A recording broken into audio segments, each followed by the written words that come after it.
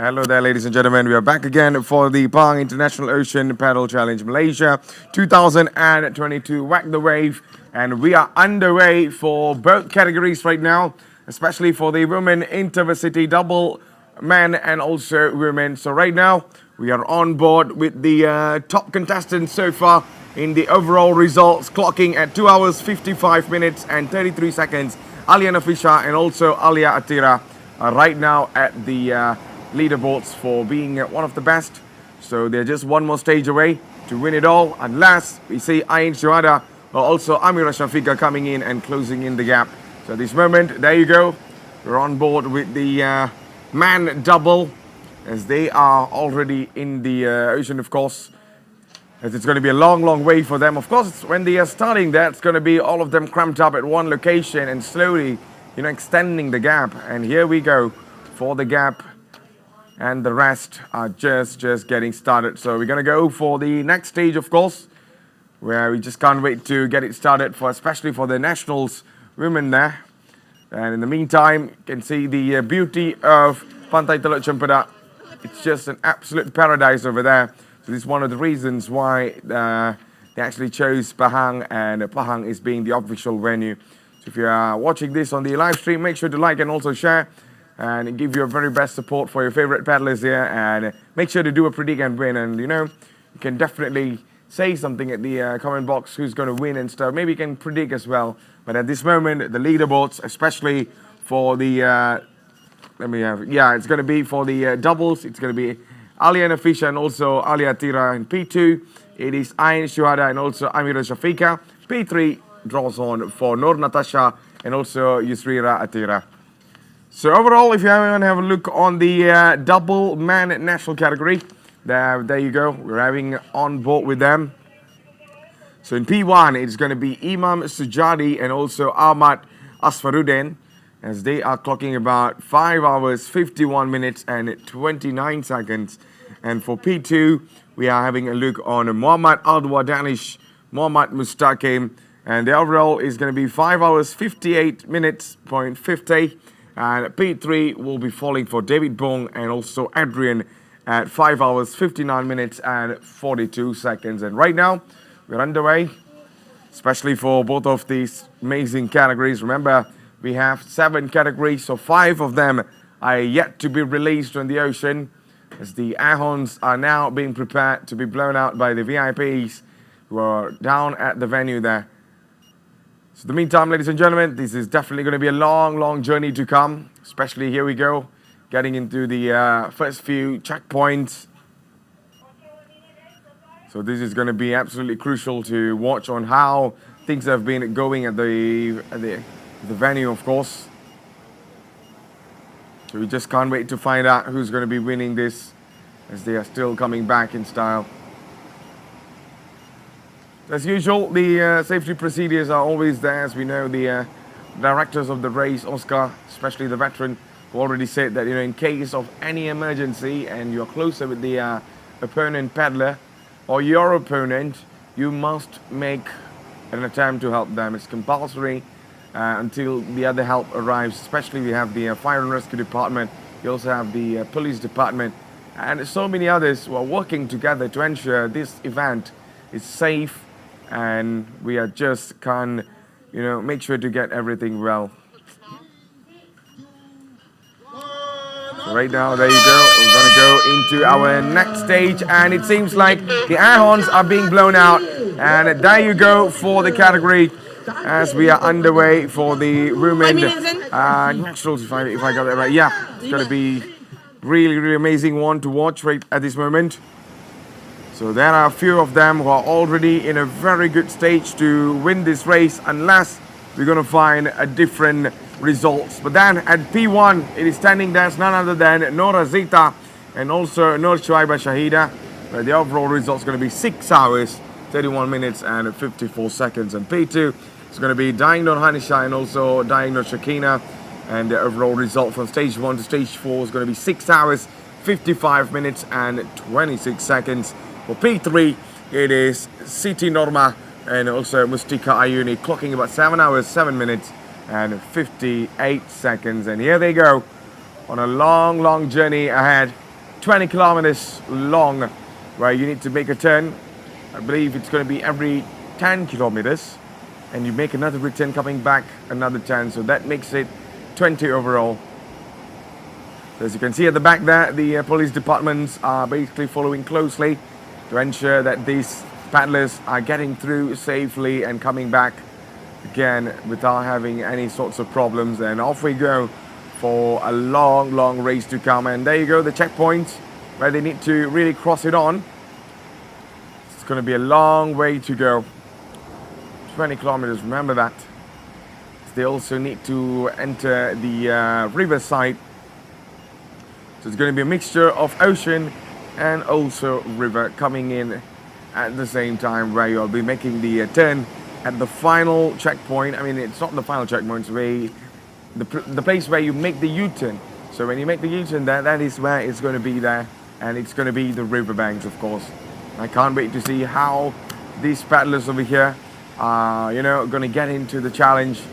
So we know that river is one of the challenging part of the race, and I believe the stage 5, the directors of the race have chosen the location for a reason, to put some challenge on these paddlers who are doing absolutely well.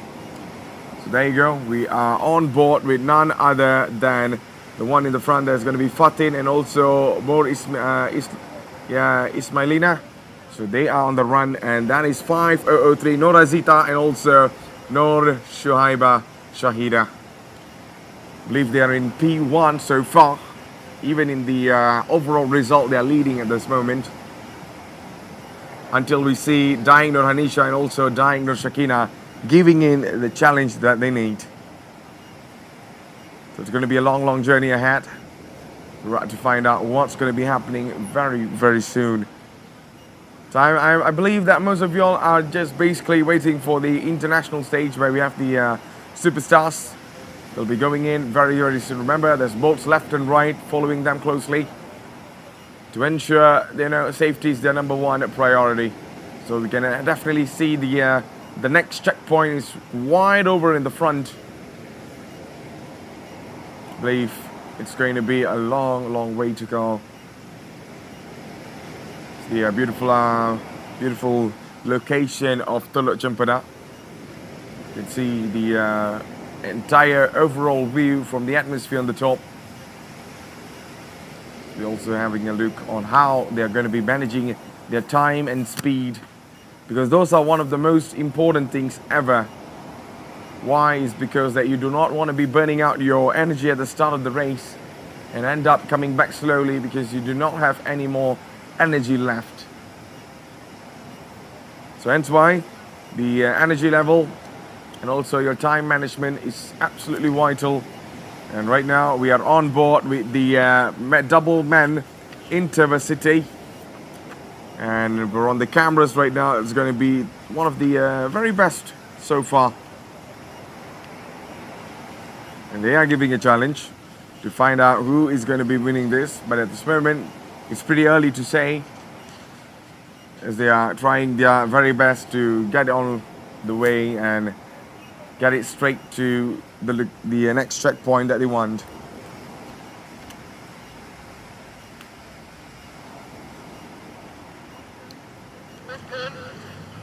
It's going to be a long day, of course, for most of the paddlers. And here you go.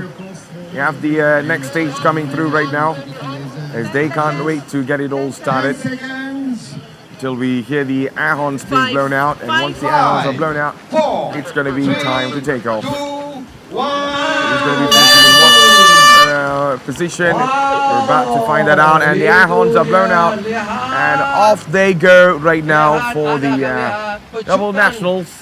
And this is going to be a long journey for the men's category right now. Look at them, most of them already putting in the energy and everything that they need. And there is a little bit of a bump in the middle. There are three of them coming together and slowing each other down, and that is not the master plan. You need to have some sort of a distance, and that's where you'll have a free run. You don't want to be taking the waves being produced by the other contestants.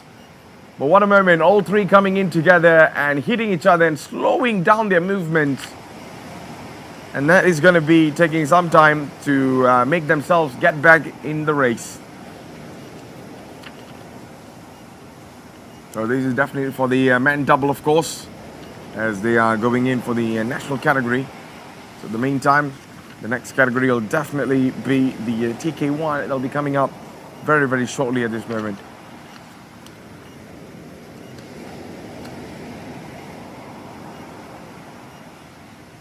So all the boats and everything are already on the left and right.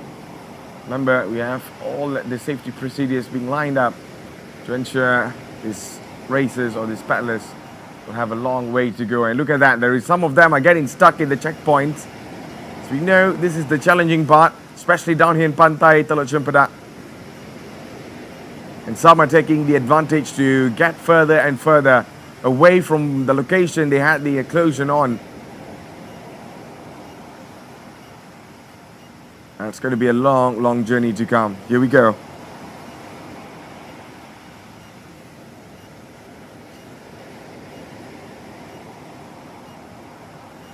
Of course, we're going to start the next category very shortly there. And we also have the international ones are all preparing themselves. We can expect intense speed from one of the big names, especially from the women category, Daniel McKenzie, Aimee Ayuni, and also Nyari Irin.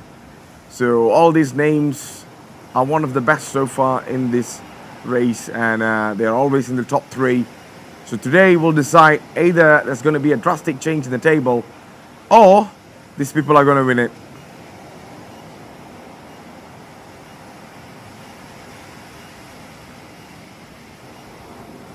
And for the man category, we also had some sort of moments where, you know, especially yesterday, we saw Hynett McKenzie was not in the Lions challenge.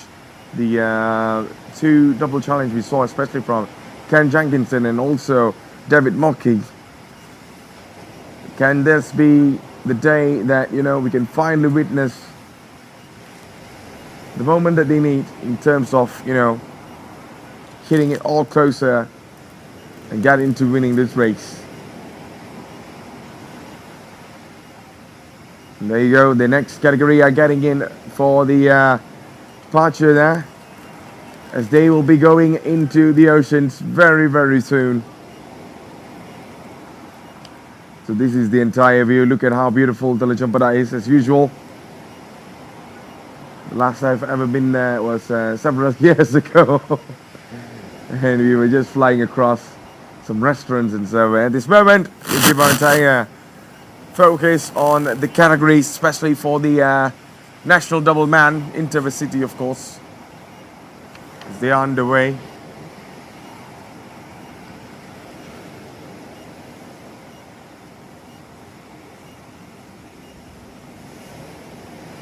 Some of them have already put on some sort of a amazing I mean, what can I say, is like more of a better technique in terms of managing their time and how they're going to utilize the speed that they need, and being, you know, pretty much consistently not stopping and doing everything they can to get it across the line, even though it's just going to be a start right now, but the start is going to be absolutely long, and so does the end.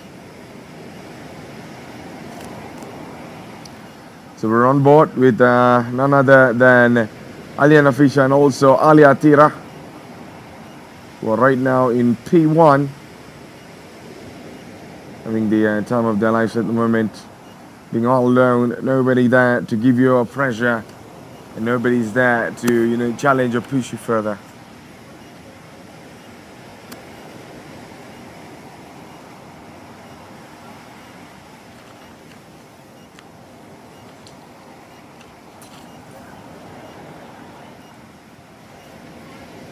So this moment there, we can have a look on what's been happening, especially in this category, as they are underway for the entire race so far, especially for the intercity double women. So in the meantime, you're watching this, ladies and gentlemen. This is the Pahang International Ocean Paddle Challenge Malaysia 2022, and there you go.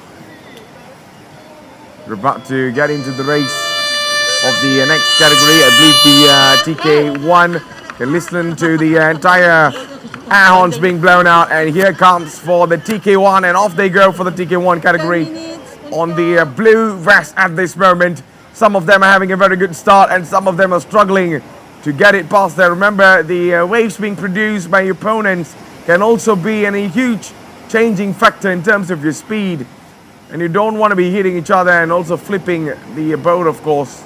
That should not be in the master plan. That should not be in anyone's plan.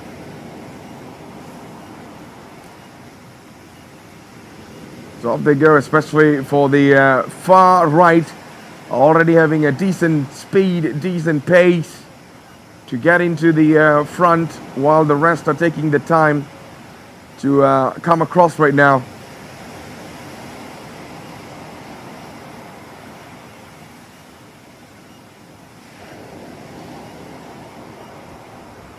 So how will they be managing their crossing overs right now so far? It's been absolutely phenomenal. We also have all the boats are already lining up nearby the checkpoints and stuff.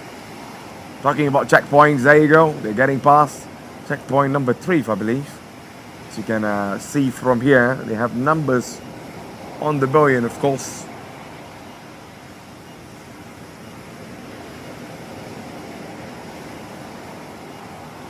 and this is for the intercity double man, as they are going in at a very good speed, and that is believed to be one of the best ones so far in that category, to keeping up the pace, and they are right now in P1, not stopping anytime soon, it seems. So you know, all of these categories are all being lined up properly to release into the waters.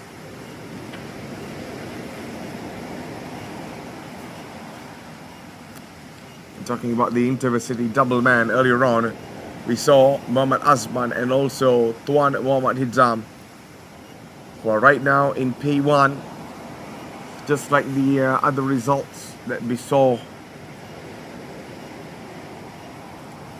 So this is the none other than the intercity double women, as they are making the turn and coming back. So can they make it in time, or is there going to be a change? You can definitely see the rest are coming in as well, but yet to make the U-turn. So once the U-turn is done, they'll be making the turn and coming back. This is none other than the one of the very best so far in that category, are doing a wonderful job to keep up the pace and the momentum that is needed. So we can definitely expect the very best from these double duos. In the best duos, of course. There's no such thing as double duos actually, but man, that is what we can definitely expect from Alia Nafisha and also Alia Tira, who are right now in P1. So how will they manage their entire speed to come back in time? We'll wait to find that out. Hopefully they don't really lose a little bit of speed and stuff where it's going to be a problem for them, while the rest will definitely take an advantage on, because these two has been superb from since the start, and they've been doing a wonderful job to keep it up and working things together. Hard work makes the team work, says Alia Nafisha and also Alia Tira.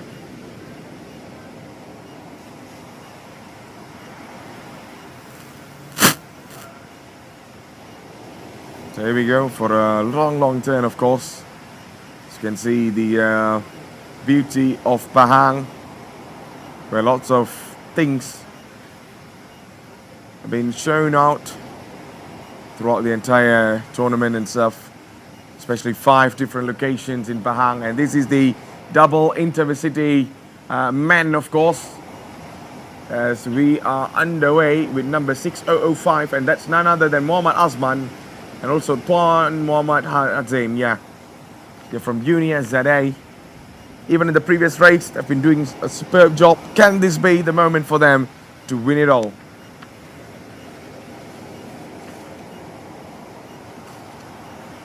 So making the turn and making the comeback, this is going to be a long journey for them. As we know, some of them has been doing a perfect movement so far, especially in this double men category.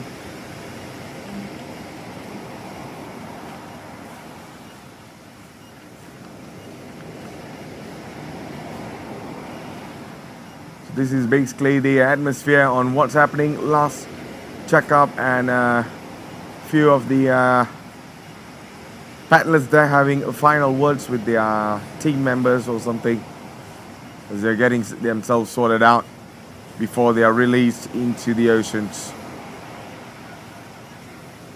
You can definitely have a look on the cameras. We can see Daniel McKenzie. I can definitely see Julie Jenkinson over there having a word with none other than Ken Jenkinson, and alongside with David Mockey and few other racers, of course. I wonder where Oscar is. Could not see Oscar from here.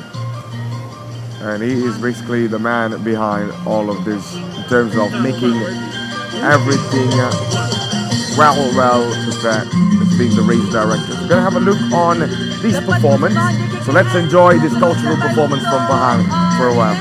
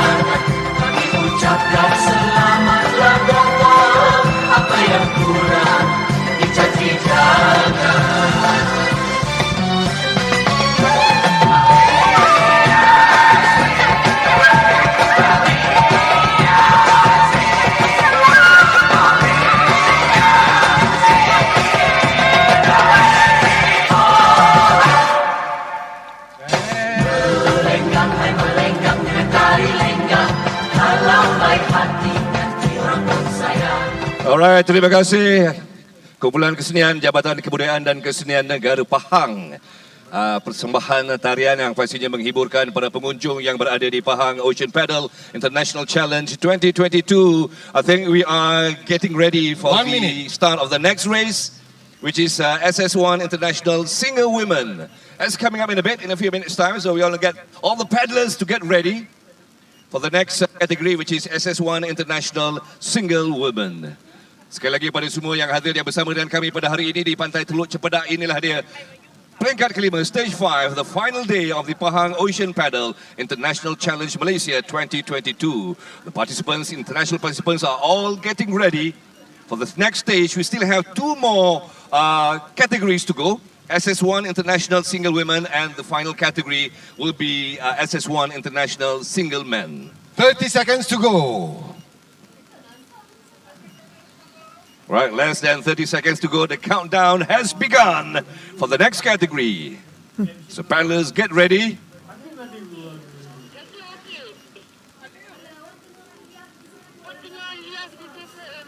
Seconds. 2008 Aini Ayuni. 10 seconds to go. In this, among the paddlers in this category, we say one nation, yeah? 3, 2, 1. Tengok Daniel McKenzie lompat terus kayu. Tak ada perlu lagi hege. Right, that's the one leading in front, as mentioned by Azam earlier on. She's been sweeping all the... All right, ladies and gentlemen, we're back. So it seems like for the women, we can see for the women nationals are already out for the singles, of course.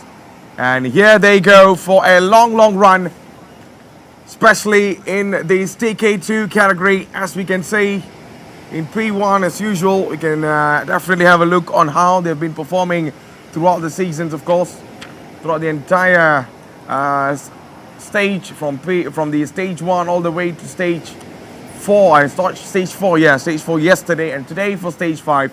We're yet to find out the overall results, but one thing for sure is that, you know, they are literally putting their hearts out on the race. But at this moment, it has been a long journey for them, and some of them will be making a turn in the front later on. And let's see, and let's find out how they will be making it through the checkered flags once everything is done.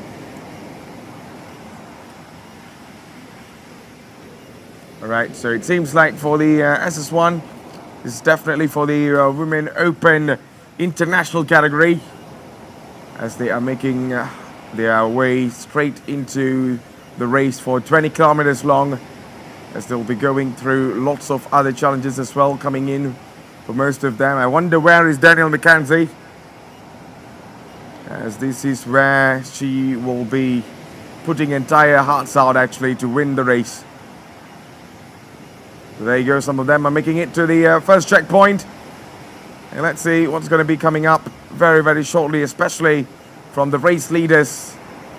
It's going to be a very close call there, especially for most of these SS1 races, of course. Aimi Ayuni, especially the one to really look out for. But the overall results kind of reflect she has 1 hour difference compared to Danielle McKenzie. So that will be a problem unless she closes the gap and challenges Danielle today. And talking about Danielle, I guess we are flying over one by one to find out on which position she's in. And talking about positions, I believe it's going to be in P1. And look at the distance that she has already carried.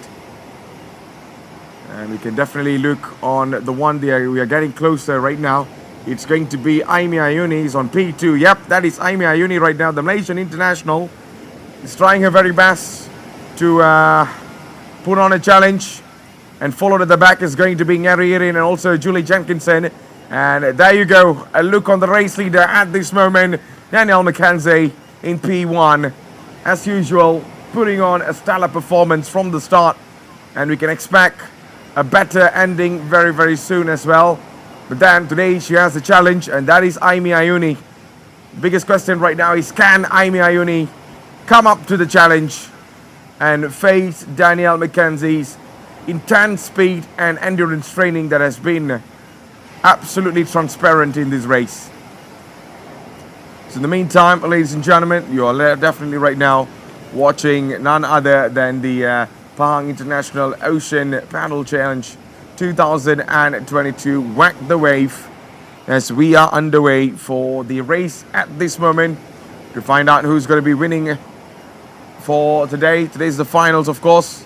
The final day, stage 5. Everything comes to a conclusion today. Everything comes to an end today. So we're on board right now with Danielle McKenzie, the 28 years old New Zealand international, as she is just driving herself forward right now. Theoretically, she's actually paddling, but one thing for sure is that, you know, she's putting on a performance there. And having to win so many other titles across the globe. And right now, this is going to be another experience for her to win it all, of course. To put the name of this tournament and the trophy on her cabinets. She won the World Championships back in 2019. And she has been the 4 times Iron Women New Zealand champion as well. So it's going to be a tough one, especially 20 kilometers long. I'm not sure if she has done that before. because based on her social media, she said that, it's going to be a very challenging one. And even in the press conference, she's hoping for more challenge to come up very, very soon, especially. So the air horns are going to be blown out for the man international. And I believe the air horns are blown out. And you can see smiles all over from the VIPs and also the event organizers, alongside with some important peoples over there. And there you go. What an intense start for the Man Open International category. The Super Ski 1 is now underway. As you can definitely see, Hynat McKenzie is trying his very best to get get across on the P1 at this moment. And right now, Hynat McKenzie has started this race with pretty intense pace and keeping up with the rest. As we can see, Ken Jenkinson is closer. David Mocky as well on the left, far left, keeping the pace along with the race leaders. As we know, most of them do not want to be burning their entire energy out for the start. It's all about you, time, and also you managing your energy to actually know when to use it and when not to use too much of it. Really love the atmosphere over there, especially over the island. One of the beautiful spots here in Pahang, Teluk Cempedak. It's the one you can definitely watch out for. And here is Hynat McKenzie on P1. Followed there is going to be Ken Jenkinson, David Mocky on P3. And you can see all the rest of the other paddlers are coming in for the checkpoint 1, as they will be having a long journey ahead to find out where they'll be placing themselves in the positions very, very shortly. Some of them are not making a big challenge to actually push further, perhaps just for the fitness reasons, so they could not keep up with world champions or experienced paddlers in the front. Well, you can see the beauty of the ocean alongside with all these paddlers coming in together from 7 different categories. More than 170 participants all across the globe are all down here in Malaysia, in Pahang, for none other than the International Paddle of Open Challenge, of course. So there you go, on P1 this time.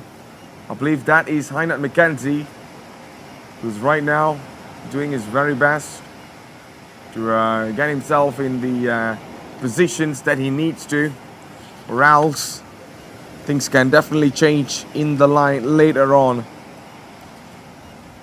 So there you go, a close look on Hynat McKenzie. Alongside at the back is going to be Ken Jenkinson. So on the close on the right there, you could not have a look on the beat number. We'll definitely find out who that is later on, but at this moment we can definitely see David Mocky on the left, right behind these top 4 contestants as they are underway. Look at the way that they've been pushing further and further. And in the P1 we can definitely have a look on the man that has been pushing the entire gears, the entire components on his body theoretically, keeping himself in P1, of course. That's Amir. He's one of the important peoples over there, especially organizing this event. And usually you can have his cameo during the press conference with the paddlers. As this is going to be a long journey to make a comeback. Yesterday was almost 1 hour journey long. Today it's going to be almost similar, because yesterday was 19 kilometers, closer to 20 kilometers actually. So you can definitely see over here Ken Jenkinson. Right on the left, it's going to be David Mocky. We saw the challenge that both of them had yesterday. Both of them were pushing each other, but the one that came victorious is going to be David Mocky of South Africa, as he has lots and lots of experience to get along with the rest of the top racers, of course. And this is the man right now. We're on board there with none other than Todd Boland. Todd Boland is basically from Australia and he's 55 years old. The overall performance there, we can definitely have a look on it. It's 5 hours, 33 minutes and 08 seconds.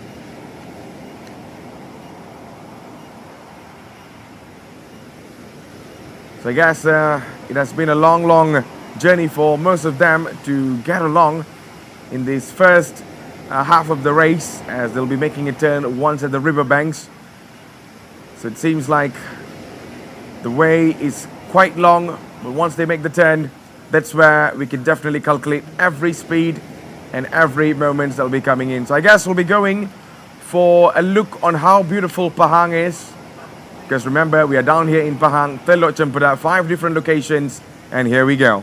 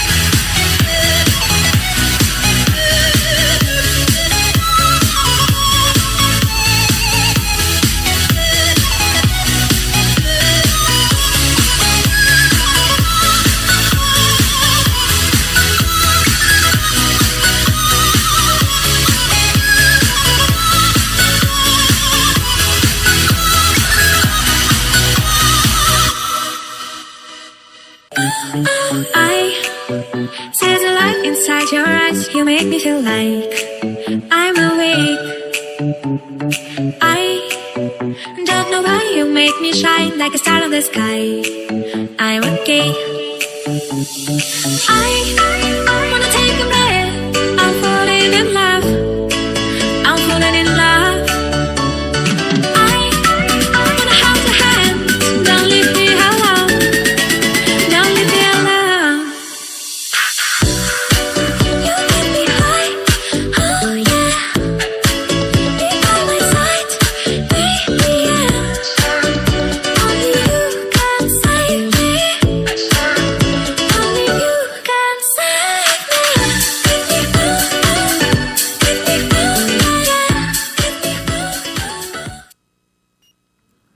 So ladies and gentlemen, we're back again for the Pahang International Ocean Paddle Challenge Malaysia 2022. Whack the wave as we are underway for the Intercity double women as they're making their way back to the shore. It's a short one for them, short, but one thing for sure is they have been putting on massive work to win the race right now. So can they make it? That's the biggest question. We are about to find it out. So right now, this is going to be absolutely wonderful to watch, especially these two. They've been doing their very best to win this race. So that is none other than Alia Nafisha and also Alia Tira are battling their very best to make it through. Their overall results have been a spectacular one, and they are the first one to come back at this moment. So they need to make the run, they need to make the turns. As we know that, there's a little bit of a smile from both of them, as they know they are winning this race in style for making it first again. And that is Alia Nafisha and also Alia Atira. Congratulations to them for making it in P1, Stage 5, Pantai Teluk Cempedak. What a finish. What a stellar performance from this duo. That has been a wonderful result for both of them. We can't wait to find out the rest who are coming back. And for the Intercity double man, and there you go.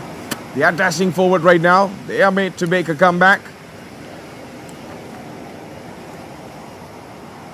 As you can see, these two has been phenomenal. Asman and also Tuan Muhammad Yizam.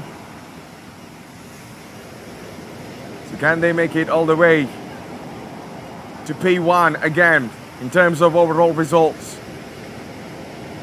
We will definitely be showing you all the entire overall result later at almost at the end of the show. I think perhaps during the prize giving ceremony you can definitely know who's winning it anyways. We'll definitely give you the extras at the end of the show, that's for sure. But one thing for sure right now is all focuses on this man. Duos of the day for the double man Intercity category.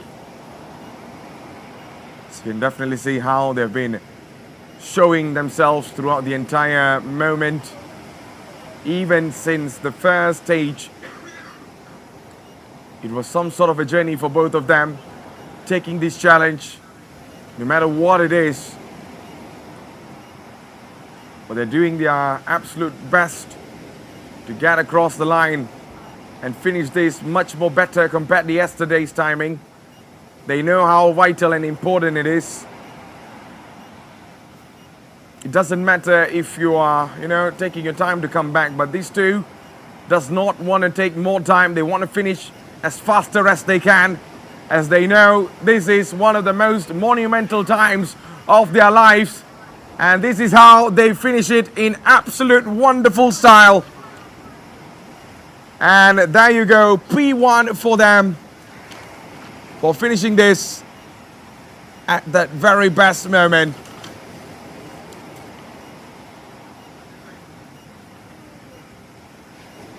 So what a race it has been for both of them, as they're making it themselves way back into the line, of course. But right now, we're about to see for the double Intercity women. This is for P2. Position number 2. Who it is, it's going to be coming on for the numbers, of course. And that is none other than Ain Shuhada and also Amira Shafika in P2. And what a race it has been. Photos are all captured for the memories. But remember, these are provisional results. The overall result will reflect later on at the end of our show. This is for the TK1 category, man single, as they are making a long run in the front. Just can't wait to find out how that is going to be reflecting later on at Daing Suhaimi. And also Daing Sulaiman, actually. Yeah, Daing Sulaiman comes in as well. So we're about to find out how things will be going in for both of them.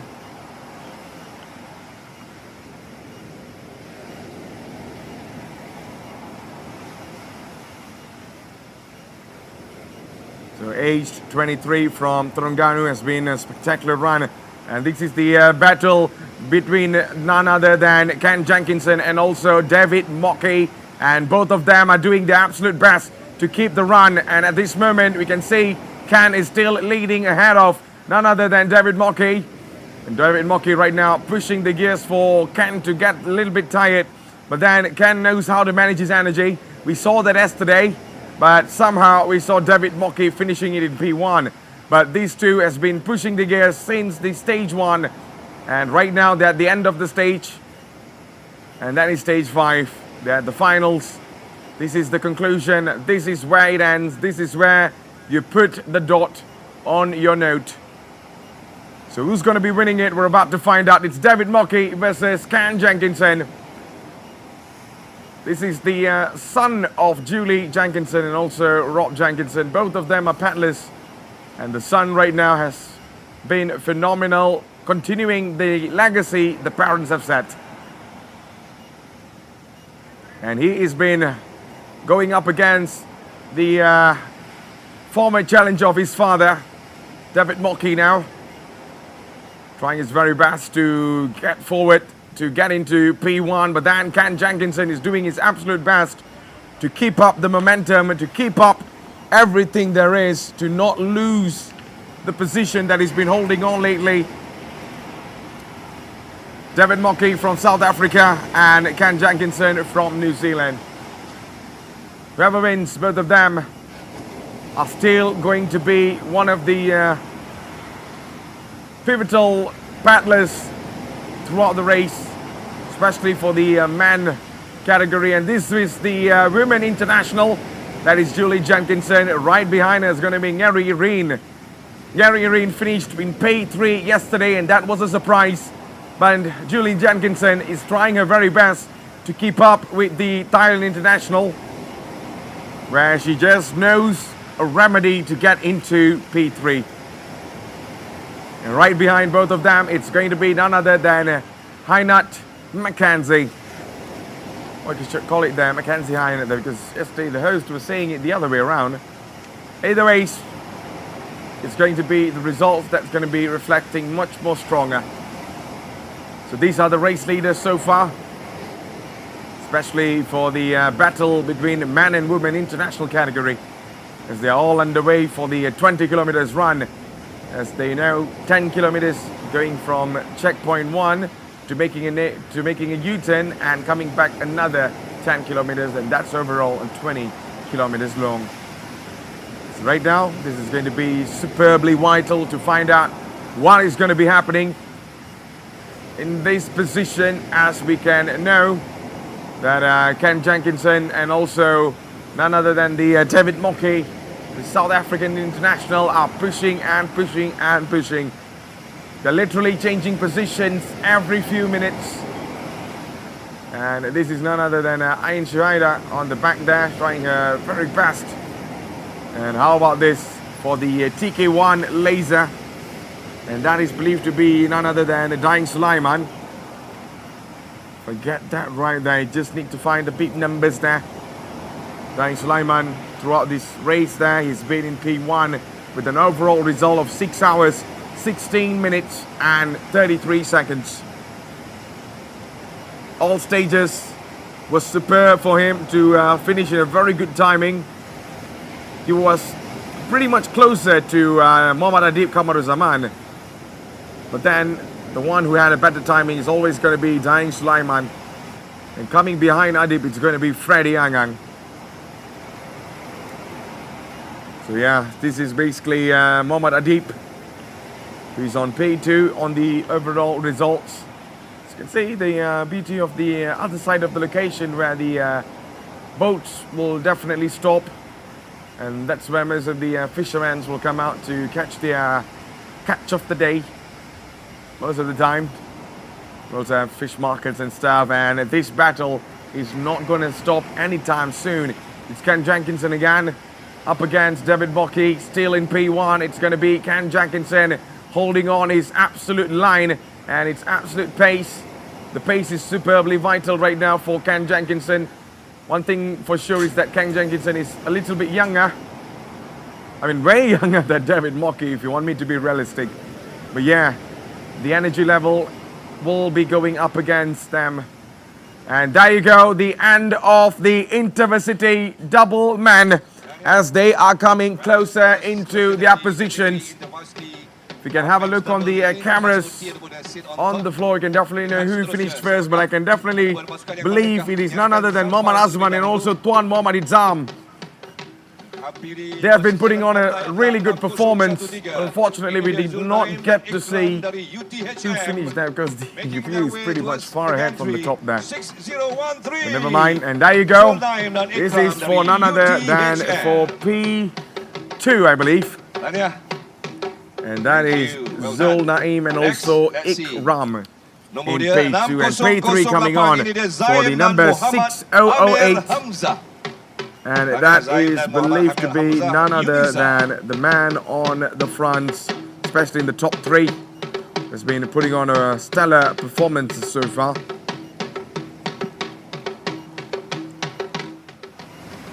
And we just kind of wait to find out what will be happening, especially in the international category. So earlier on, we saw it was Zaim and also Muhammad Amir Hamza were finishing in P3. Those were the beep numbers, 608. But this international category is still wide open for these two. Ken Jenkinson versus David Mockey. Ken Jenkinson still leading the race, while David Mockey is putting on a pressure on him. And the strategies are so important. I'm not sure what are the strategies that David Mockey has to make Ken Jenkinson a little bit tired. He's definitely pushing the gears on him, putting on the pressure. That's saying that, you know, I'm closer to you, pedal faster and lose your energy. But Ken Jenkinson knows that. I'm pretty sure he has his advice from Rob Jenkinson, the father of him, as he knows how to come up with better strategies and not to get too distracted by your opponent on the right or on the left, anywhere it is. That's the general rule of thumb for paddlers. So right now, we'll be having a look on the on-site events where we can see lots of cultural activities are being on the display. So all of them. So we know that several activities are being displayed at the main venue. 6011. We had cultural dances and we have also traditional martial arts from Pahang.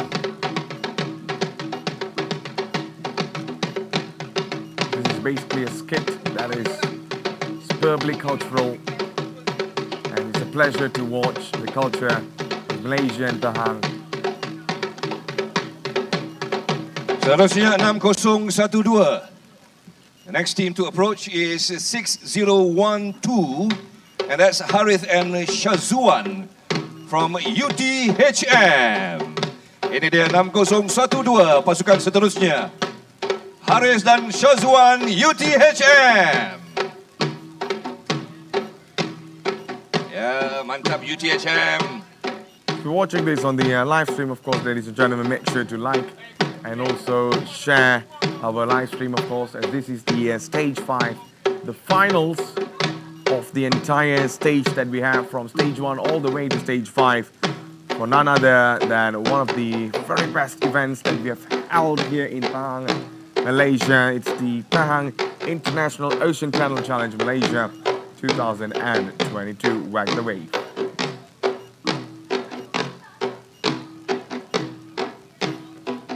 So there you go. Lots of things are shown above from the main venue, and there you go. They're still making a huge run in the front. Ken Jenkinson is still leading this race. Can David Mockey hold it up? But I feel like this is not going to be a problem for both, because yesterday both of them were pushing each other all the way till the finishing line. But today, can they keep up the same energy level and the same momentum that they're holding on right now? For a fact, you know, they've been paddling for hours and hours for the past 5 days. So that shows the endurance training and also the physical requirements for the sport is massive. It's just so massive that if I'm gonna be paddling for 1 day, I'll be sleeping for the next 10 days. So you gotta really put on for these national athletes and international athletes who take the risk, wants to do this, the passion that they have for water sports and, you know, canoeing is something that you can never underestimate. So there you go. You know, they're coming into the next checkpoint. The buoyant is there. So that indicates they have passed the checkpoints. And we have the motorboats on the left from the fire and rescue departments doing their job to ensure these two are safe and sound. But then looking at the position wise, Ken Jenkinson is still holding on to the P1. David Mockey coming closer and closer, but this position have not changed. Maybe David Mockey is just playing some sort of a physical, or maybe not physical actually, more of a 4D chest over there to ensure that, you know, he's putting the pressure on Ken Jenkinson that any moment and any time if he slows down, he's going to overtake him. But Ken Jenkinson keeping a very strong mental and also a strong head, not to lose focus, not to get distracted by David Mockey's mind games over there. And he's just doing his very best to keep up paddling and paddling and paddling, not stopping and not even making any sorts of slower pace in any time soon. Oh, what happened over here? Seems like some of them have perhaps need a lot of big medical attention. Perhaps they're tired or just, you know, it was not into a, hopefully it's not nothing serious there. Medical attentions are all given over there by the authorities. We have the fire and rescue department. We also have the paramedics, and the rest of the other departments are all ready to ensure that, you know, these paddlers doing their best. And this is Aimi Ayuni, the Malaysian international who has been in the P2 lately. But then for her to chase down Daniel McKenzie is like basically you are basically a cat racing a cheetah. When I'm saying a cat, I know both of them are cats, but I'm talking about domestic cat over here. So here we go for Aimi Ayuni. Still, P2 is not bad position actually. It's not a terrible position. You're among the best. You're among the world best. And right now, for you to put yourself in between them, it's going to be something to really look forward to, especially the talent that Aimi possesses.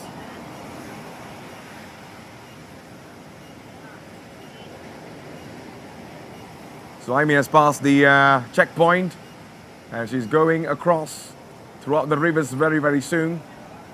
So remember, the stage 5 has the mixture of river and also the ocean. Just can't wait to find out how this will be turning out very soon.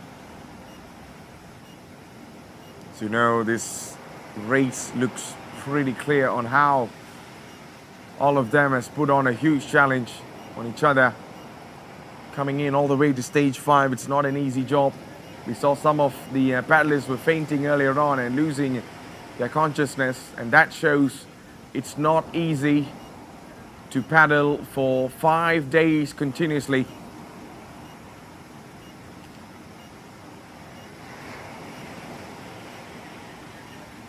The physical requirement, the stamina, the endurance training, so many things come into factor, so many things matter, and so many things are super important and ensure to you actually be at the very best physique to compete. Some of them are here to just for the fitness reasons. Some of them are here to challenge each other, and some of them are here to challenge themselves. How far they can go, how much they can push. So still we're on board with Aimi Ayuni of Malaysia, and she is doing superb so far to keep up in the P2. We also saw her glancing at the back a few times. I'm pretty sure she's aware that, you know, Julie Jenkinson is right behind, and Ngari Irin is someone that you should not be counting down as well. She just knows a way to make it to the top 3. Can this be another lucky day for Ngari Irin of Thailand to nick herself back into the P3? although Julian Jenkinson is ahead of her this time. So right now, we're still on board with this Malaysian International. In the meantime, if you're watching this, this is the Pahang International Ocean Paddle Challenge Malaysia 2022. Whack the Wave. Brought to you by Stagemaker and also Tourism Pahang Malaysia. As we are still witnessing 7 categories ranging from international to national level.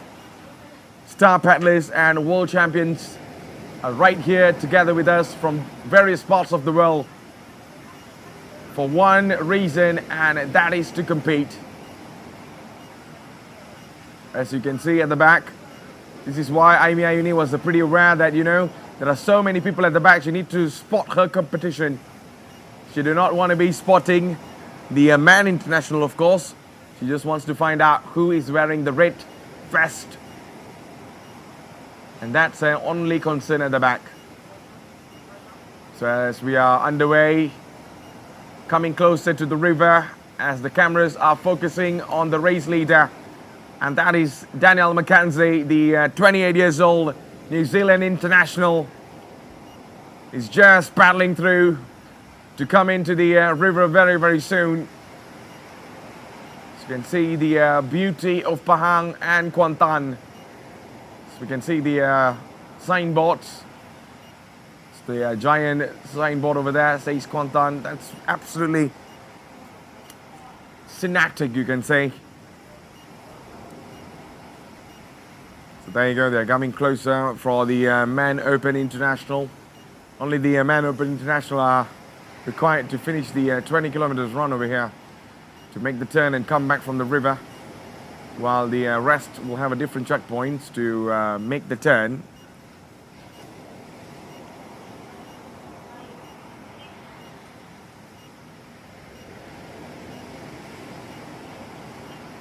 So at this moment we can have a look on what's been happening over here, especially for the none other than Man Open International, that is Todd Boland. And Todd Boland right now somehow making himself to the better positions lately, and on the overall results he has been looking pretty well as well, being in the P5, clocking about 5 hours 33 minutes and 08 seconds lately. So can he somehow make it to P4, P3? Will be a decent result for this man. 55 years old from Australia. And he's been challenging and putting on a performance of his life lately. So there you go. Right now, behind the scenes of Todd Boland, we have this young lad who is paddling throughout with him as well, keeping up a short distance and not extending the lead there.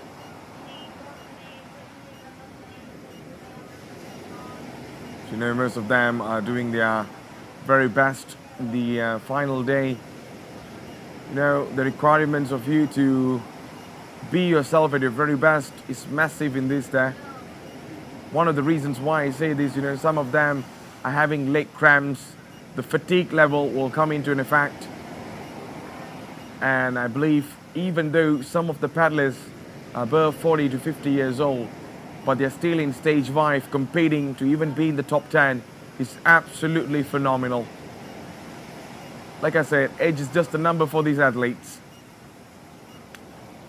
So we're having a look on safety boats and also the rest. And on the other side, we see Ken Jenkinson, who has been leaving at the back for the Man Open International, but there is only one person for the Women International. He's leading the race in the front, and that's none other than Daniel McKenzie, who is getting past few ships over here. And I believe these ships are going to put on a little bit of a challenge for her, as it's going to be changing the currents of the water and also the waves that will be produced and giving an extra pressure for her. So the paddling is going to be a little bit harder, and the energy level on how she's going to manage is going to be crucial. Can this be a little bit of an advantage for Aimee Ayuni to close it up? Well, we are having a watch over here for these two are challenging from just now. And that is David Mockey up against Ken Jenkinson, who is still leading this race. And David Mocky is yet to put the biggest pressure. He's waiting to come up with the best strategy once he makes the turn. At this moment, the South African man just wants to hold on to the position. Thank you very much.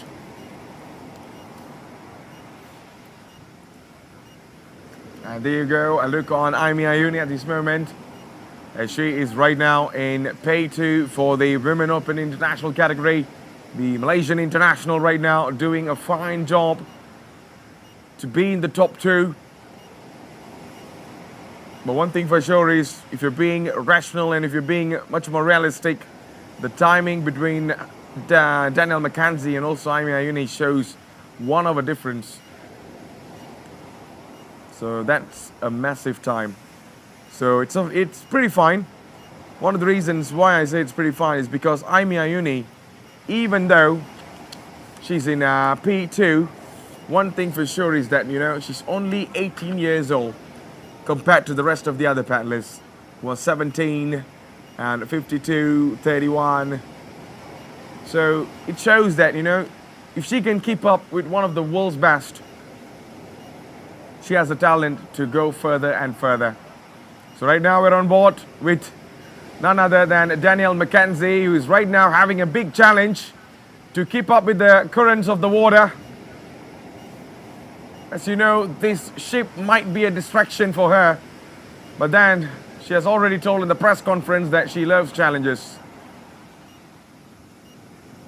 As you can see, the police departments are also right behind, or right aside on there, to ensure that safety is her number one, their number one priority, of course.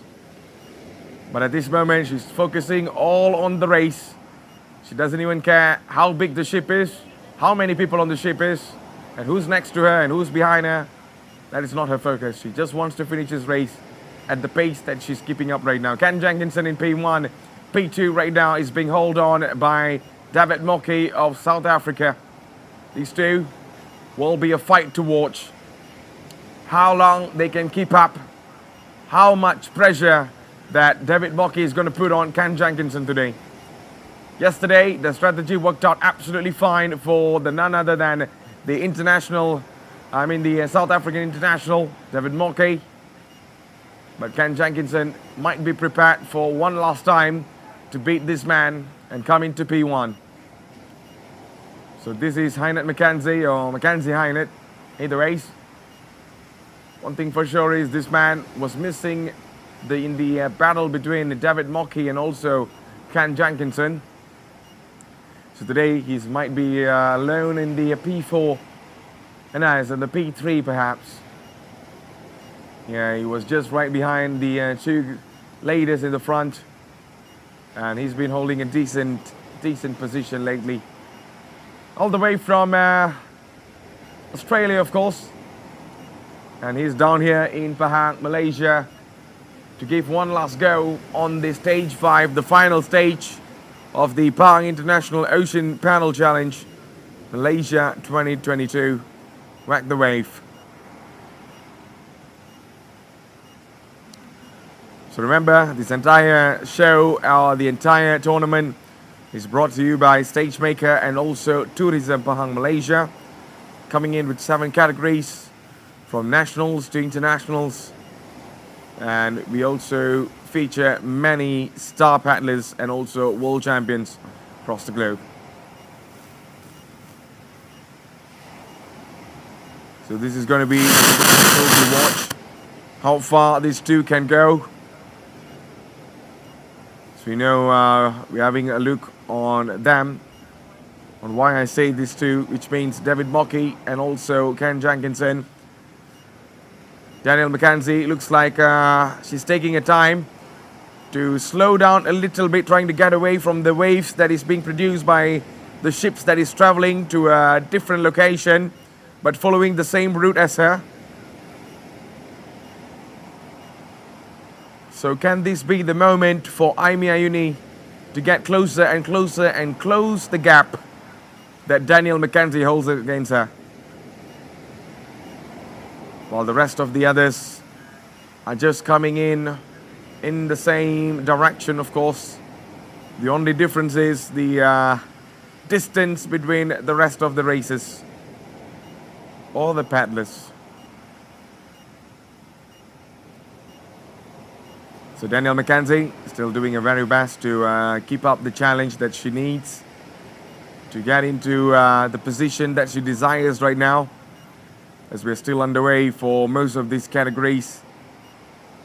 I believe some of the categories have ended, especially for the intervarsity double men and also intervarsity double women, as their destinations are pretty much short compared to the international ones, where they'll be taking up the 20 kilometers challenge, going from the ocean to the river and back to the ocean again. So there'll be different stages for all the 5 stages that has been shown. But look at this. This is the destination and the gap that Danielle McKenzie and also Aimee Ayuni has. We saw Danielle McKenzie at this same location almost 20 to 30 minutes earlier. And Aimee Ayuni right now is just coming across the signboard of Kuantan. And that shows the difference both of them are putting on. So Danielle McKenzie, I just wonder what she can see whenever she bends her head at the back. I'm very sure Aimee Ayuni is not anywhere closer to her eyesight perhaps. Even if she does, she's going to look at the size of an ant. But Aimee Ayuni right now, even though Danielle McKenzie is ahead of her, she's just keeping a cool head, making sure she's ending this race in P2, and that might be her realistic target. She does not want to go above than what is given or what she's capable of at this moment.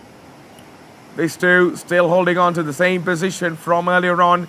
No changes since the start of the race. Ken Jenkinson right now is not, pushing or any sorts of urgency for him to paddle it faster, while David Mockey is also paddling it a little bit slower, as he does not want to put a lot of tension on it. And here is Todd Boland.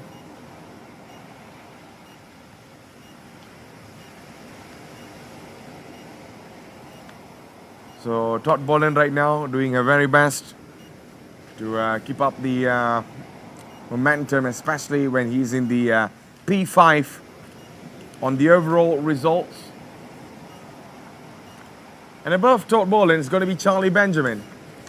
I believe the person next to him is highly potentially be Charlie Benjamin. Just need to find out the beep numbers. If it's 1 or 2 9, it's definitely Charlie Benjamin, or else it's going to be Benjamin James. So both of them are the Harrod brothers, of course. Oh, no, they are not brothers. They are perhaps father and son there. The age gap is massive, where Charlie Benjamin is 51 years old and Benjamin James is only 20 years old. So there is Danielle McKenzie heading towards the river now, as she's still keeping up the P1. No more waves of distraction or any sorts of changes in the current where she needs to fight harder. So it's much more of an easier and better way to paddle without the trouble of ships that will be producing massive waves from the boats, of course. So this is the overall view of the entire Teluk Cempedak, where it also comes with lots of beautiful hotels and resorts across this location. So look at how beautiful it is. It's so pretty that you need to be here someday.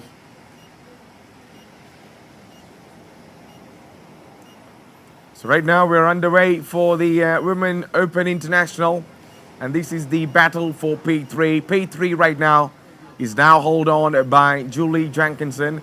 Nyari Irin coming closer at the back, and can Irin close the gap? Yesterday we saw her doing some sort of a magic to get into P3. She was missing throughout the cameras, and once the finishing line, she came third. So can she do it again? And this time she has someone a little bit more experienced than her, in the front. And that is none other than Julian Jenkinson of New Zealand.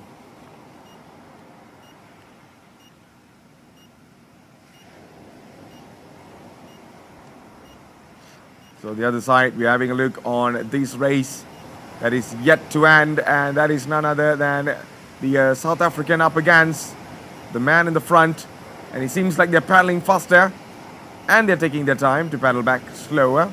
So that might be one of the techniques to keep up with the waves and the waters, of course, and also the pace that both of them has to not lose bigger gaps. And maybe we might see David Mockey having a lurk on the front, unless we see Ken Jenkinson could not keep up any sorts of momentum that is David Mockey is producing at this moment. He's going to be losing the position to David Mockey. As you can see, both of them are putting on the pressure for each other, and some of the other paddlers are literally finishing and coming back.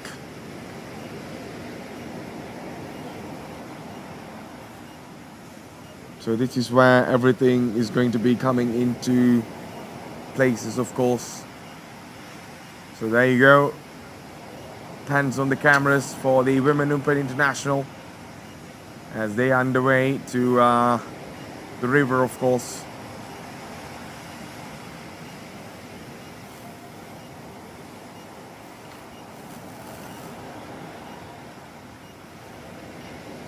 So there you go. They're going on a long turn. So coming across some of the routes, of course, from the right side. As you can also see, some of the TK1 categories are also here. As you know, these international ones are going to paddle faster and get into a better position. Oh, wait a minute, it seems like it's not the battle for P1. It seems like Mackenzie Hynett is in P1, and that's the man in the front at this moment. So, a change of entire results that we have been speaking on earlier. So it seems like Hynett Mackenzie was the one in the P1. The one that these two... Oh, no. Apologies again. This is Todd Boland. Yeah, I thought the cap there looks almost like a David Mockey. Sometimes you get a little bit more confused there because we saw the double challenge from both of them. So this is the battle for P3, ladies and gentlemen. Apologies earlier. It's not for P1. P1 is definitely... We saw the battle between David Mockey and also none other than Ken Jenkinson. And that is... There you go. There you go. So it seems like some of the TK1s are making the turn and making a comeback to the shore. It's going to be another long day for them. Unless we see big changes. So this is the bridge where they'll be making the turn most likely. If you were watching since yesterday, at the end of our show, we literally showed you where they'll be making the U-turn, and that is where near the bridge is. And talking about bridge, we are there already. So it's about them making the turn and coming back to the shore. Will be superbly interesting to watch how these two will keep up the energy level. It's going to be different from what is happening right now. So I believe that Boyan at the far end in the front is the indication where they'll be making the turn and making the comeback. So I believe Danielle Mackenzie has already made the turn, perhaps, and she'll be making the comeback. And yep, she has already done it, I believe. Or maybe not. We'll find out later. So this is the rest of the other paddlers for the Open International ones.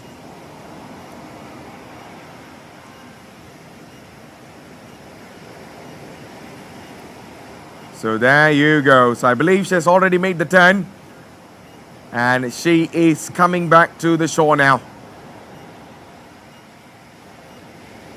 Few more checkpoints to go for Danielle Mackenzie.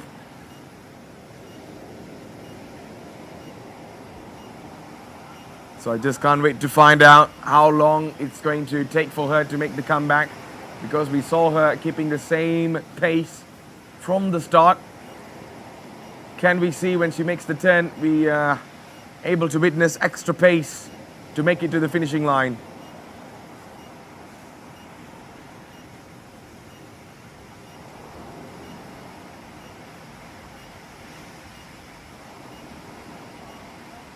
So Danielle McKenzie still holding on to her position in P1 at this moment, and right now you're having a look on these two for the battle for P3, I believe. Yes, P3, because P2 is being held on by Aimee Ayuni at this moment. Julie Jenkinson is now keeping herself up to at least be in the P3, but you can never discount Nyeri Irene at the back. You can't pull a rabbit out of a hat at the very end of the race. She has the advantage of being young, one of the youngest racers, of course. And she can literally just push the pedal at the very end. She's only 20 years old, all the way from Thailand, and her clocking numbers on the timing is 6 hours, 37 minutes and 50 seconds. So remember, ladies and gentlemen, if you're watching this on the live stream, this is the Pahang International Ocean Paddle Challenge Malaysia 2022 Whack the Wave, brought to you exclusively by Stagemaker and Tourism Pahang Malaysia. 7 categories ranging from national to international. 5 days of stages, 5 days of battle. And today is the final day, and today is where the conclusions will be made.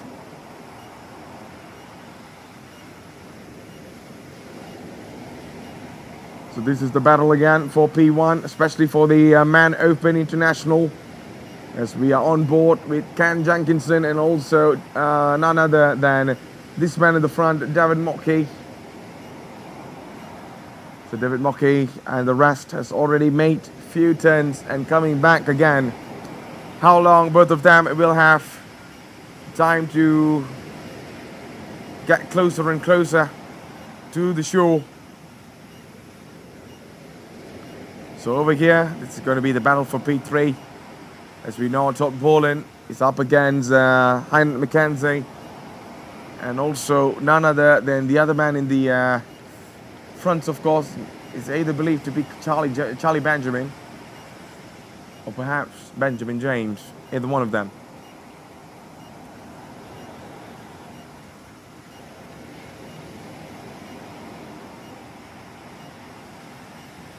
I believe this is going to be a three-way battle for the fight of position number 3. So that's one of the reasons these three has been keeping up with the same pace. Because yesterday, Heinrich McKenzie came third because he does not have any pressure. But now he has pressure to face 2 other paddlers. So there you go, Danielle McKenzie still in P1. Keeping up her pace, keeping up the momentum she needs to keep on paddling and paddling, even though the challenges that she faced today will be adding to her books, especially the lots of other waves and also current productions being made from different ships. And Aimee Ayuni on P2 as well, doing a fine job to keep up in the middle, of course, between P1 and P3. And she is holding some destination and some distance compared to Julie Jenkinson in P3. Still, Aimee Ayuni in P1, P2. So let's see how long she has the time to get along all the way to the position that she wants to. Will she able to beat her time yesterday?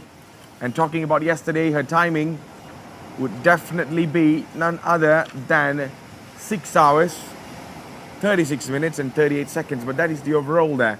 If you're only asking for the stage 4, the timing was 2 hours, 14 minutes and 62 seconds.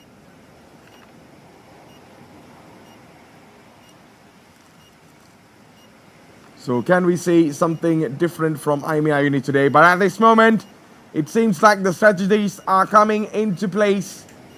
And David Mocky has overturned the result earlier on, especially coming in from P2, and now he is in P1. Ken Jenkinson has finally slowed down a little bit to gain some stamina, to gain some energy. And that is none other than Heinert McKenzie up against Todd Borland. And Todd Borland right now is just getting past none other than Heinert McKenzie. And Todd Borland gets into the position of P3.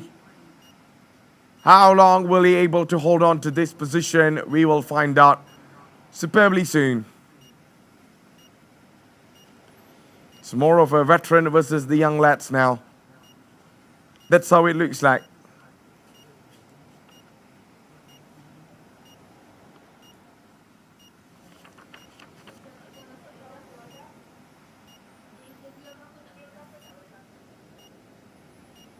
So Todd Borland doing his very best to still keep up the position in P3, but he knows the capabilities of these two paddlers right behind him, and he needs to be careful as well. And sometimes you might think you can do this all on your own. Unfortunately, sometimes even the best one fails.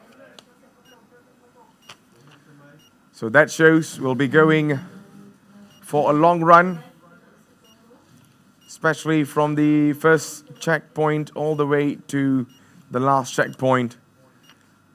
So in the meantime, talking about checkpoints, we'll be showing you the checkpoints of the beauty of Pahang.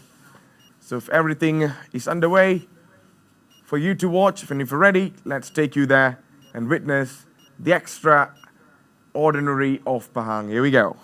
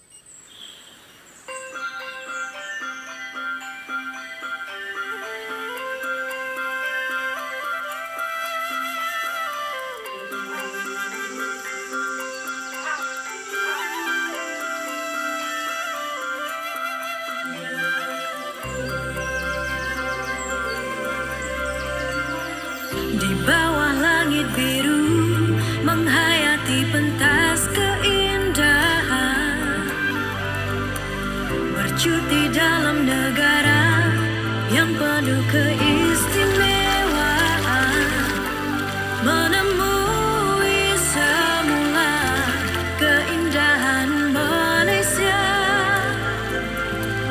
menggamitku kembali.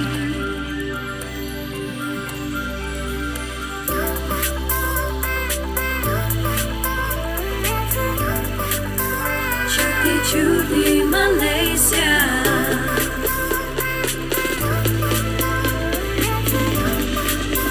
cuti Malaysia.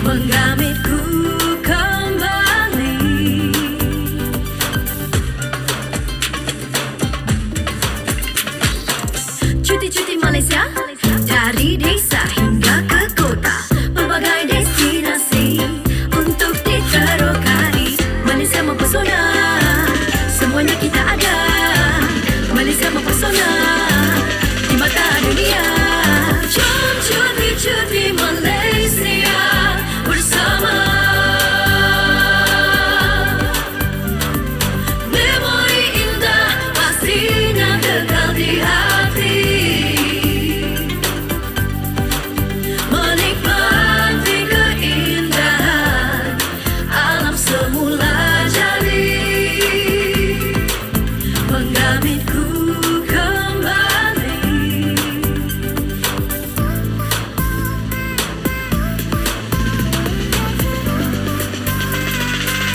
Marilah bersama nikmati keindahan pantai yang terindah, senyuman yang menawan, menemui semula keindahan Malaysia. Mendamitku kembali.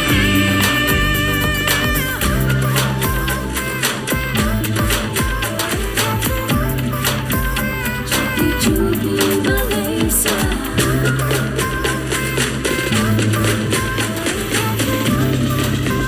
Cuti Malaysia.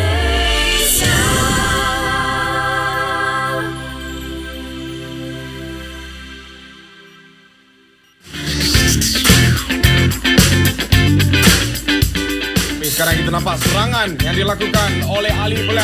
Masih lagi Ali kepada Luis Suarez. Suarez ada peluang di bahagian kiri, peluang. Usman tempel.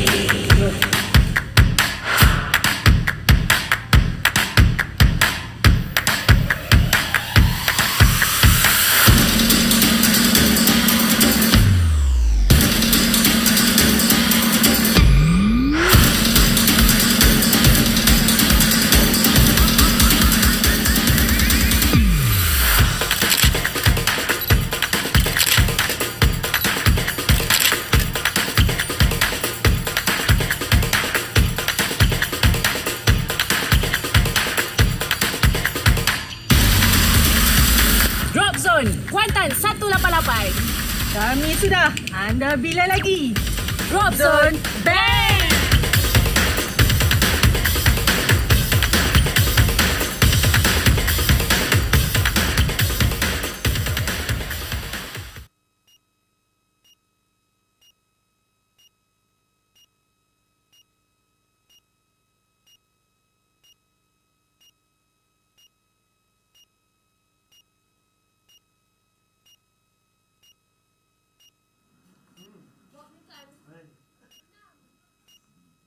Kalau masuk itu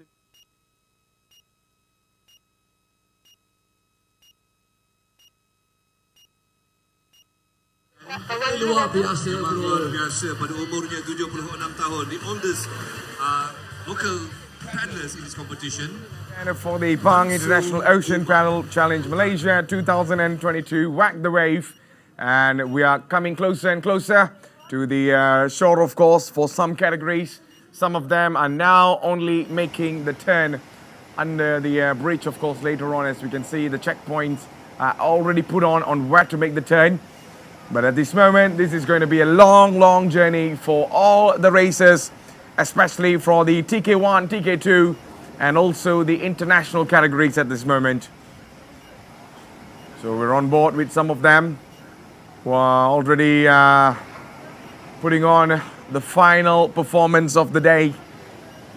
The requirement of energy is superbly massive, as these paddlers have been putting their hearts and soul out for the past 4 days. And now on day 5 will be the conclusion of everything. So here we are on board with Danielle McKenzie, the race leader of the women international category, all the way from New Zealand, and only 28 years old. And she has won so many international titles, of course. And you can see some of the fishermen are there. Hopefully you get a catch of the day. It'll be a very hot day if there's no fish in the sea today for you all.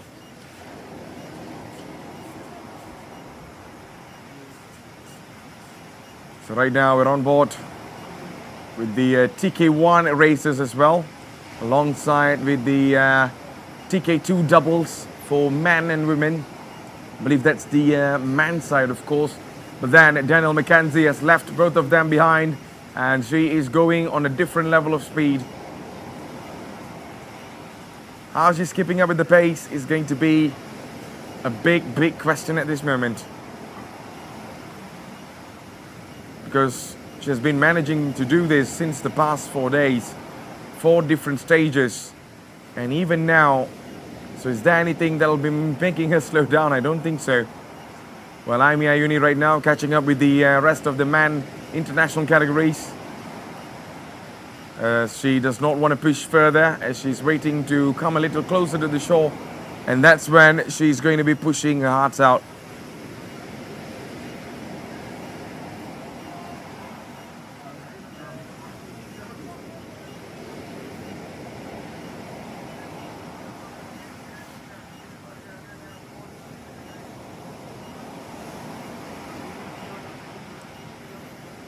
So we're going straight and forward for the rest of the paddlers, who are right now doing a very absolute best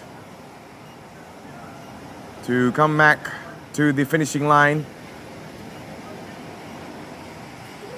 So I guess most of the time we can see some of them, especially those who are asking what happened to the Intercity. Remember, they're not finishing the entire course. They'll be only at the half course.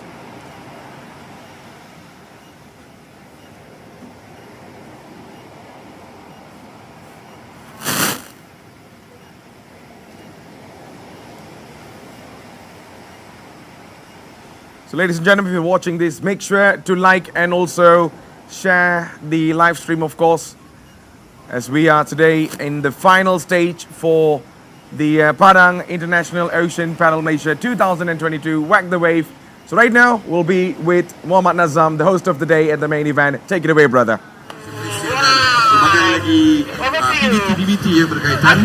Terima kasih kepada penganjur kejohanan ini membawakan kepada anda, itu stage maker bersama dengan kerajaan negeri Pahang, Tulisan Pahang. Terima kasih kepada Majlis Bandaraya Kuantan, daerah Apa rahsia Pak Mansur? abang-abang Rahsia banyak lah, cuma kita selalu exercise. Kalau tak kayak, pergi kayak basikal. Selain benda tu, tidur nak cukup lah. Tak ada lewat tidur sampai pukul 1 pagi. Selain benda tu, pemakanan kena mikir juga. Jadi kalau lemak-lemak memang Pak Mansur tak makan lah. Nasi tu wajib lah. Tenaga. Tak tenaga. Tapi sederhana. Okay, Alhamdulillah setakat ni kesihatan masih Allah bagi masih baik lah. Jadi kalau kayak 4 hari pun rasanya 20 km tu tak ada penat-penat lah. Tak ada penat.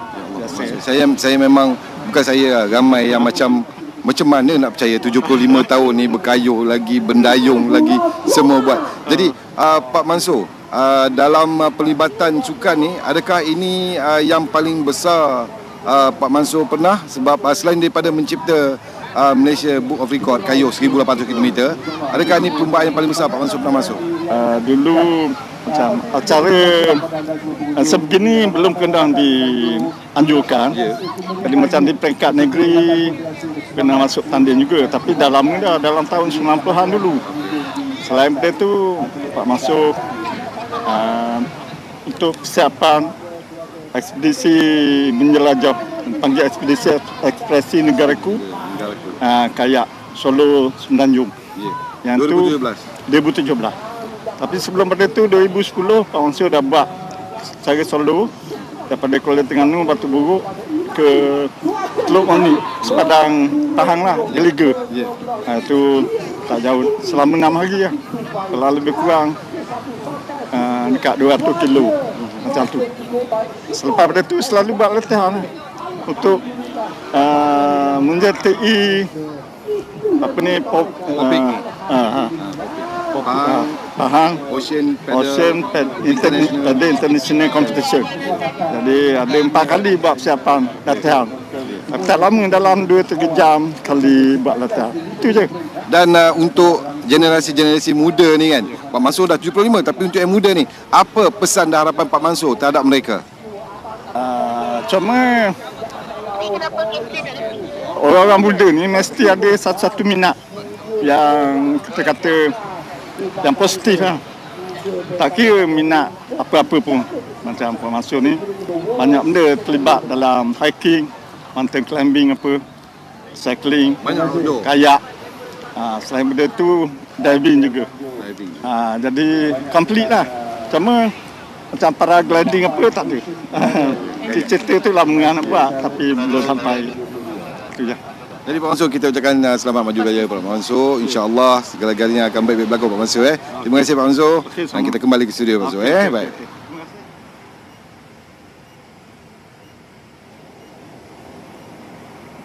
Yeah, so we saw lots of amazing words being shared by the interviews of course, between the paddlers and the interviewee. But right now, we're on board with the race at this moment, as we can definitely see what's happening over here. And in the meantime, we know this race, it's going to be superbly crucial for the 4 categories that are making the 20 kilometers run.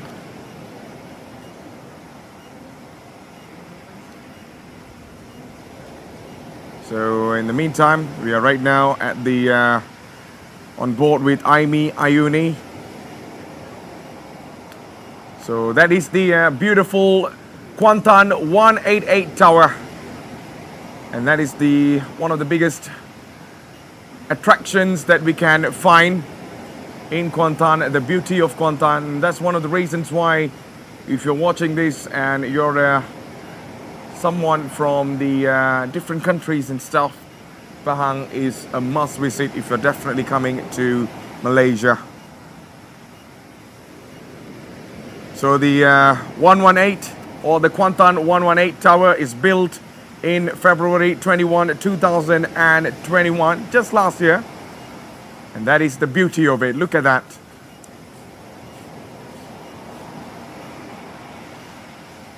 So that is one of the main attractions today. And it seems like Pahang and Kuantan are just expanding to a different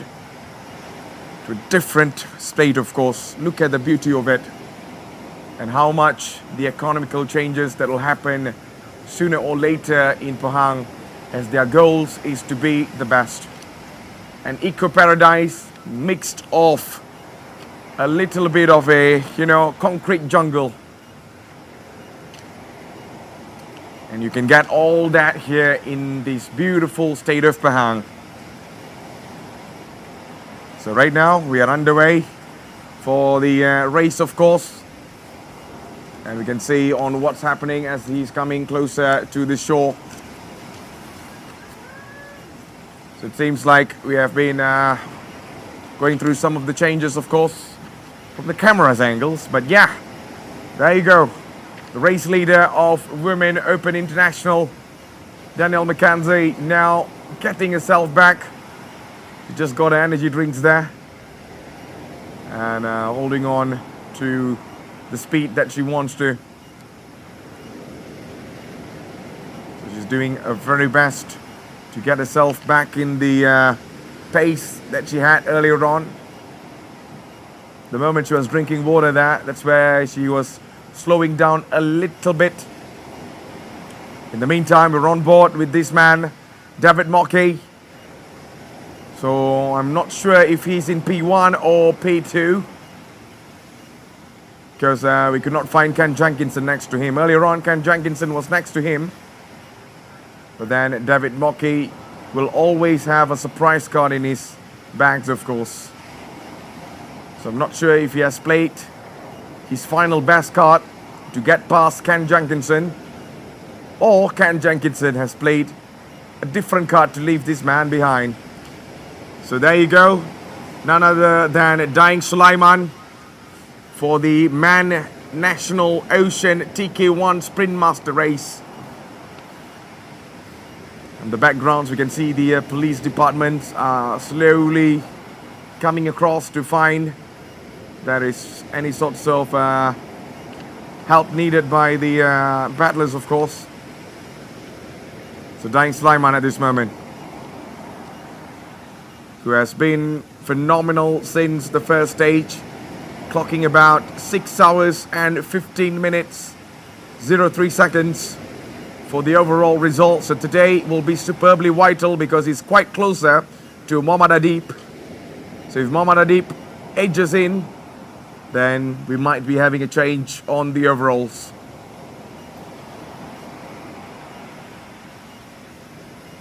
So shout out to the Police Department of Malaysia, for them to come down here and giving their very best to help the paddlers, especially for Malaysians and also the international ones.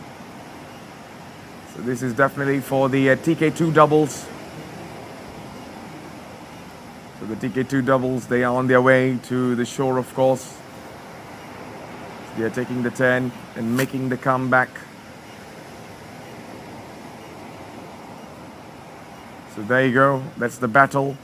So I believe Ken Jenkinson right now is still in P1, so that shows David Mockey has not passed Ken Jenkinson. So the battle is on for both of them. This is the battle for P1, the race of the destiny in stage 5. Who will win? Who is going to be in P2? We will all find out today. They started this race with 0 expectations, and now the expectations are high. It's all down to both of them to put their names on the list of being the very best and permanently marking their names in the Pahang International Ocean Paddle Challenge Malaysia 2022, and for many, many other international games to come.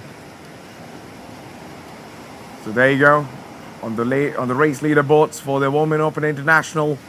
It is Daniel McKenzie, who has already reached some sort of a distance at this moment, passing through the next checkpoint. So if you look on the distance there, she's pretty much way far ahead than the competitors, leaving Aimee Ayuni far at the back. So there you go, Aimee Ayuni right now only coming back. And there is no challenge for Aimee Ayuni as well, as she's in the P2 position. She knows that because she started right behind Daniel McKenzie in terms of speed and position, of course.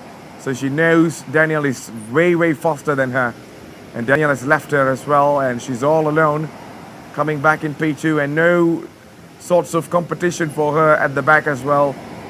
The competition is only for Julie and also Nyeri Rin. This is the beautiful Teluk Cempedak. As you can see, the prize giving ceremony and so many other activities are underway later. So there'll be the prize giving ceremony, there'll be some performances in terms of music, cultural dances, and cultural traditional martial arts will be shown later to the world, since this is an international event and there will be lots of other people from different countries to come and witness the beauty of Malaysia and especially our state Pahang. So Aimee Ayuni This is only 18 years old. And she's been doing a splendid job so far to keep up herself consistently in the P2. Even yesterday, she finished the race in the same position. And even today, she can also be in the same position. Yes, yesterday. Different days, same position for Aimee Ayuni. And this is the battle that will never end from the start, but will end somehow. Metaphorically, we have been saying that. But Ken Jenkinson right now leading in the front, right behind him. It is none other than this man, David Mockey. David Mockey has bags of experience. Has been to many tournaments, many challenges across the globe.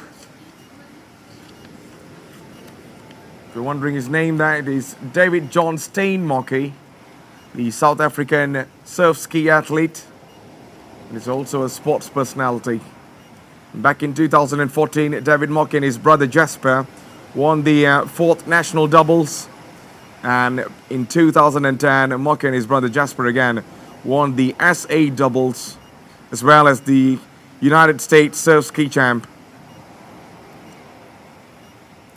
So when it comes to experience, there is nothing much that Ken Jenkinson can relate to with the likes of John Mockey, or shall I say David John Mockey, because the experience that he has is absolutely huge, where he represented South Africa back in 1999 all the way to 2004, the marathon canoeing in 2001 as well.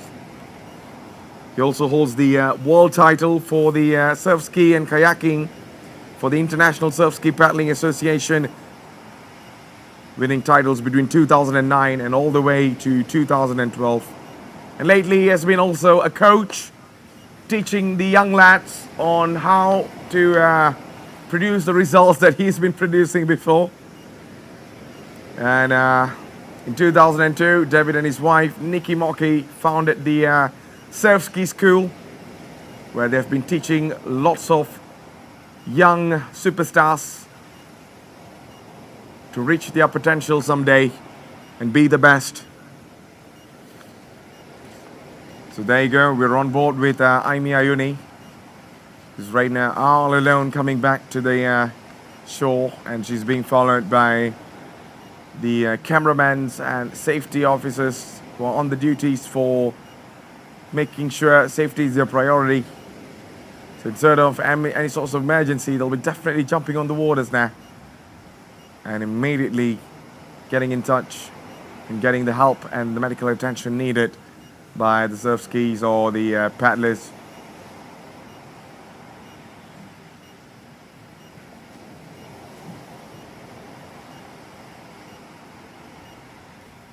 So there you go, still Aimee Ayuni.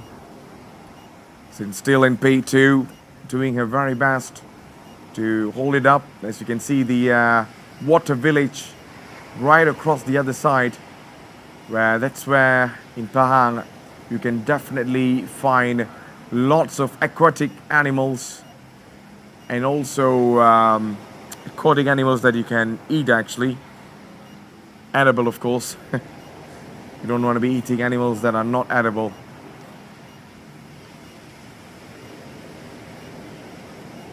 So in the meantime, ladies and gentlemen, if you just tune in, this is the Pahang International Ocean Paddle Challenge Malaysia 2022. Whack the Wave, brought to you by Stagemaker and Tourism Pahang Malaysia. As we are on board with David and also Ken Jenkinson earlier, and now we are with the race leader for the Women International Open, and that is Daniel McKenzie. So Daniel McKenzie now on a different sort of speed, in a different world, of course, battling through it out, on and off, doing her very best there.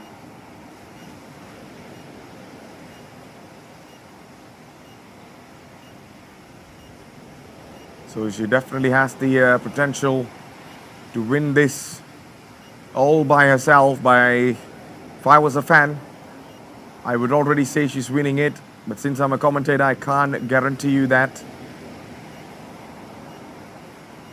But realistically, we should know who will be winning this.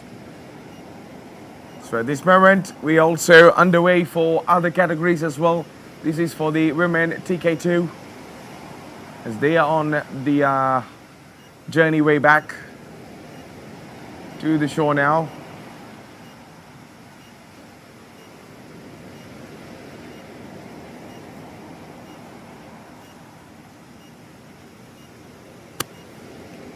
You can definitely see some of the other paddlers as well coming in on a different pace. So they are making sure that they are able to, you know, come in at the very best. But I believe we are on board right now with none other than, I believe that is Dayang Nur Hanisha and also Dayang Nur Shakina. Because yesterday they got into P2. And if you look at the overall results for Hanisha and also Shakina, it is 6 hours, 55 minutes and 26 seconds. As for the race leaders for the TK2 women category, it's going to be Nora Zita and also Noor Shuaiba Shahida, clocking at 6 hours, 31 minutes and 54 seconds. Aimi Ayuni on the other side for the Women Open International. She has overall clocking at 6 hours, 36 minutes and 38 seconds. I wonder what is the timing for today for Aimi. So hopefully we wish her all the best to finish this race. And this is the final race. Stage 5 is the end. And may the ending be beautiful as the fairy tales told in the cartoons and storybooks.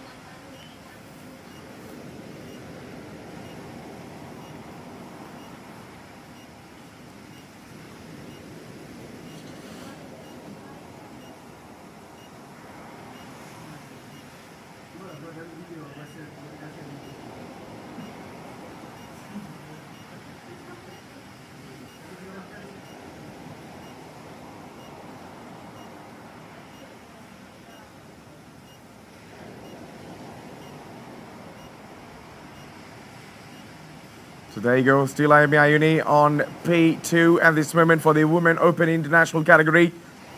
As you can see, the beauty of Teluk Cempedak has the mixture of beautiful trees, and the beach is here is superbly beautiful. And lots of other water activities are also on the run over here. So make sure if you're coming down to Malaysia, Pahang must surely be in your list.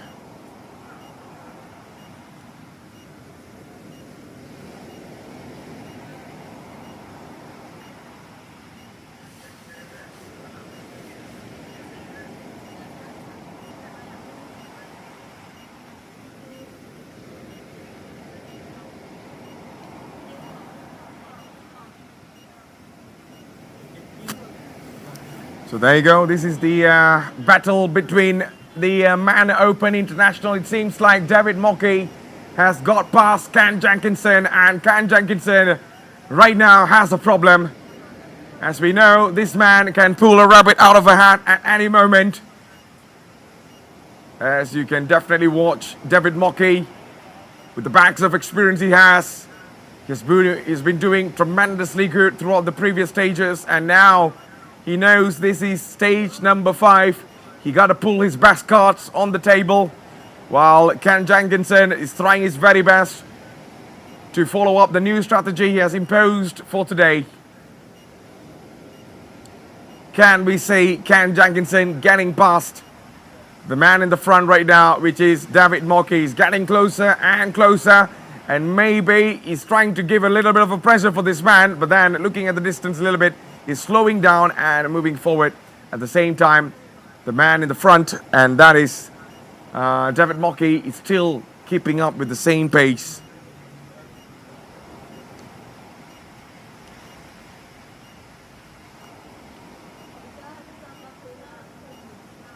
So there you go, Todd Boland might be on P3 or P4 at the back, but we give all our focus right now here And there you go, the South African international. That's none other than David Mockey up against the challenge with Can Jenkinson, the son of Rob Jenkinson, a veteran surf ski and also kayaking champ, of course. And now he needs to be careful, which is Can Jenkinson, who is right now in P2. As we see, David Mockey is now doing his very best to keep up with the same pace that these two has been showing on.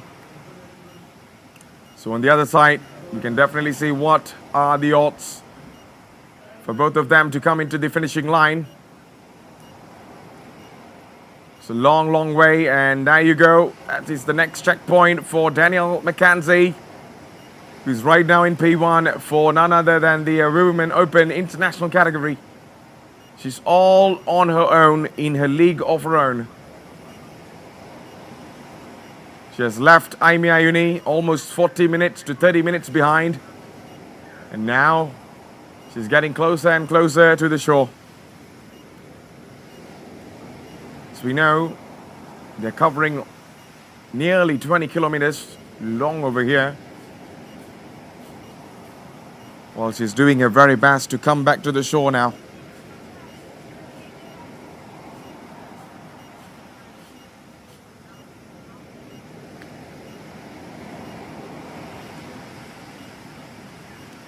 So there you go. This challenge, this rivalry has been heating up since the start of the entire race.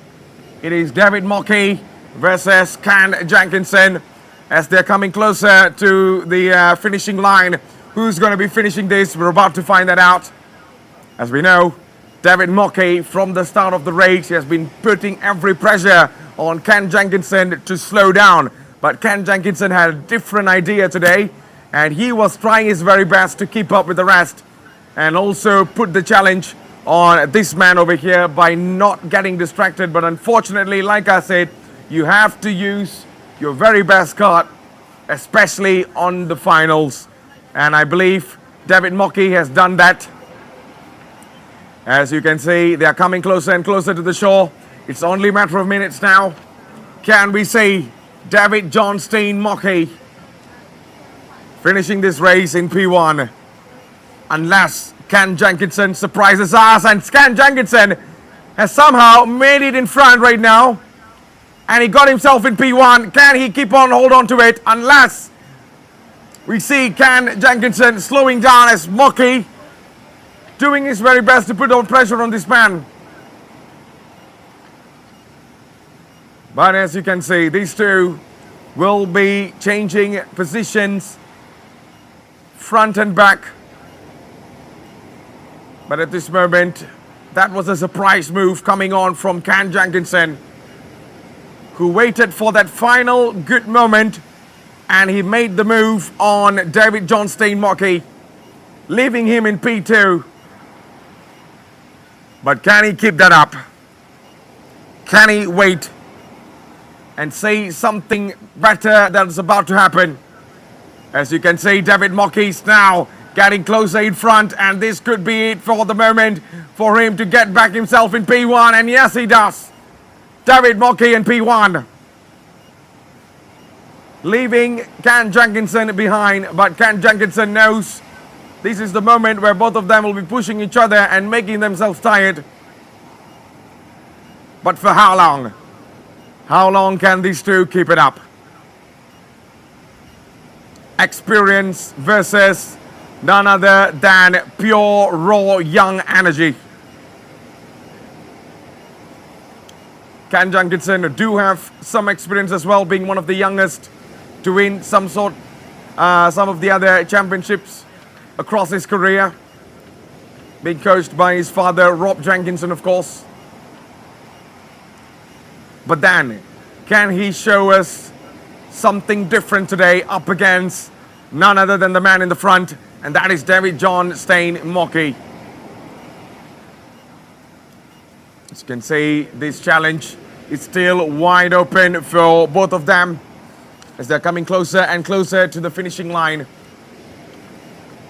The South African looks much more composed, but he knows. Oh, look at the gap. Look at the gap. It seems like David Johnstein Mockey has left Ken Jenkinson behind. And the gap right now has widened up for almost 4 to 5 seconds. As they are coming across the next checkpoint and heading towards the shore now. Ken Jenkinson might thought he had it, but he could not make it through. And here comes for the double TK2 men as they are finishing this race in style as well. What a race for these two. And that is none other than for the man in the front, Imam Shuaidi and also Ahmad Asfaruddin. Congratulations to both of them for finishing this race in P1. So right now we're on board with these two who are still showing a lot of potential to win this race. But what a move by the South African at the almost at 2 to 3 checkpoints left, and he made the move. And now he has the pace that Ken Jenkinson needs to chase.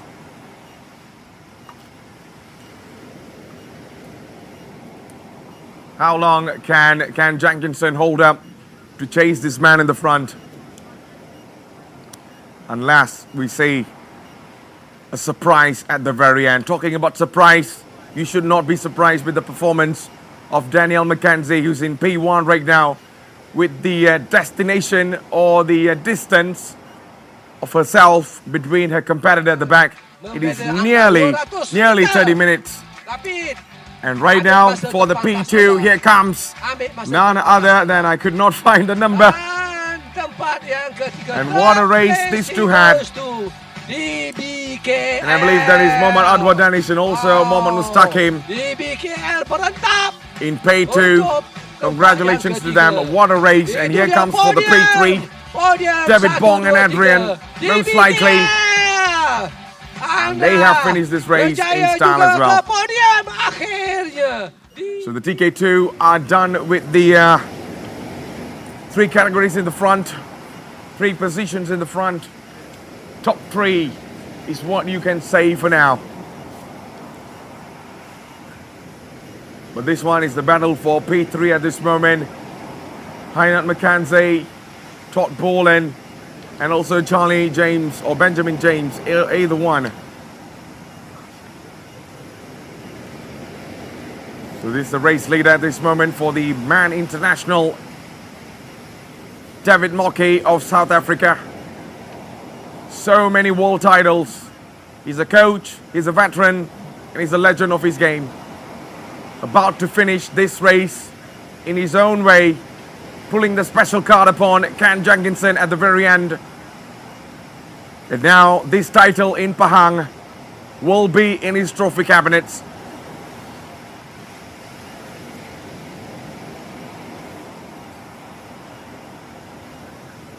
Can he do it right now? But to make lots of changes across the others. In terms of difficulties he has faced from stage 1 to stage 5 now will be something crucial, vital and important. So for the TK2, double women are coming closer to an end as well. As you can see, most of them are just ran across the checkpoint, as they will be coming back to the shore very, very soon. So ladies and gentlemen, if you're watching this on the social media platform, welcome to the Pahang International Canoe Challenge 2022. So this is for the TK2 men, of course, as they got themselves back in the P4 position right now. So we're on board with Danielle McKenzie, who is on P1 for the Women Open International category. And she's coming closer and closer to the shore now. This is one of the best moments in her career. She started in the stage 1 on a very good position, and that is P1, and everyone put their bets on her, and now she's about to complete this as well. Consistently being in the P1 is not easy at all, but nothing is difficult for this woman. The 28 years old international racer, of course, water sport racer, that's what I can call her for now. And her phenomenal performances has reflected massively on the results now. So there you go, claps across the shore. Everyone are waiting, the cameras are ready for none other than Danielle McKenzie winning this race for the stage 5. Telok Cempedak is the venue of the day, the final destination of the day, and that is Danielle McKenzie winning the stage 5 as well, consistently since stage 1. What a race there's been, especially for the Women Open International. And the pace that Danielle possesses is just phenomenal, actually. You just cannot find the right word to put upon her performance today. And there you go, the man, the legend, the veteran, the coach, you name it, whatever you want it. He has been a phenomenal who pulled up the magic card at the very final end of the checkpoint. And that is none other than David John Steinmocke, the winner of the SS1 Moped Man International category. Australia, New Zealand. Coming in P2, it's none other than Ken Jenkinson, the son of Rob Jenkinson, all the way from New Zealand, aging 25 years old. And what a challenge he had with David Mocke today. Yeah, but sportsmanship are important, and there you go. The trios of P1 all the way to P2. I gotta hold it like this, okay? High fives from Danielle to the winners of Man International races, of course, category, yeah. And this is for the battle for P3 right now. We're about to find that out, who is going to be finishing it.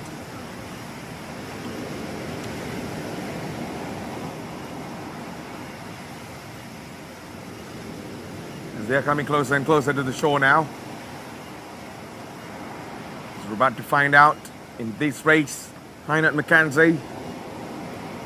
And right next to him, it's going to be Charlie Benjamin. On the overall result, Charlie Benjamin came closer to be in the P3, but then Heinert McKenzie is the one that is holding the record at this moment at 5 hours, 11 minutes and 20 seconds,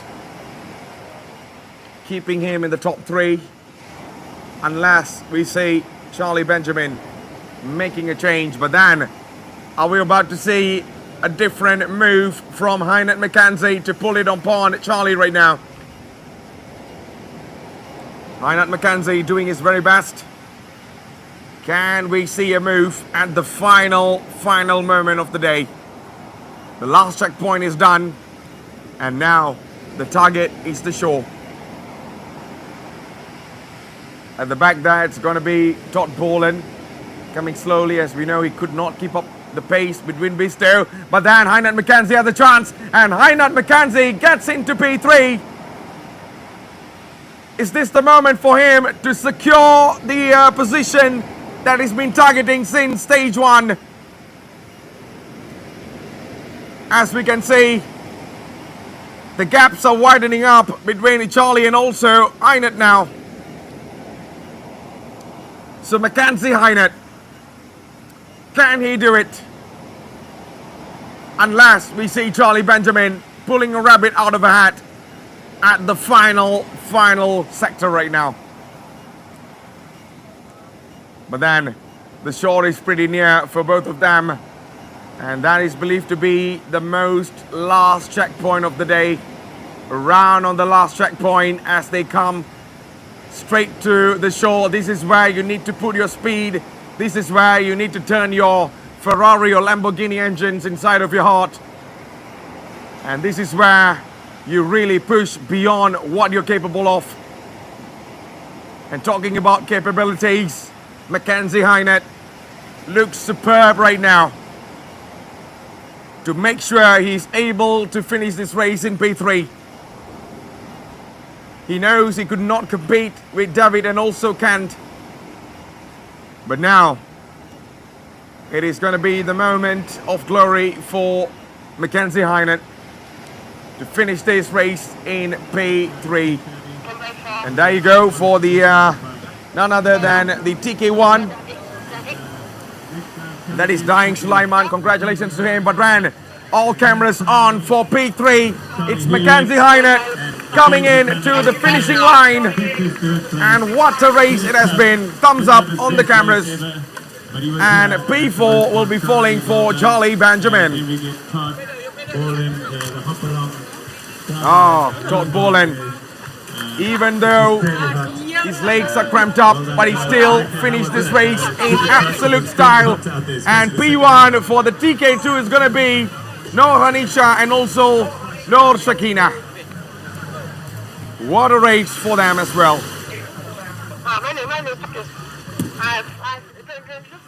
So congratulations to Daing Noor Hanisha and also Daing Noor Sakina.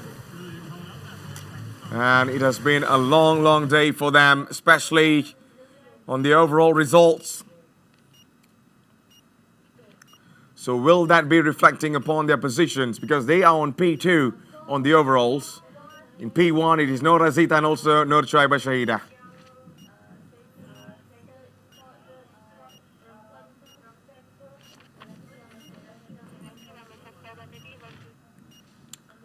So ladies and gentlemen, if you're watching this on the social media platform, this is the Pahang International Ocean Paddle Challenge Malaysia 2022. Whack the Wave, brought to you by Stagemaker alongside with Tourism Pahang Malaysia. As right now we are on the final day of our entire tournament, or our entire challenge for these paddlers today, these athletes, water sport athletes. And here we are to finish it and close the book for this year. Now you can see some of the TK1 alongside with the doubles. Nationals are coming closer and closer to the shore to finish this race. Who is going to be finishing in what position, we will be finding out later on the official results. As at this moment, this is going to be absolutely wonderful to watch. For the provisional results, of course. Off they go to the run. Cameras all on them and celebrations as they know they have completed the course from stage 1 all the way to stage 5. It's not an easy task for any of the paddlers, but the passion and the determination is what has driven them to finish the entire course for the past 5 days.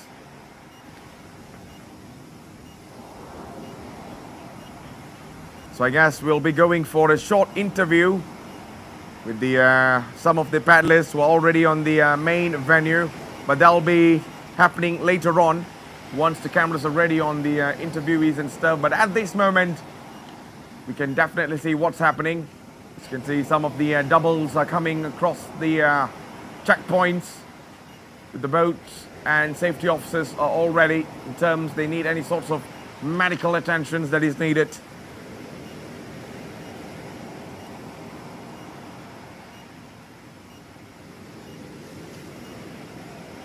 As you can see, some of them are coming closer and closer to making the round across the final checkpoint. As you can see, some of them are basically the SS1 man internationals for position number 4, 5, 6.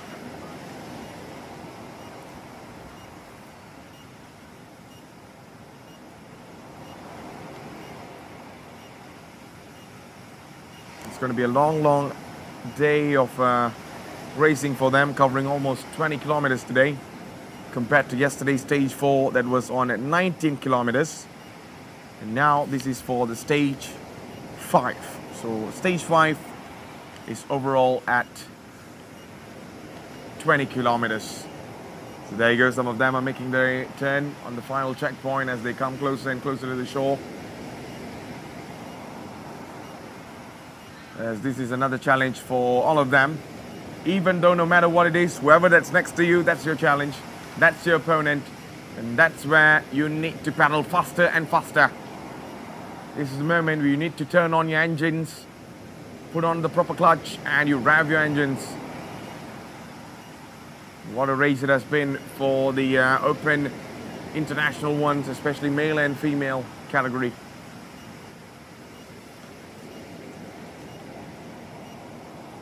The perfect weather today down here in Pantai Teluk Cempedak.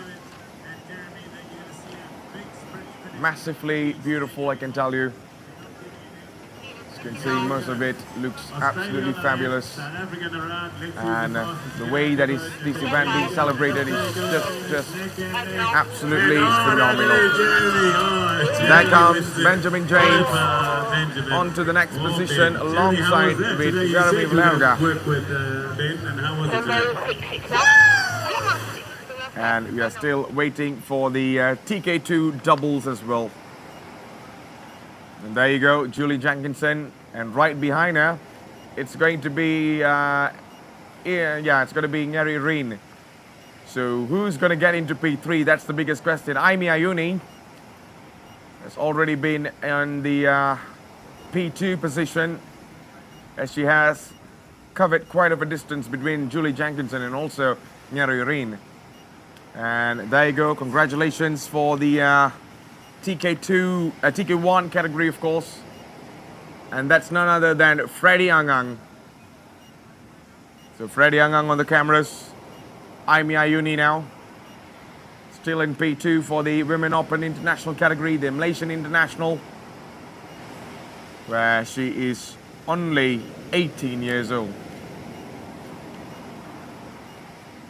For an 18 years old competing against many of the very best, an experienced one, and finishing in P2 is absolutely massive.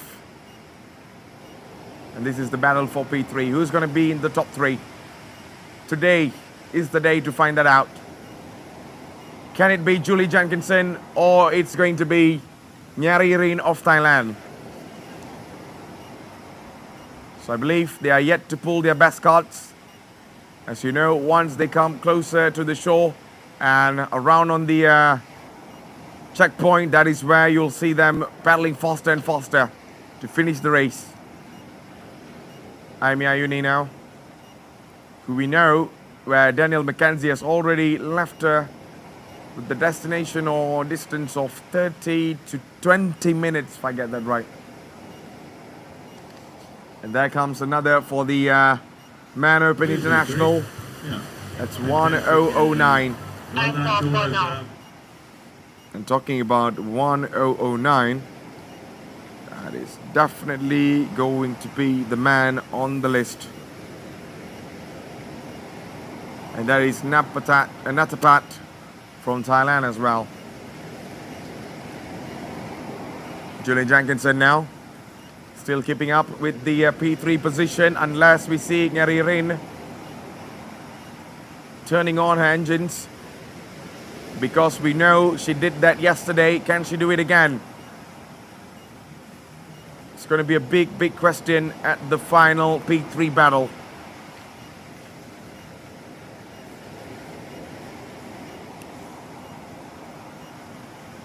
So as you can see, the some of the races on P1 has already finished, especially the top 3.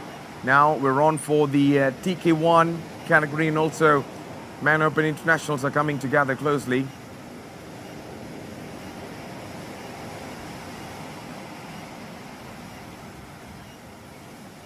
So they're coming to the shore now, especially for the Man TK1. And what a race it has been for these gentlemen over here. And that is 3009 Muhammad Musadik Samsudin.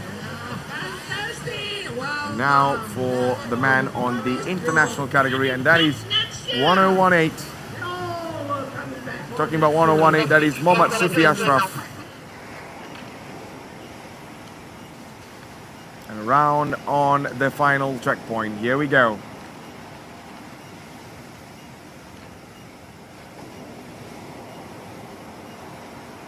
It's going to be a long way, but then it's as much as it looks closer from these cameras over here, trust me, it's pretty far.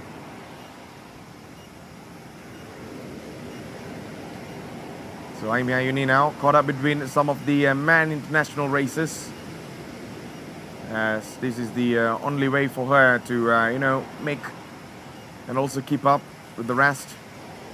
She's literally in the league of her own. P2 has been the target for her. It's too much to target P1, as we know the capabilities, the talent that Danielle McKenzie has to finish off all the way to the end of the race. She started the race with maximum speed. She ended the race with maximum speed. Do not ask me how she did that. And here is Julie Jenkinson coming closer and closer. And right now we're on board with the Man Open International. And that is Rob Jenkinson, the father of Ken Jenkinson. And off he goes to the finishing line, finishing this race. No matter what, he's been a veteran. And he has won many championships back in his days.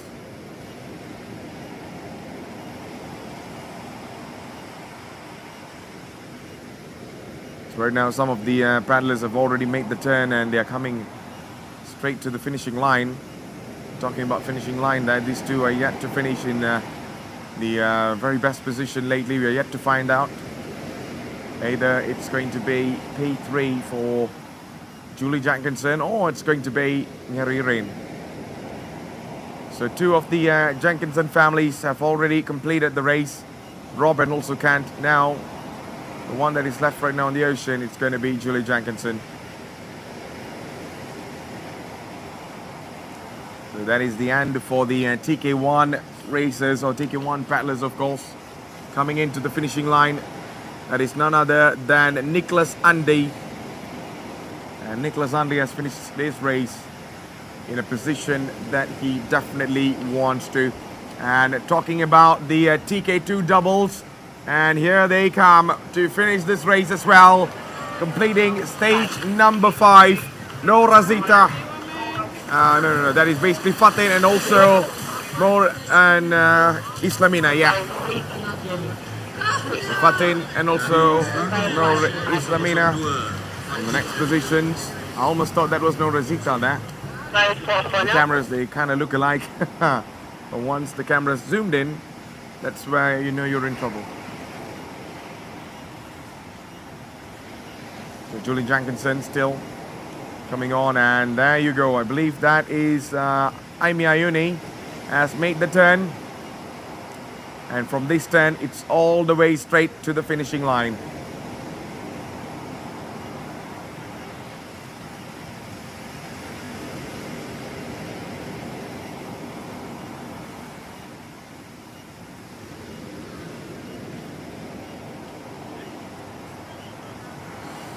As you can see right now, there's a three-way battle going on in the Man Open category, especially for the international ones. So I believe more than P6 has already been closed by some of the rest of the racers, but never mind, as long some of them are able to finish this race and they want to finish this race on the same position, how do you count that? So I believe the timekeeper there will have a difficult task in terms of battling beyond physics and science to calculate who came in different positions. Kak, tolong jangan depan. But never mind to them, congratulations to the racers.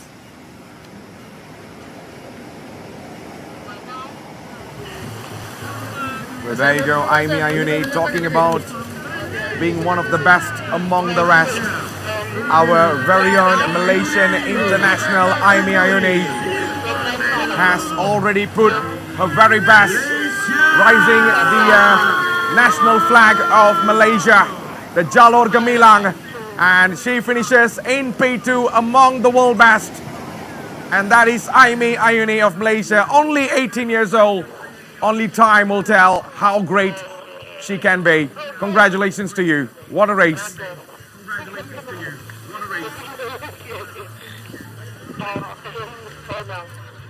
As you saw some of the other races coming in, and as well that is earlier on Izati and also Nabila. That is for the TK2 double women, national category of course. And now this is the battle for P3 for the Open Women International. Nyari Rin somehow made it in the front, leaving Julie Jankinson. So I guess there's lots of mind games being played by both of them.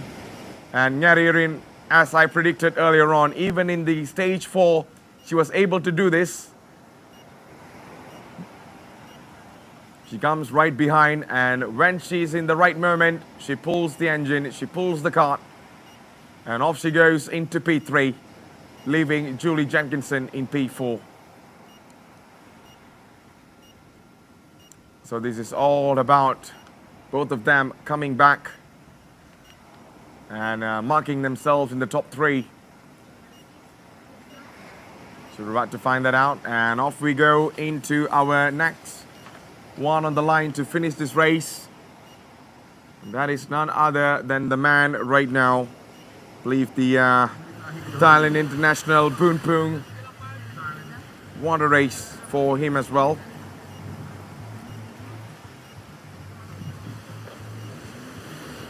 So there you go. Here they come back to the shore. Nyari Rin versus Julie Jenkinson.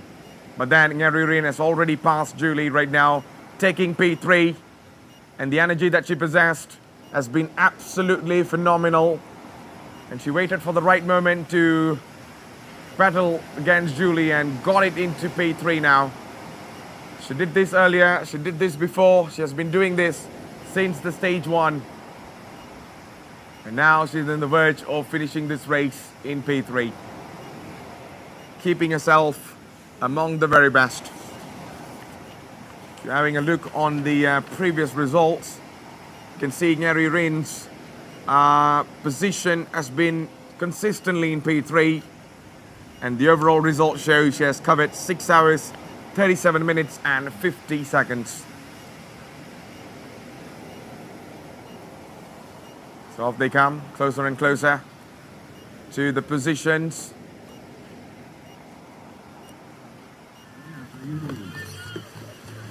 So off we go, talking about Miss Consistency, and that is Nyari Rin. She wants to wait for Julie Jenkinson, but then she did not, and congratulations to her for finishing this race in P3, the Thailand International, only 20 years old, and the sportsmanship between Julie and also Nyari Rin is shown wide and clear, 4K HD, 60 FPS. That is the level of quality we can find in terms of sportsmanship between both of them. And what a race it has been for most of the categories right now.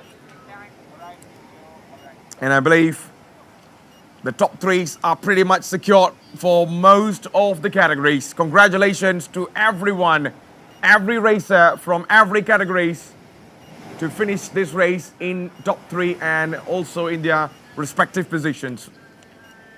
Pahang International Ocean Paddle Challenge Malaysia 2022 has been a phenomenal tournament.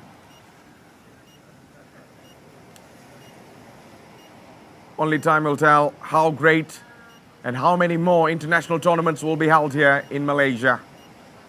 You start off with the beauty of Pahang, the state of Pahang, the eco paradise filled with nature, and also now coming up in terms of economics and also urban skyscrapers, where we see concrete jungles among the nature.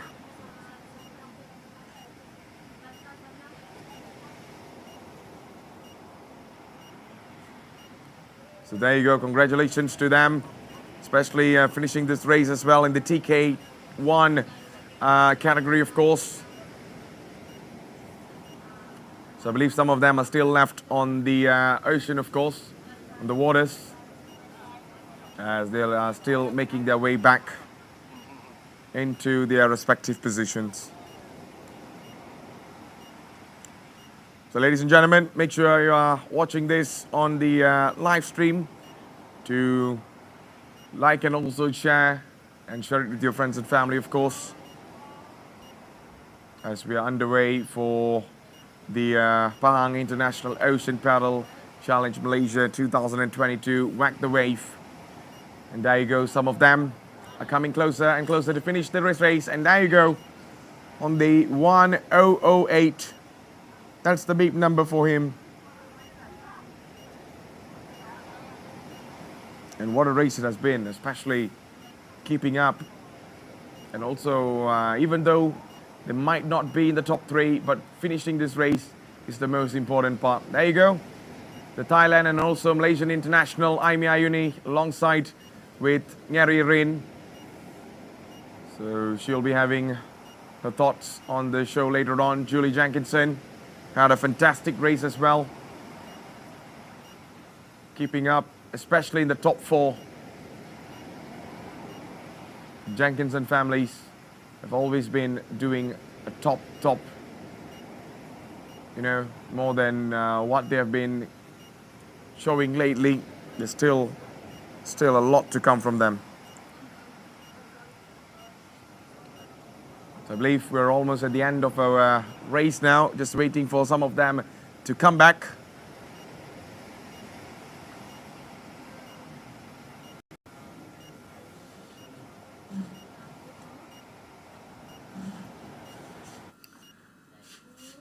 So hopefully that is the one of the very best has already ended the race in style.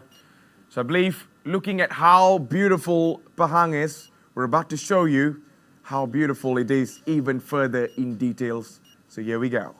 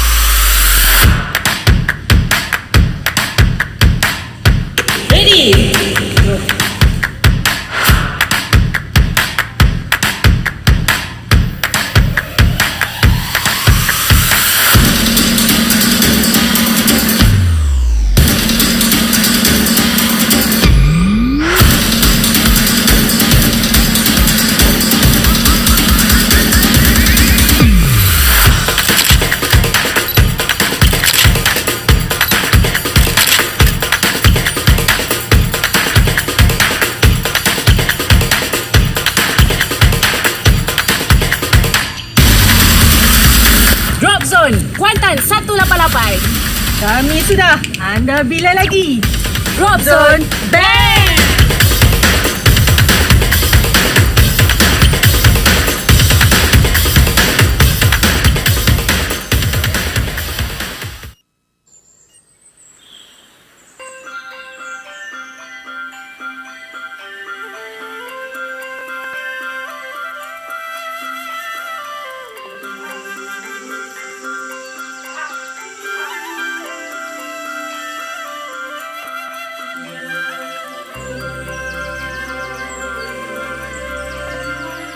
Di bawah langit biru menghayati pentas keindahan, bercuti dalam negara yang penuh keistimewaan, menemui semula keindahan Malaysia, menggamitku kembali.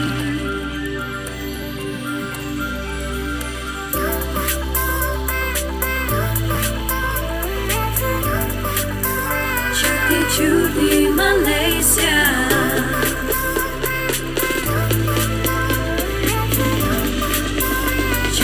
cuti Malaysia.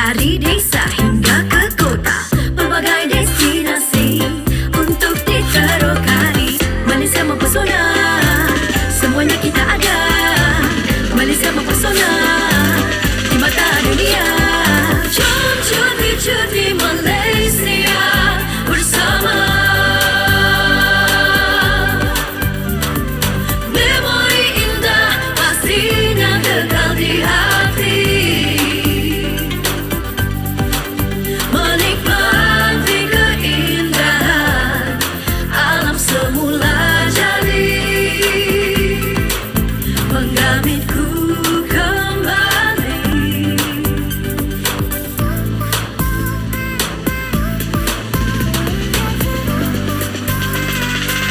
Marilah bersama nikmati keindahan pantai yang terindah, senyuman yang menawan,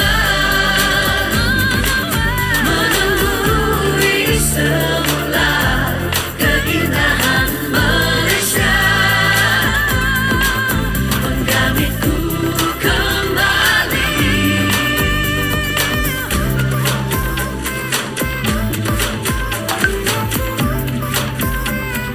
Cuti Malaysia,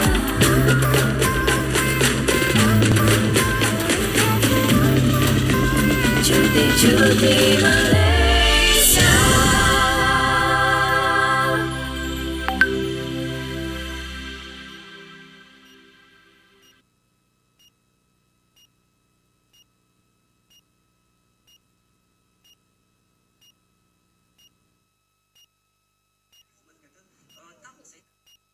Studio, and I'm now with Julie Jackinson. She's the assistant director of the race and also participating in international women's category. So Julie, after 5 stages, how do you see this race, the format and the challenge? The format is absolutely fantastic. The fact that every day your time counts overall, and it just makes every day more tactical, and I just love it. Yes, it's the first of its kind that I believe in for canoeing, and we need lots more of this sort of racing. We really do. It's great. Okay, now talking about the race itself, your 5 days experience race in Malaysia with the challenge that maybe you do not expect, which is the weather. Yes, the weather, yes. The humidity really kills us, because in Perth, we've been the last few years in Perth, it's hot, but it's very dry heat. So the humidity just adds another extra factor to it all. Next year I'll come with ice packs. And how do you manage so far? I just survived. But yeah, I recover pretty quickly afterwards. I just enjoy being on the water. It's just been great, and to see all the other women out there learning and participating is. And what about the other 2 participants in the family that also in the race? Yeah, our son. What can you say about Rob and about Ken? Yeah, well, we all push ourselves as much as we can, and Rob did really well, being one of the oldest participants, and we were really blown out of the water with the way Kent raced this weekend. Yeah, to come second overall is just, yeah, we didn't expect that, and it was great to see, and it's exciting.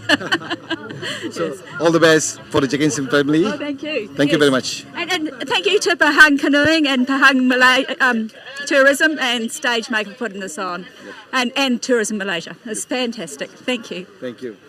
Thank you very much to Julie. And back to you, studio. No, next. Oh, actually, we have our main man here, Mr. Nazaruddin. Mr. Nazaruddin is Cik Nazaruddin adalah pengarah urusan bagi stage maker yang bertanggungjawab untuk menganjurkan planning, perancangan dan juga seterusnya mengepalai penganjuran kali ini. Jadi Cik Nazar, ini adalah yang pertama kali diadakan. First time kita buat di Asia dan juga di Malaysia. Jadi apa pendapat Cik Nazar tentang race ini? Adakah dia dalam jangkaan atau di luar jangkaan? Memang ini memang julung-julung kalinya, bukan saja di Malaysia, di Asia, malah di seluruh negara, seluruh dunia. Jadi memang dilakukan untuk menguji endurance para paddlers di seluruh dunia, dan Malaysia sendiri belajar bagaimana world class paddlers berpaddle di laut. Ya. Dan Cik Nazar, ini satu lagi ya, tentang keupayaan yang mana penonton boleh menonton secara live macam sekarang ni, yang mana sebelum ni tak ada. Jadi bagaimana persediaan yang dilakukan oleh stage maker sehingga membolehkan ia disiarkan secara live di YouTube? Ya, kita memang membuat persediaan yang rapi. Kita ada beberapa kameras yang mengikuti sepanjang perlombaan dan juga kita ada juga mengadakan perkhidmatan drones. Jadi dua-dua combine ini kita dapat menyiarkan secara langsung di keseluruh dunia dan inilah sesuatu yang disukai dan diminati oleh orang ramai sukan kanu yang bertaraf dunia. Okey, ini mungkin ramai yang tidak sedar bahawa penganjuran ini bukannya mudah kerana kita perlu menyediakan logistik dan menjemput peserta-peserta peringkat antarabangsa. Jadi selama mana ia dilakukan sehingga ia berjaya mengumpulkan pelumba-lumba bertaraf dunia ini? Saya sebenarnya bernasib baik kerana kita ada mendapatkan khidmat juli daripada Australia yang telah terlibat di dalam Ocean Paddle selama beberapa tahun dan kalau di Australia ia sangat popular. So dia telah mewawarkan kepada dunia bahawa Ocean Race ini akan diadakan di Malaysia dan dari situ kita dapat penyertaan ramai daripada seluruh dunia. Okay. It seems that you also play parts in inviting the participants all over the world to come here for this challenge. We tried, yes, we did what we could, but next year the word is out that people want to come. So we're looking forward to it. Dan kita ucapkan terima kasih kepada Julie dan juga terima kasih kepada Cik Nazaruddin kerana bersama kita. Jadi kembali ke studio dan terus mengikuti secara langsung kami ini.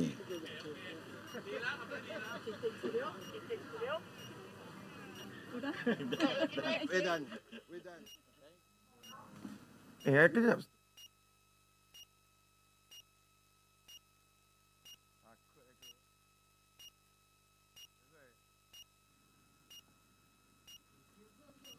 All right, ladies and gentlemen, so we saw lots of informations being shared out by the paddlers, of course, the athletes, the world champions, and those who have won this many times from many tournaments across the globe. But what a day we're having here down in Pantai Teluk Cempedak. And it seems like a wonderful day for racing, and it seems like we're almost done over here, as some of the paddlers will come across later on. So in the meantime, we see lots of amazing things happen for sure. And there you go, some of them already taking the break as they need to prepare for the prize giving ceremony. And in terms of any medical attentions needed, there will be authorities ready to help you all.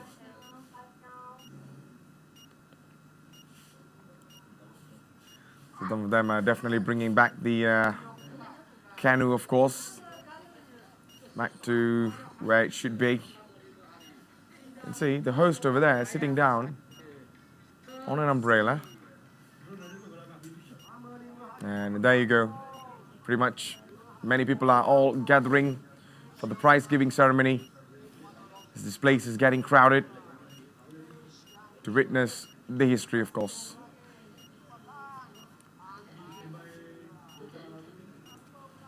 So I guess it has been a wonderful day for racing. Stage 5 is absolutely superb right now. But man, what a day we are having.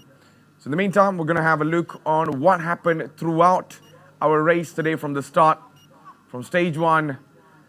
But today is stage 5, so we're going to look on what happened in stage 5, especially from the start of the race. Let's have a go.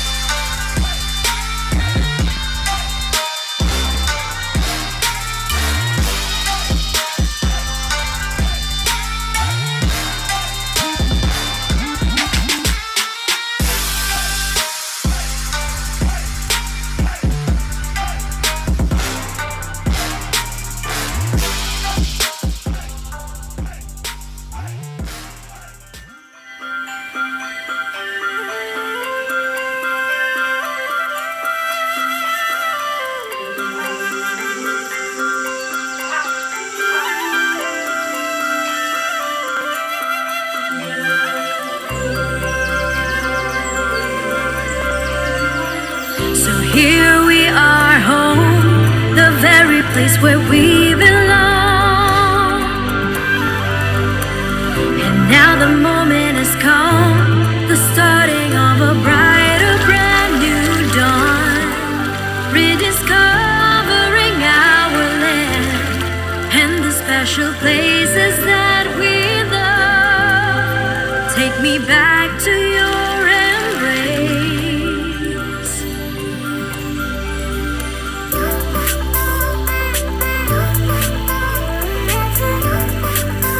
Cuti cuti Malaysia.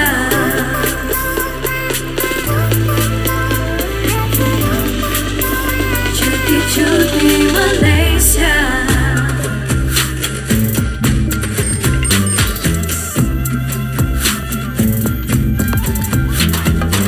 Another time has come to rediscover the land of wonder. Great times with the family, smiling faces everywhere I see. A land of rich history, people of man, creeds and cultures. City colors flow vibrantly, you'll never forget what you see. Astonishing Malaysia, we have everything. Astonishing Malaysia, a place of your dreams. Let's go on a magical holiday, creating sweet memories, lighting up your day, rediscovering our land and the beauty that surrounds us all. Times we'll cherish forever.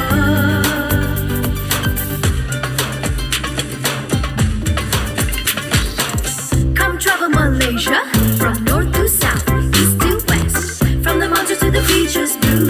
Fall in love with everything you do. Astonishing Malaysia, we have everything. Astonishing Malaysia, a place of your dreams. Let's go on a magical holiday, creating sweet memories, lighting up your day, rediscovering our land and the beauty that surrounds us all. Times we'll cherish forever.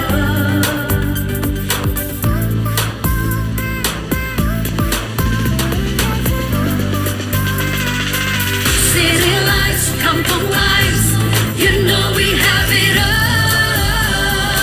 Have it all. Sandy beaches, sun-kissed skies forevermore.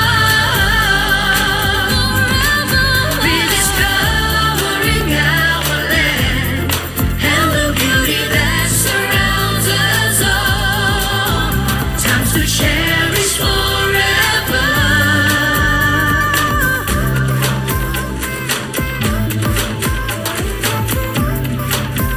Cuti cuti Malaysia.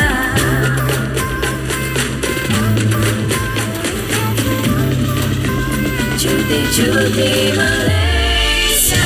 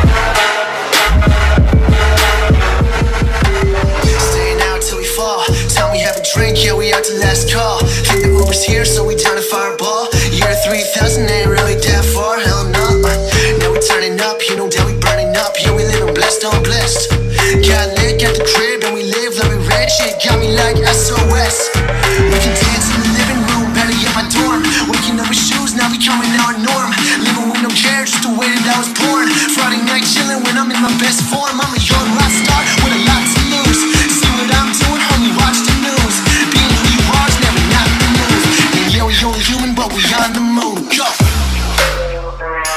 Go. Go. Go. Go. Stay down too far, Get the Uber here, so we got a fireball, Now we turning up, People know we burning up, Got lit, got the crib, She got me like SOS. We can dance in the living room, ready in my dorm. Waking up with shoes, now becoming our norm. Living with no care, just the way that I was born. Friday night chilling when I'm in my best form. I'm a young rock star with a lot to lose. See what I'm doing, homie, watch the news. Being who you are is never not the move. And yeah, we only human, but we on the move. Go. Go. Go. Go. Go. Staying out till we fall, Get the Uber's here, so we got a fireball, Now we turning up, People know we burning up, Got lit, got the crib, She got me like SOS.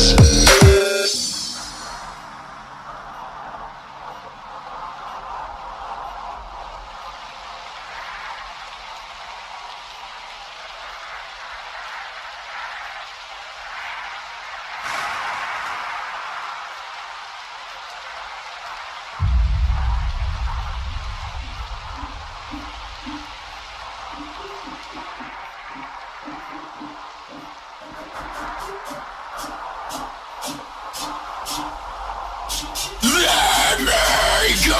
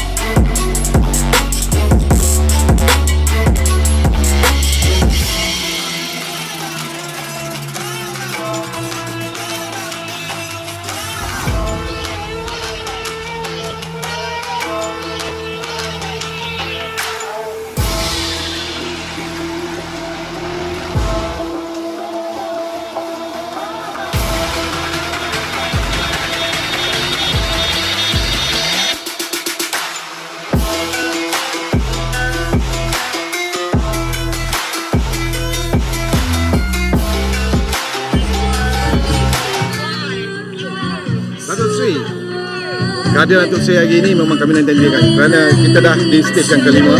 Sepanjang penganjuran ini, apa yang Datuk Seri dengar tentang penganjuran kali ini? Kita harapkan bahawa ini bukanlah kali terakhir dan sudah tentulah ini yang kali pertama. Sudah tentu pertama sekali beberapa kelemahan mungkin kita dapat perbaiki. Yang keduanya promosi kita mungkin kita akan pertingkatkan lagi masa hadapan. Yang keempatnya persediaan kita mungkin lebih awal lagi dan kemudian seterusnya penyertaan peserta-peserta, invitation kepada mereka mungkin kita sebut lagi awal lagi. Walau bagaimanapun kita sangat berpuas hati dengan penganjuran yang dibuat. Ini merupakan signature barulah pada tourism Pahang ataupun pada kerajaan negeri Pahang, bahawa kita ada satu international event iaitu Pahang Ocean Paddle International Challenge, dan kita harapkan bahawa di tahun akan datang kita akan lebih bersedia dan lebih ramai lagi lah peserta-peserta yang mengambil bahagian. Mungkin siri-siri itu mungkin kita boleh tukar-tukar pula. Mungkin mula daripada Ceratin ataupun mula daripada tempat-tempat yang lain untuk kita kepelbagaikan. Ini penyertaan dan juga challenge yang akan dibuat oleh mereka. Okey, Datuk Seri, ini berkenaan dengan masyarakat dunia yang menyaksikan secara live di YouTube dan mereka merasakan ini sesuatu yang tidak disangka-sangka, unexpected bagi mereka. Kita mengadakan 5 stage dan 5 peringkat, 5 lokasi yang berbeza, dan cara kita menganjurkan ini totally bagi dia orang totally different. Bagi dia orang pergi race balik, semua belanja dia buat. Apa pendapat Datuk Seri dengan penganjuran kali ini? We are trying to organize something which is outside the box, one of the kind. We call it one of the kind. We want to make it different for this sport. I believe that with the first time, I believe that after this, they're going to put Pahang as one of the destination for the canoe sport. So this is our hope, and hopefully next year there will be more people to participate and more promotion they got to do. So to all the followers from all over the world, I would like to thank you very much for following this event. We hope we're going to do better, than we are inviting all of you to come to Pahang. There's a lot of places and a lot of fascinating spot that you need to visit. So come over to Pahang after this. Thank you.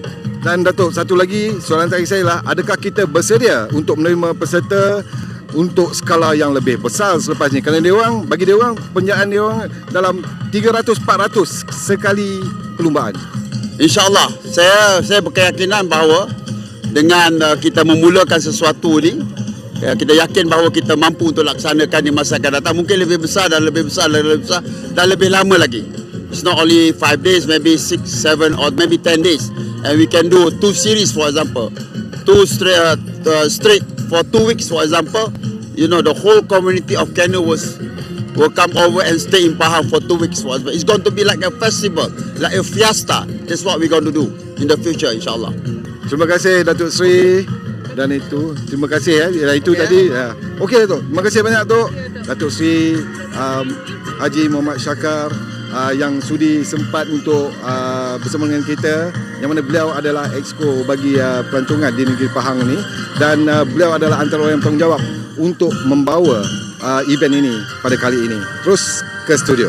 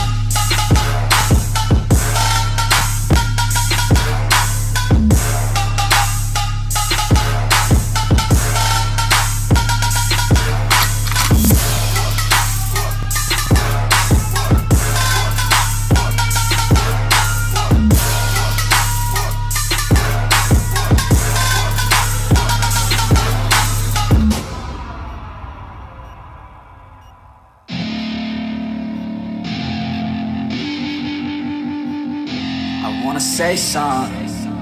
Yeah. Let's go. Yeah, I don't know where she came from, but goddamn, I wanna say something. She a dime, wanna make her mine. Heard through the grapevine, she a great time. Yeah, it should be a goddamn crime to look that damn fine. Gotta lock her up and throw away the key, or you could lock her up and give the key. Dan kembali kita ke lokasi di pantai Teluk Cempedak, dan bersama kami kali ini ialah Timbalan Ketua Polis Pahang, Datuk Haji Abdul Razak Muhammad Yusof. Jadi terima kasih kerana bersama kami, Datuk. Terima kasih kembali. Datuk, jadi untuk persiapan dan orang kata keselamatan, aspek keselamatan khususnya, dan bagi menjaga kelancaran program yang sempurna ini, apakah persediaan-persediaan yang dilakukan oleh pihak PDRM dan dari peringkat mana, peringkat awal, sejauh awal mana kita buat?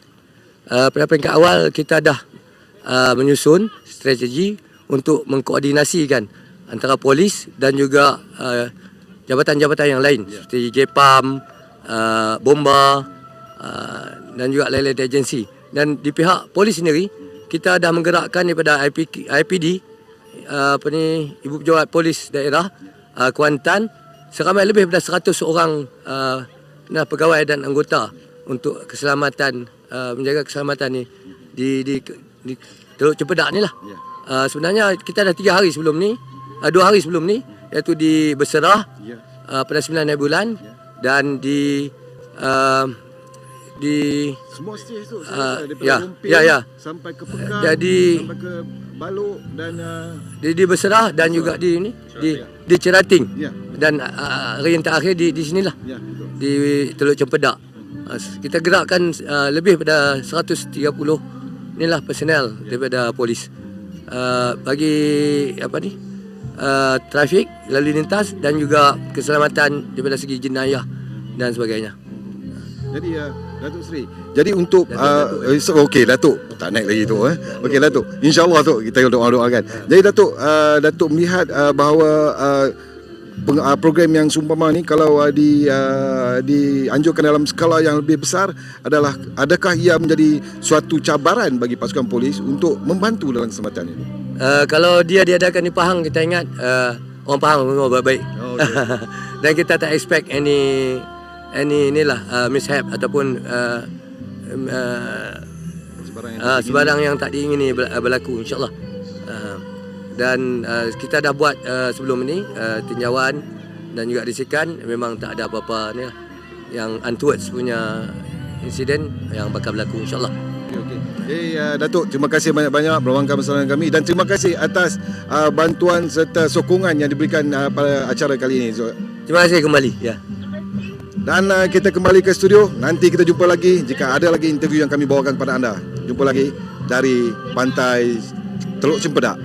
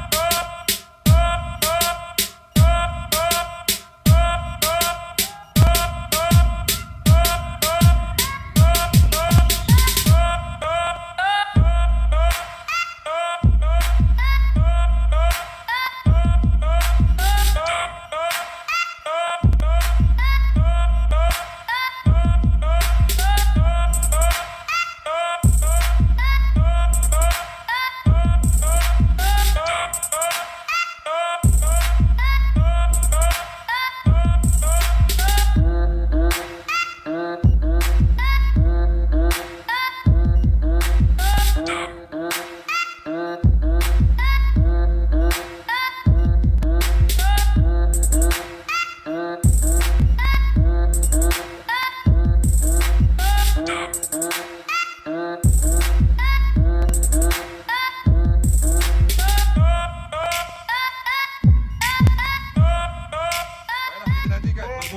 penyampaian hadiah sebentar saja lagi. In a short bit, ladies and gentlemen, we are moments away from the prize giving ceremony where we will announce and present prizes to the champion, the overall champions of Pahang Ocean Paddle International Challenge 2022. And of course, we'll be giving away prizes for the stage winners as well. Stage 5 right here in Teluk Cempedak. Hadiah bagi peringkat kelima juga akan disampaikan sebelum penyampaian hadiah kepada juara keseluruhan Pahang Ocean Paddle International Challenge 2022. Dan ada juga penyampaian hadiah ataupun anugerah khas istimewa kepada dua peserta special awards will be presented later to two of the paddlers who are taking part in this event. Akan kita ketahui sebentar nanti. Rakan saya Azam akan mengumumkan dan juga menceritakan sedikit biodata dua penerima anugerah khas yang akan disampaikan sebentar sahaja lagi.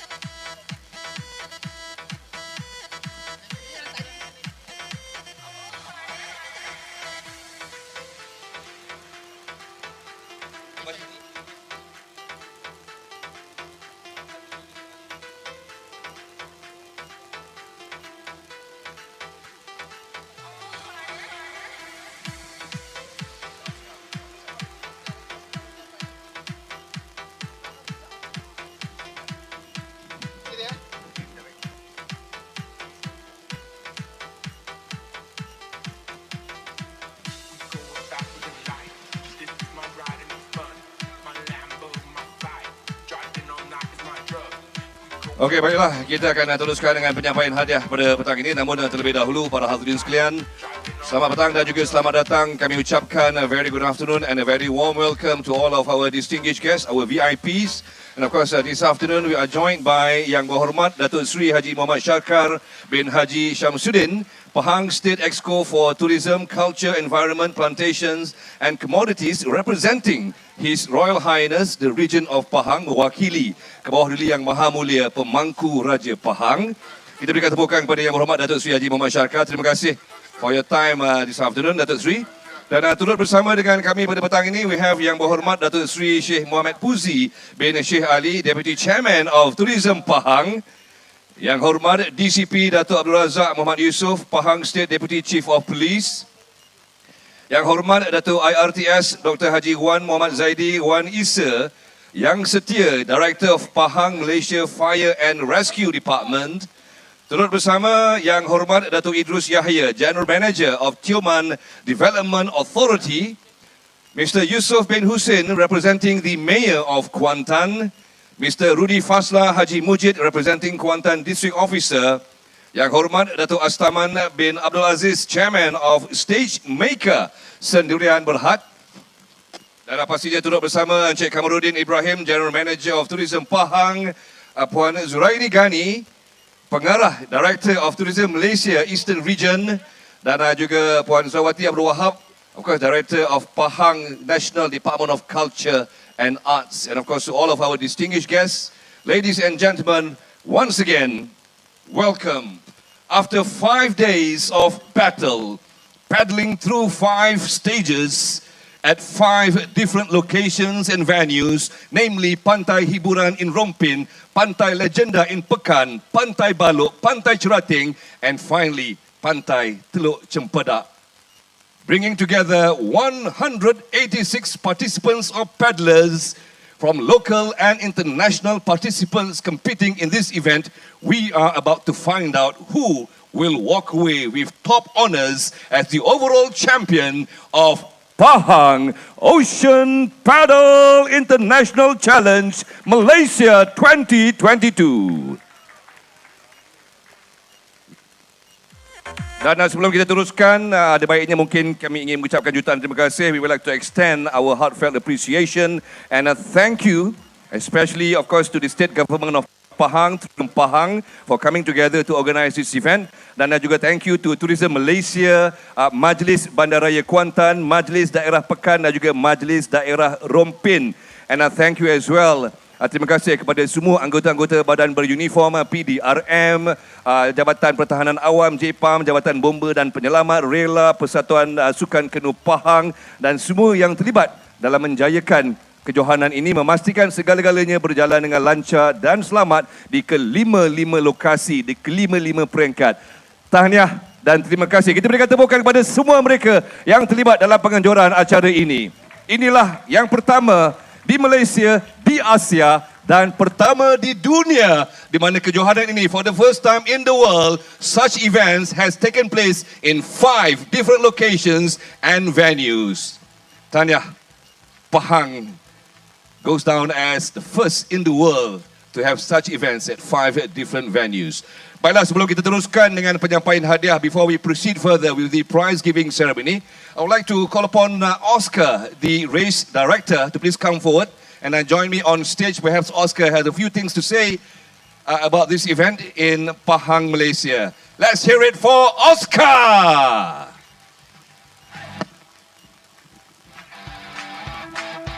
Thank you very much, and thanks for having me. It's been an honor to be the race director, to be involved in such a unique event.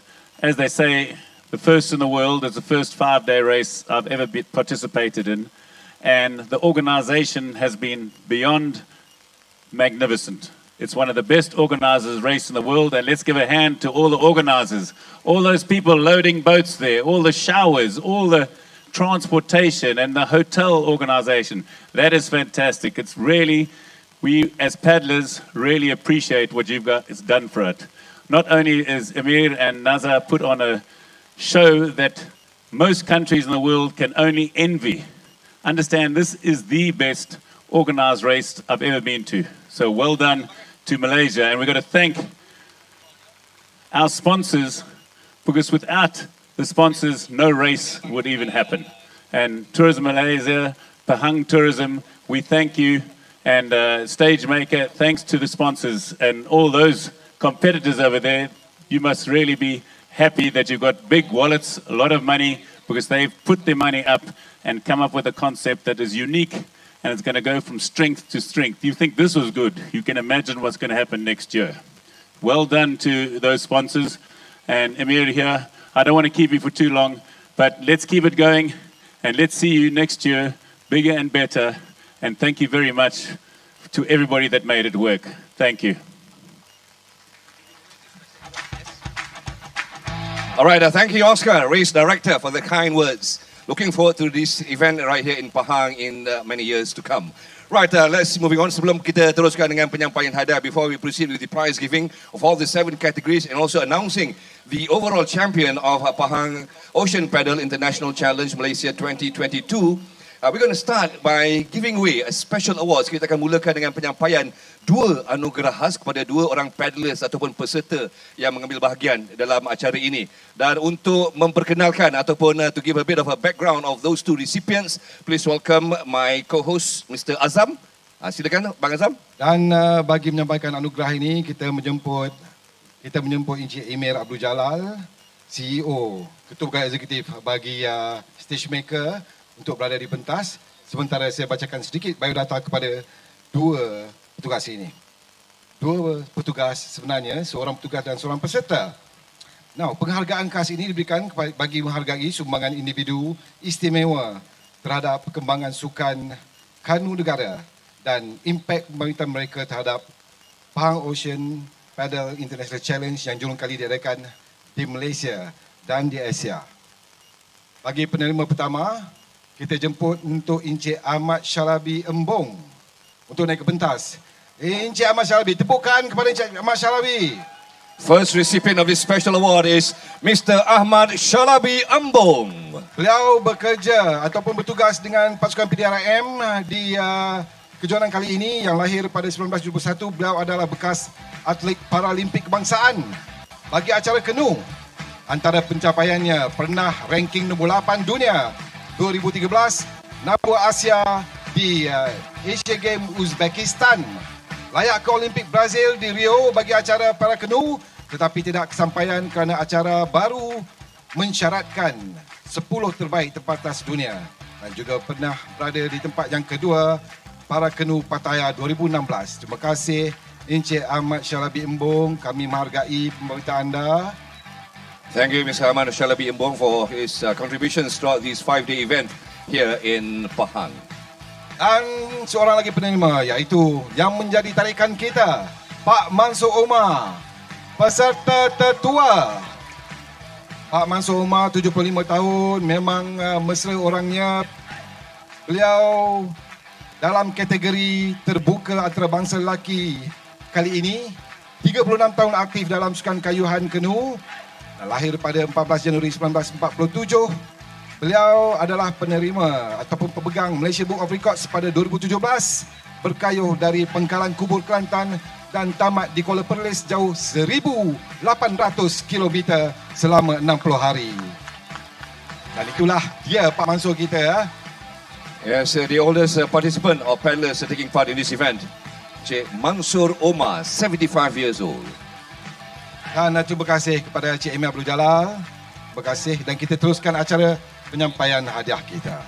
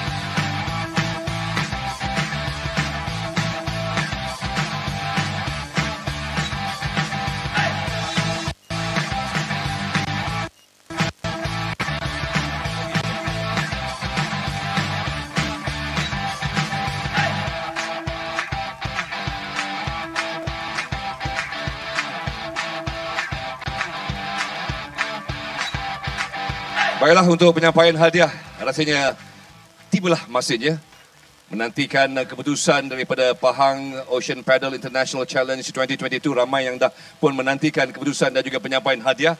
Right, to begin the prize giving ceremony, majlis ingin menjemput, we would like to invite Yang Berhormat Datuk Seri Haji Muhammad Syakar bin Haji Syamsuddin, Yang Berhormat Datuk Seri Sheikh Muhammad Puzi bin Sheikh Ali, Yang Hormat DCP Datuk Abdul Razak Muhammad Yusof, Yang Hormat Datuk IRTS Dr. Haji Wan Muhammad Zaidi Wan Isa, Yang Hormat Datuk Idrus Yahya dan Encik Rudi Fasla Haji Mujid, untuk ke pentas diiringi oleh Encik Kamarudin Ibrahim, General Manager of Tourism Pahang, dan juga Puan Zuraini Gani, Pengarah Tourism Malaysia Wilayah Timur.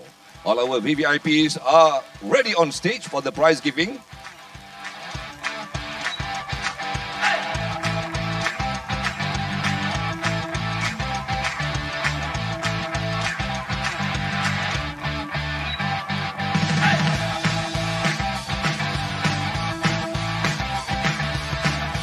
Now, there are 7 categories that we will present, and each category will be presented for the top 3 for this stage, and then top 10 overall for each category. We're going to start with the first category, dan untuk menyampaikan hadiah bagi kategori yang pertama, dipersilakan Encik Rudi Fasla Haji Mujid, wakili pegawai daerah Kuantan representing Kuantan District Officer, to please step forward to present nearing the podium. The first category is Intervarsity Women Double, Stage 5 at Pantai Teluk Cempedak. Kategori yang pertama, Intervarsity Women's Double, untuk peringkat yang kelima. Tempat ketiga, in third place, Nur Natasha Muhammad Yusof dan juga Yusriyah Atirah Yusof dari tim Outdoor Addict. Nur Natasha Muhammad Yusof, Yusriyah Atirah Yusof, Outdoor Addict.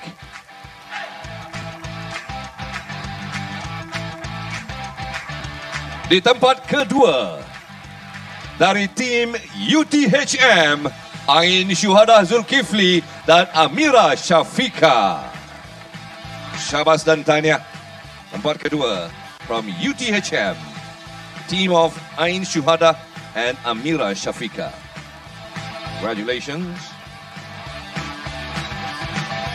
And winner, stage 5, Pantai Teluk Cempedak, team from UTHM, Alia Nafisha Noralafi and Alia Atira Shaharaziz.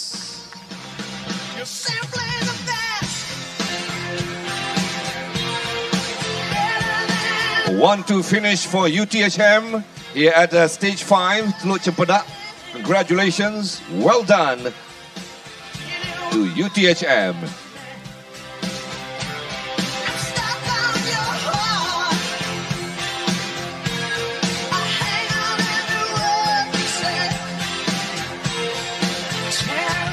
Ini dia tepukan sekali lagi kepada pemenang. The top 3 winners, InterVarsity Women's Double, Pahang Ocean Paddle International Challenge Malaysia 2022. Want to finish for UTHM, third place Outdoor Addict. Congratulations, tahniah diucapkan. Dan kita teruskan dengan overall InterVarsity Women's Double. Ada 7 pemenangnya. 7 pasangannya. Masih lagi Encik Rudy Fasla untuk menyampaikan hadiah, Encik Rudy, untuk kategori ini. Setiap kategori ada 2, top 3 untuk stage dan juga top 10 untuk overall. Di tempat yang ke-7, dipersilakan Melani dan juga Faizatul Shazalia dari UTP. Tak ada. Tempat ke-6, Nur Ijlah Auni dan Siti Nur Aisyah dari Uni KL.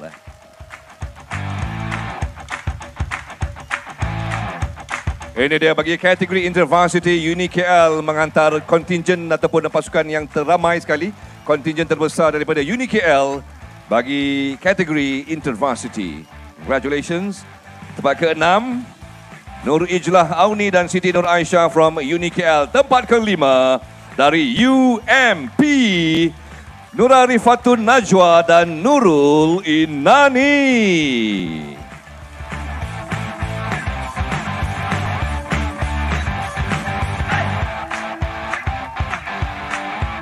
Tempat yang ke-5, overall bagi InterVarsity Women's Double. Tahniah diucapkan. Seterusnya, tempat yang ke-4, dari UTHM, Nur Azrin dan Nur Sabrina. Fourth place from UTHM, Nur Azrin and Nur Sabrina.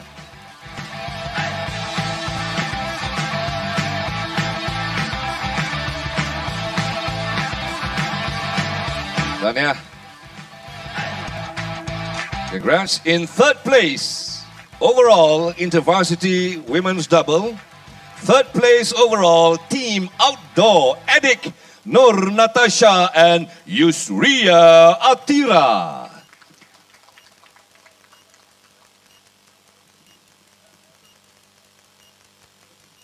Tahniah, ini dia tempat ketiga. Keseluruhan ya, tempat ketiga keseluruhan.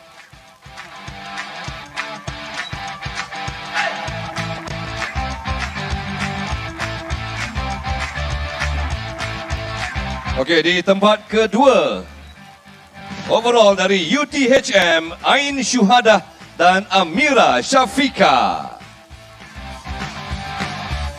Tempat kedua, ini dia, second place, overall winner of this category from UTHM, Ain Syuhada and Amira Syafika.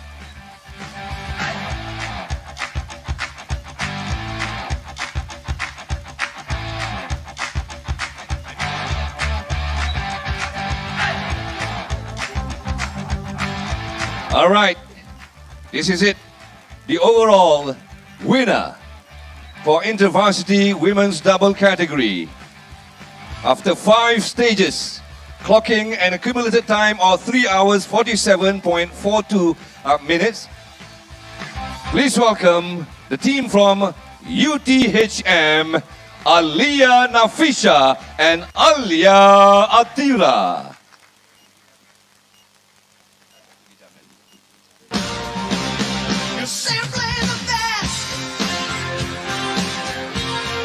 Congratulations, Alia Nafisha and Alia Natira from UTHM as the overall champion in the varsity women's double category.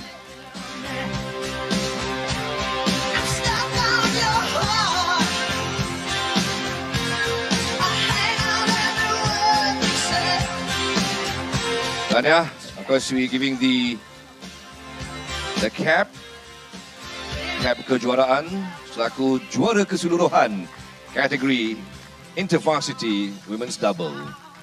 Syabas dan tahniah diucapkan. Dan juga terima kasih diucapkan kepada Encik Rudi Faslah Haji Mujid, mewakili pegawai daerah Kuantan.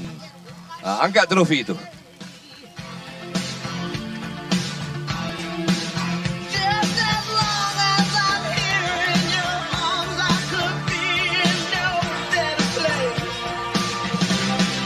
Terima kasih. Alright, untuk kategori seterusnya, majlis ingin menjemput, we like to invite Yang Hormat Datuk Idrus Yahya, General Manager of Tioman Development Authority, to please come forward. Kategori seterusnya, the next category is intervarsity men's double. Kita akan menyampaikan hadiah. We will first present the prizes to the stage winners, the top 3 stage winners. Stage number 5 here in Teluk Cempedak. Di tempat ketiga dari tim Uniza, Muhammad Hafizi dan Muhammad Izzat.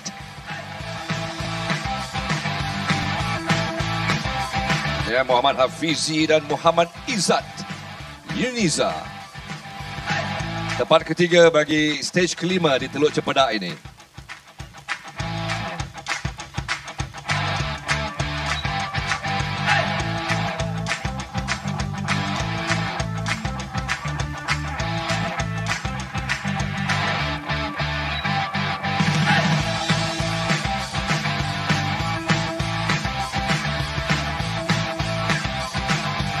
Tahniah kepada Muhammad Hafizi dan juga Muhammad Izzat. Tempat kedua dari UTHM, Muhammad Luqman Zulkarnain dan Muhammad Razlan Rosli.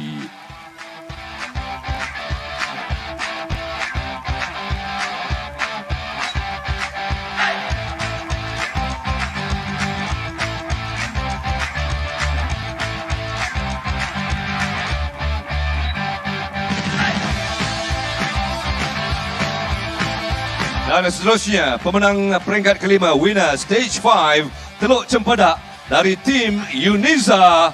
Please welcome Muhammad Azman Ibrahim dan Tuan Muhammad Hizam Tuan Dola.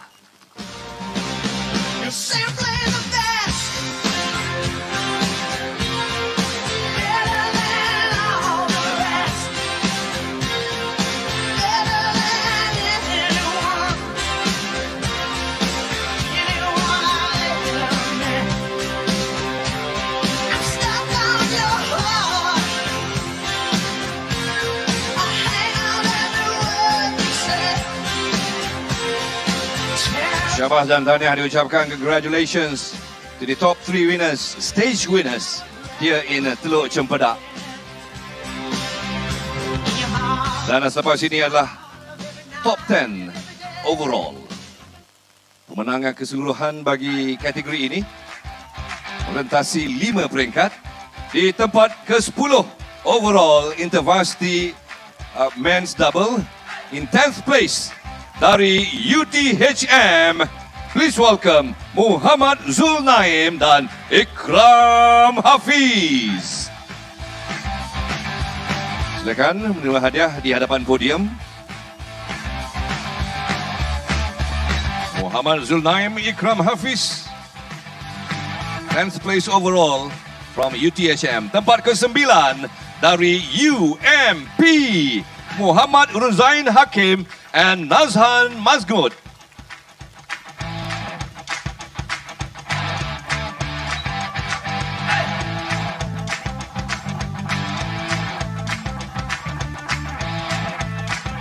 Tahniah UMP.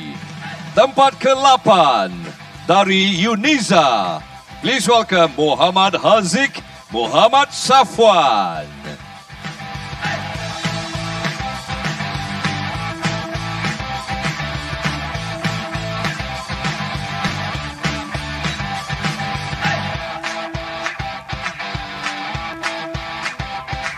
Alright, seterusnya, next, moving on to the next winner. In 7th place, another team from UMP.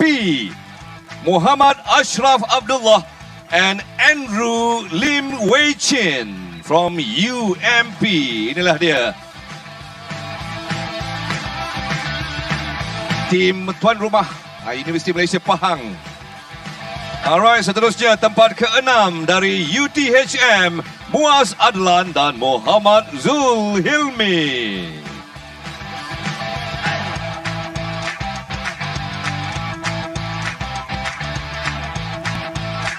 Tahniah, itu dia tempat ke-6. Tempat ke-5 juga dari UTHM, Nur Solihin dan Muhammad Haziq.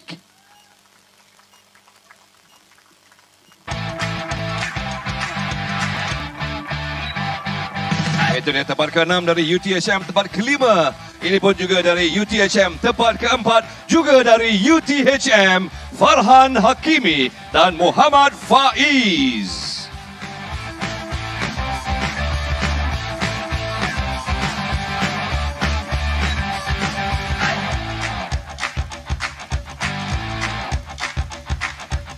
Tempat ketiga dari Uniza, Muhammad Hafizi dan Muhammad Izzat.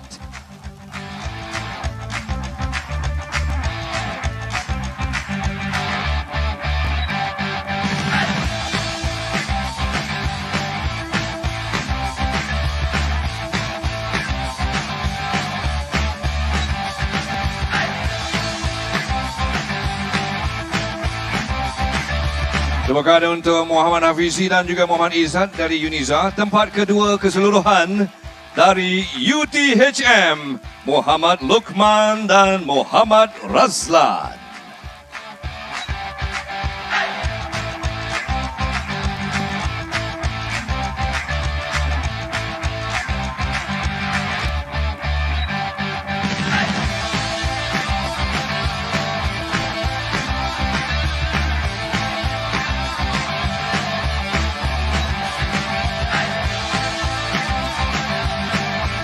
Dan overall winner InterVarsity Men's Double from Uniza, Muhammad Azman Ibrahim dan Tuan Muhammad Hizam Tuan Dola.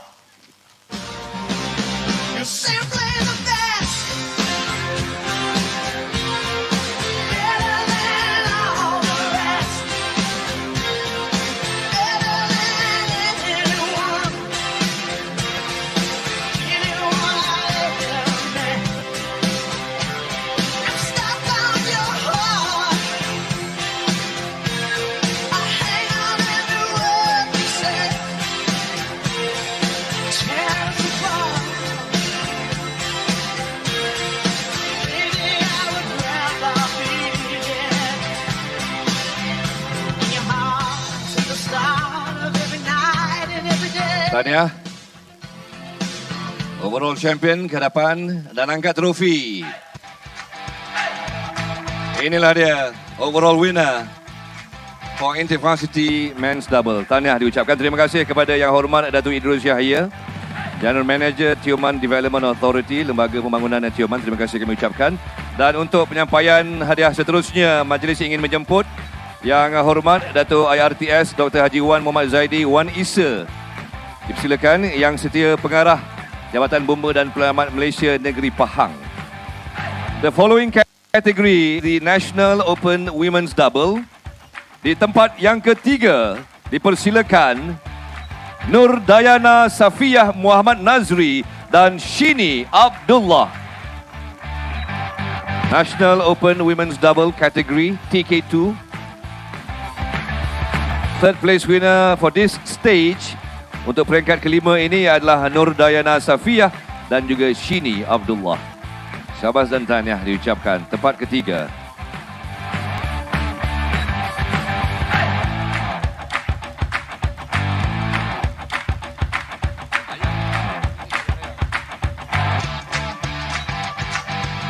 Tahniah. Dan seterusnya tempat kedua bagi stage kelima ini daripada tim Outdoor Addict, Dayang Nur Hanisah Awang Ali dan Dayang Nur Sakinah Awang Ali. Pasangan adik-beradik tempat kedua. Dari mana? Dari Sabah, negeri di bawah Bayu. Dayang Nur Hanisah dan juga Dayang Nur Sakinah. Syabas. Tim Outdoor Addict.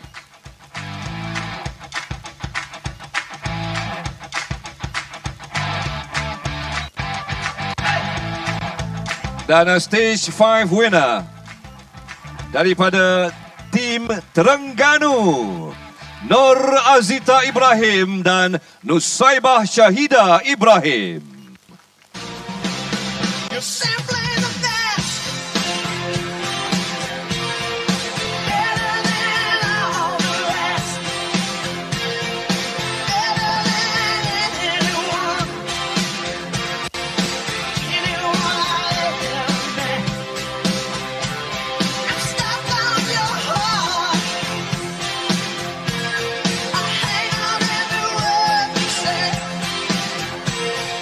Dan kami ucapkan kepada pemenang peringkat kelima, angkat trofi itu.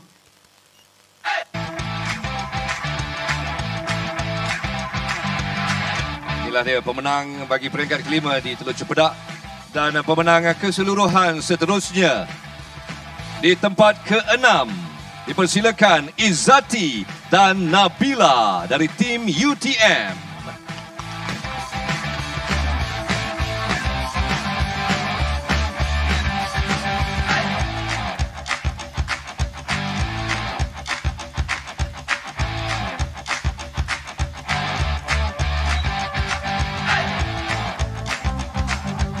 Tempat kelima, Fatin dan Mur Ismailina dari Selangor.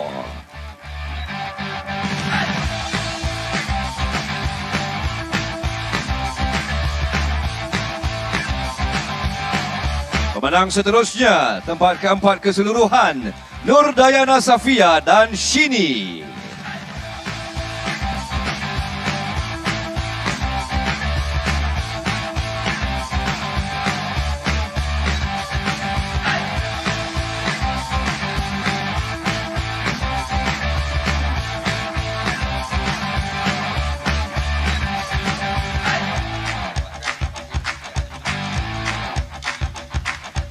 Pemenang tempat ketiga keseluruhan, Siti Normah dan Mustika Ayuni.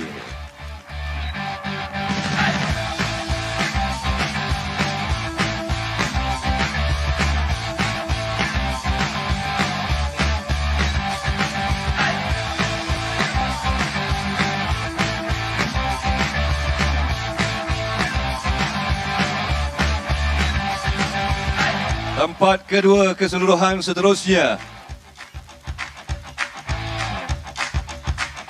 second place overall winner, Dayang Nur Hanisah dan Dayang Nur Sakinah. The team Outdoor Addict, pasangan adik-beradik.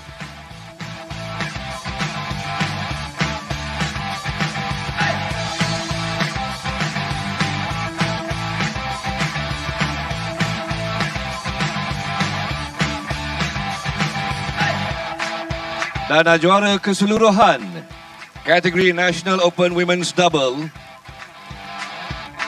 dari tim Terengganu, Nur Azita dan Nusaibah Syahida.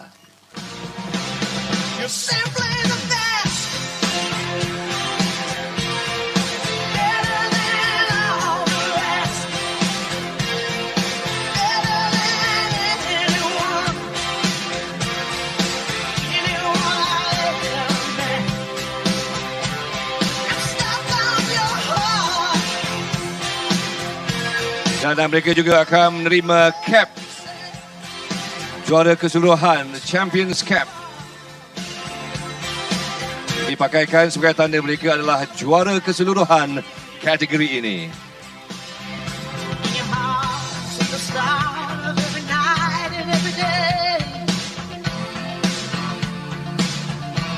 Terima kasih diucapkan kepada Yang Hormat Datuk IRTS Dr. Haji Wan Muhammad Zaidi Wan Isa yang telah pun menyampaikan hadiah. Dan untuk kategori seterusnya dipersilakan Yang Hormat DCP Datuk Abdul Razak Muhammad Yusof, Timbalan Ketua Polis Negeri Pahang untuk menyampaikan hadiah bagi kategori berikutnya. Seterusnya adalah TK2 National Open Men's Double. The stage winners pemenang bagi peringkat kelima ini di tempat ketiga dari tim DBKL, Rizwan Ismail dan Afri Aziz. DBKL.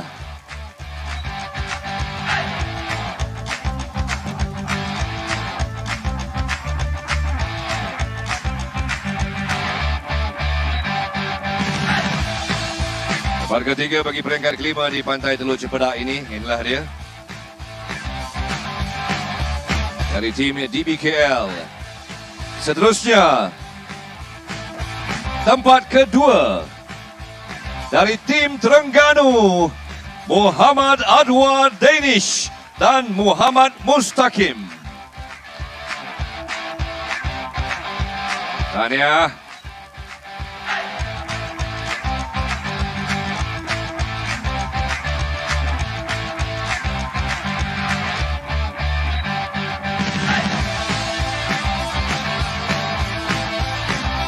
Dan pemenang bagi peringkat kelima Pantai Teluk Cempedak dari tim Pahang, Imam Sujadi Ahmad Azfaruddin. Congratulations to Team Pahang, winning stage 5 of this competition here in Teluk Cempedak. Team from Pahang, Imam Sujadi and Ahmad Azfaruddin, two paddlers from Pahang. Well done.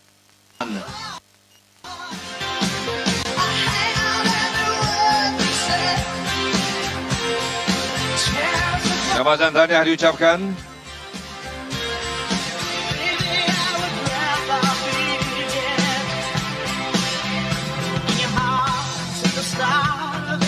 Seterusnya adalah overall winners bagi National Open Men's Double TK2 di tempat yang ke-10 dari Selangor, Muhammad Fikri dan Isma Hakim. Tempat ke-10.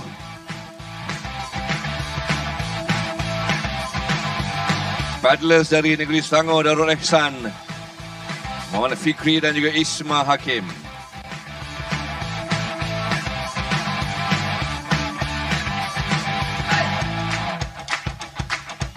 Tempat ke-9 dari tim UTM, Muhammad Izzat Irfan dan Nick Ahmad Madi.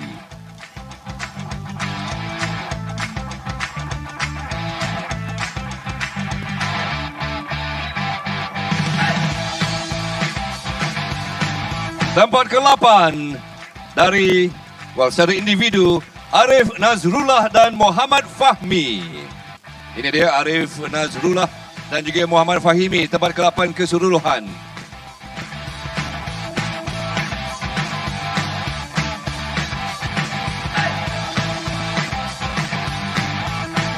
Tempat ke-7 dari UTM, Zulfitri dan Muhammad Nur Amar Fikri.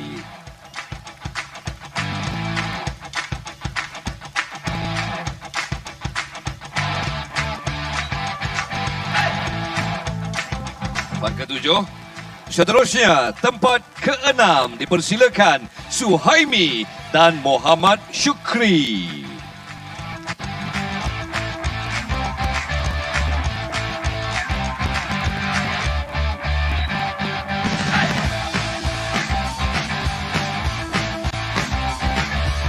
Tempat ke-5, Rizwan Ismail dan Afri bin Aziz dari DBKL.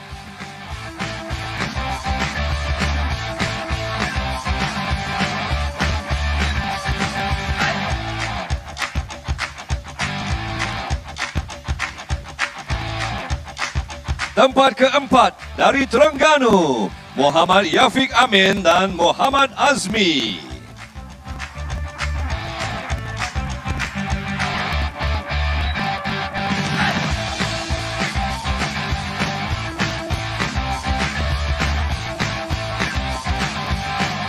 Tempat ketiga dari Pahang, David Bong dan Adrian.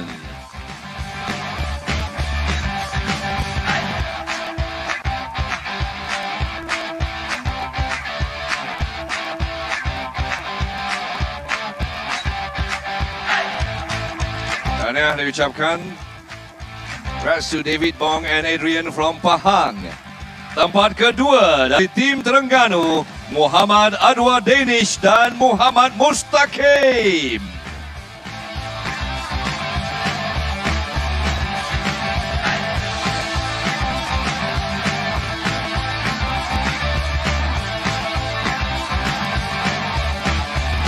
And now, winner, the overall winner for TK2 National Open Men's Double.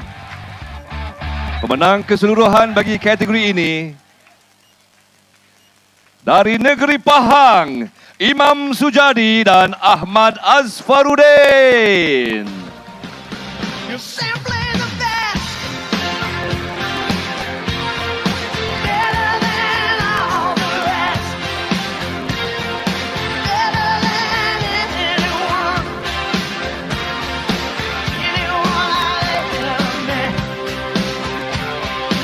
Selain daripada medal dan juga trofi yang mereka terima,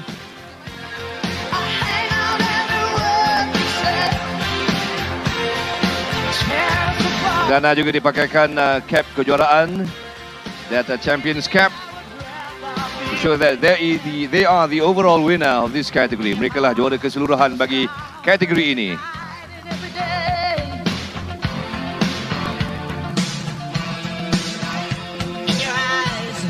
Okey. Diminta yang hormat Datuk DCP Datuk Abdul Razak untuk menyampaikan hadiah seterusnya. Untuk kategori seterusnya. Satu lagi kategori je Datuk. Okey. Datuk, ni penyampaian seterusnya agak special sikit, memang khas untuk Datuk. Bagi kategori berikutnya adalah National Man Sprint Master TK1. Yep, National Man Sprint Master TK1. Tempat ketiga, tim PDRM, Anggang dan Freddy. Freddy Anggang, itu dia.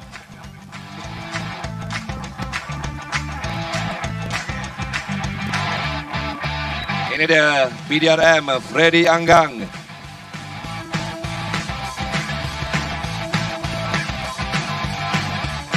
Itu dia. Terima kasih kepada yang hormat DCP Datuk Abdul Razak yang telah pun menyampaikan hadiah. Kita nak Datuk bagi hadiah kepada PDRM ni je. Sebagai penutup. Terima kasih. Untuk penyampaian hadiah seterusnya dipersilakan Yang Berhormat Datuk Seri Sheikh Muhammad Fuzi bin Sheikh Ali, Deputy Chairman of Tourism Pahang, please step forward. Kita masih lagi di kategori TK1 National Man Sprint Master. Bagi peringkat yang kelima di Pantai Teluk Cepedak. Tempat kedua dipersilakan dari Pahang, Muhammad Adib Kamaruzaman.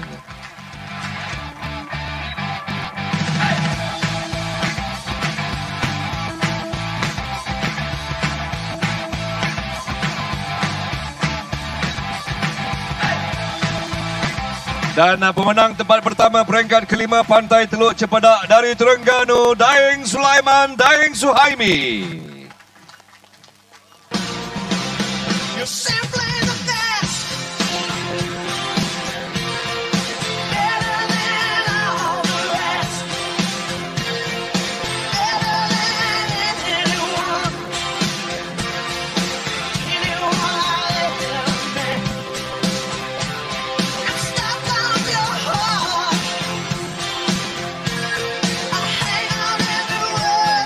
Tahniah. Menang bagi kategori ini di peringkat yang kelima.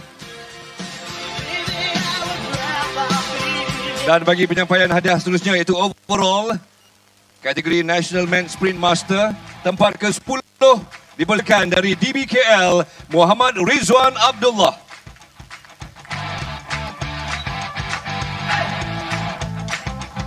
Silakan dari DBKL tempat yang ke-10 keseluruhan. Tempat ke-9 keseluruhan dari Johor, Muhammad Safri bin Mohamdin.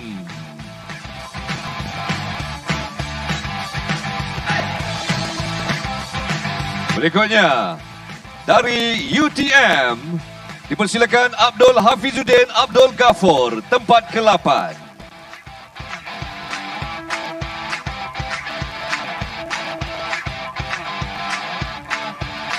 Tempat ke-7, dari DBKL, Muhammad Fakri Ghazali.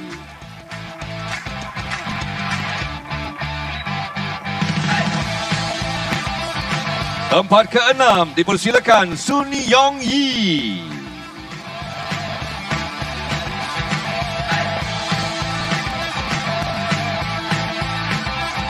Seterusnya, tempat ke-5 dari UTM, Nicholas Andy Anak Sumbang.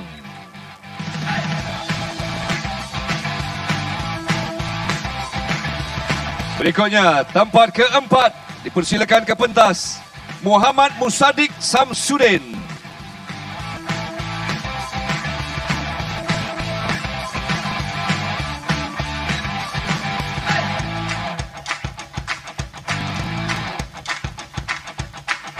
Tempat ketiga dari PDRM, Freddy Anggang.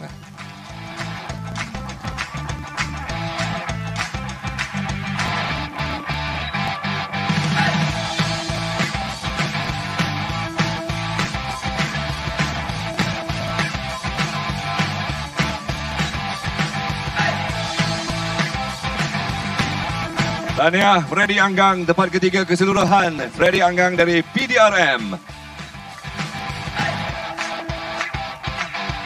Tempat kedua keseluruhan dari Pahang, Muhammad Adib Kamaruzaman.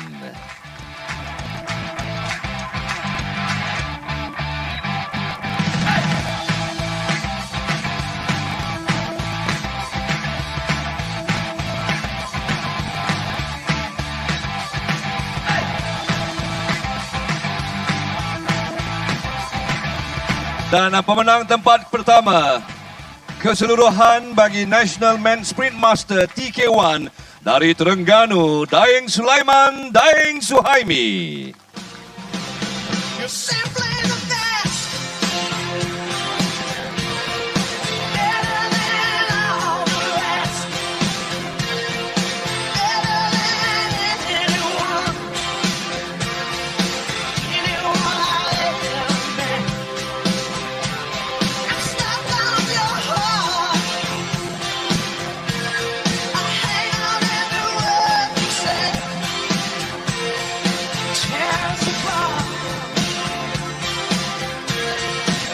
Tahniah diucapkan dan terima kasih kepada Yang Berhormat Datuk Seri Syekh Muhammad Buzi bin Syekh Ali, Timbalan Pengerusi Tourism Pahang yang telah pun menyampaikan hadiah.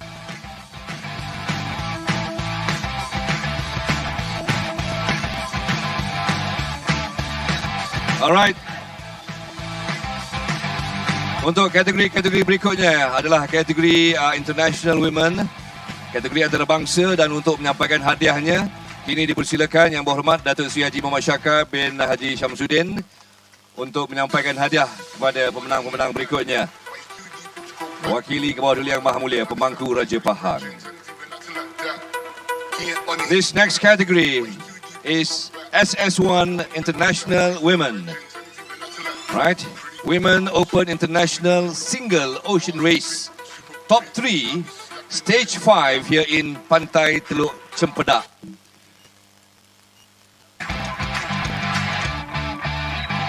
In third place here in Pantai Teluk Cempedak, dipersilakan, please welcome from Thailand, Negeri Irene.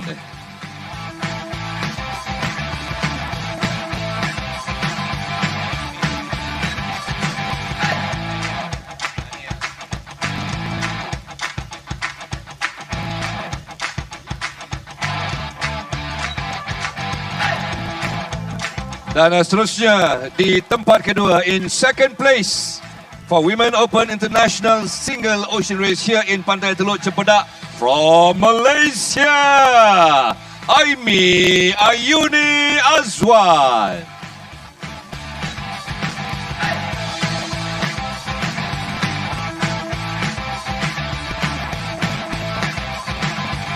And Stage 5 winner, Women Open International Single Ocean Race category. Please welcome from New Zealand, Danielle Mackenzie.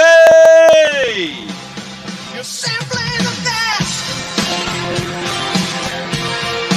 Better than all the rest. Better than anyone. Anyone I've ever met. I'm stuck on your heart. I hang on every word you say. Tears apart. Congratulations to Danielle Mackenzie from New Zealand. Stage winner here in Teluk Cempedak. Now, before we proceed to the overall winner, Datuk Sri, we have a special prizes as well, which is the special category for Best Asian, Top 3 Best Asian Women. In third place, please welcome from Thailand, Nakamon Asava Pakuna. Best Asian Top 3 Women. Third place from Thailand, Nakamon Asava Pakuna.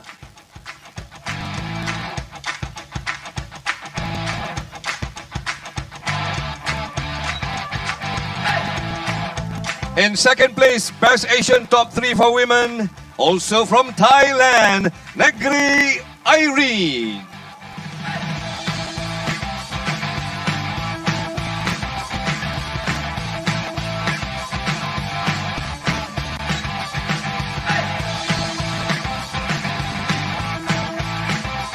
And Best Asian, please welcome from Malaysia, Aimi Ayuni binti Azwan. Best Asian Women category.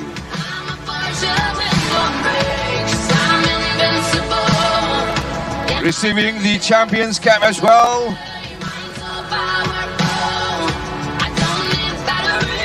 Tanya, well done. Let's hear it once again. Aimi Ayuni.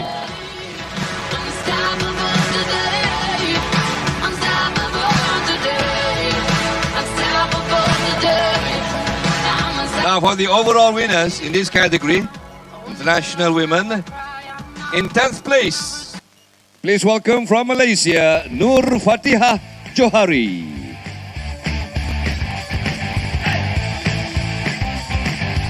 Dapat ke-10 keseluruhan, 10th overall, Nur Fatihah Johari. 9th place, dipersilakan also from Malaysia, Nur Amirah Nabila Amir.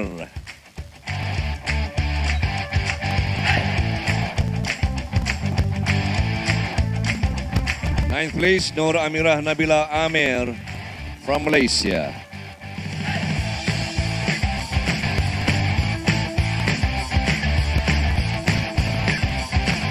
In 8th place, from Thailand, Songbun Pakpinpek.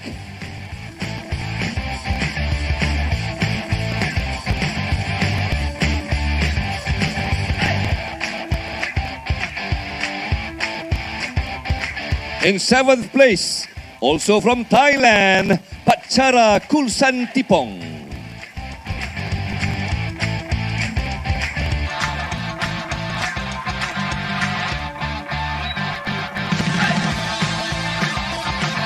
In 6th place, also from Thailand, Nararaj Bontum.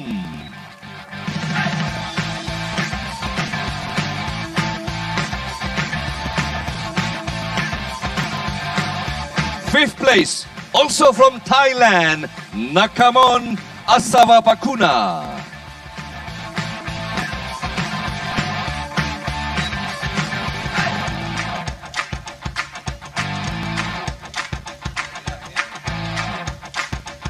Fourth overall, from New Zealand, Julie Jackinson.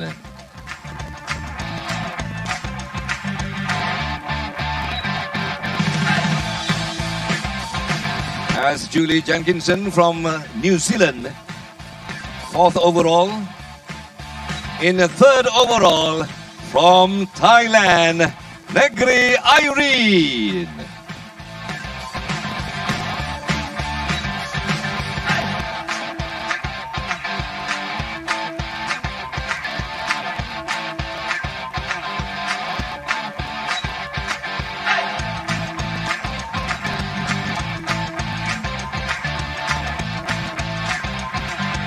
Second overall, from Malaysia, Aimi Ayuni Azwan.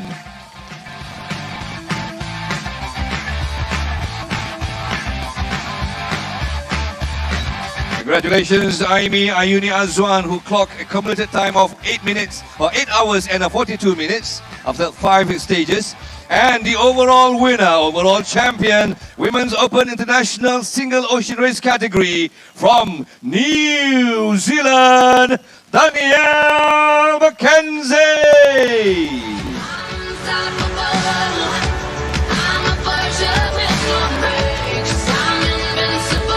Congratulations, Danielle Mackenzie, who clocked an accumulated time of 7 hours, 15 minutes and 26 seconds after 5 stages at the Pahang Ocean Paddle International Challenge Malaysia 2022.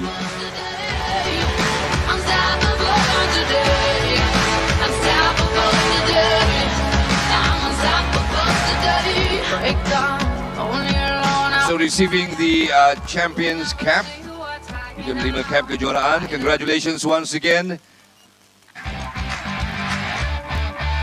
As the inaugural champion here in Pahang of Pahang Ocean Paddle International Challenge. Congrats, well done Danielle Mackenzie. Okay, kita teruskan dengan kategori seterusnya. The following category is for the International Men SS1. Stage winners here in Pantai Teluk Cempedak. In third place from Australia, please welcome Mackenzie Hennard.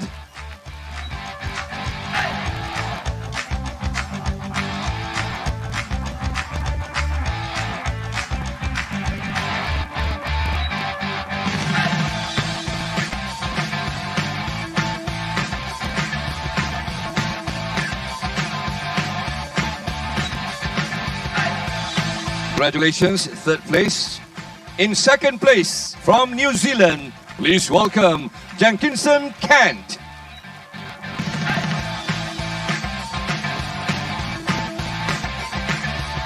Kent Jenkinson.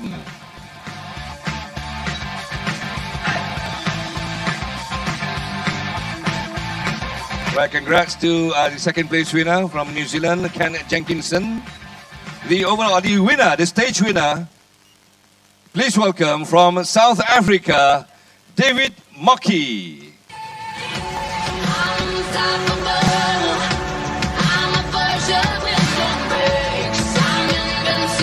With a time of 1 hour 42 minutes and 23.75 seconds. That's the time David Mockey clocked in stage 5 here in Pantai Teluk Cempedak. Congratulations to David Mockey, stage winner here in Pantai Teluk Cempedak.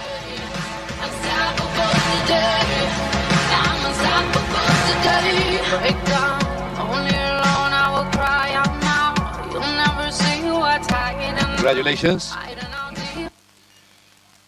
And again, before we proceed with the overall results, special category, Best Asian Top 3 Men. Best Asian Top 3 Men in third place from Thailand, Witinun Kansuan.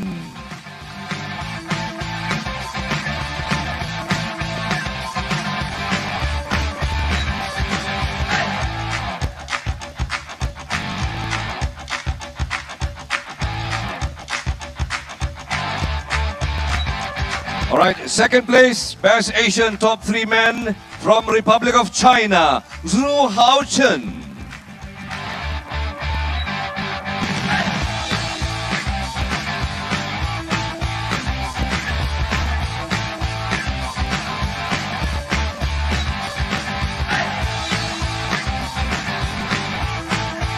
And Best Asian category for men in first place, please welcome from Thailand, Natapat Chaijan Twek.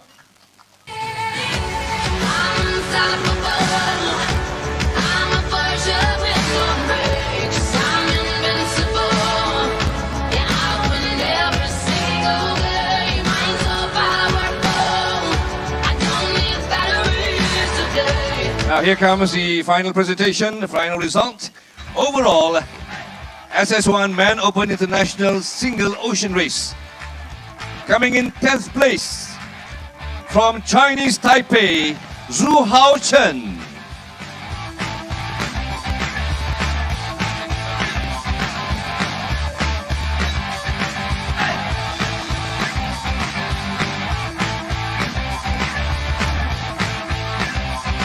That's from a Chinese Taipei, Zhu Haochen. From New Zealand, in 9th place, Rob Jenkinson.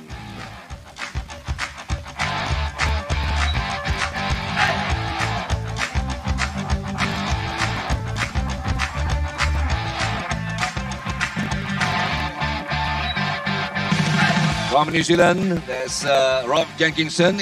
In 8th place, from Thailand, Natapat Chaijantwet.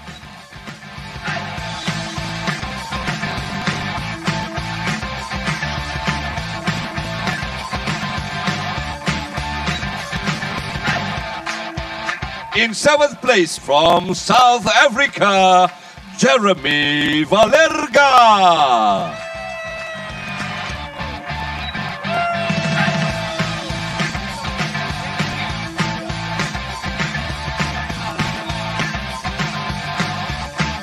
Jeremy Valerga from South Africa. If I'm not mistaken, he's the one with the nickname Viagra. In 6th place, from Australia, Benjamin Hewitt.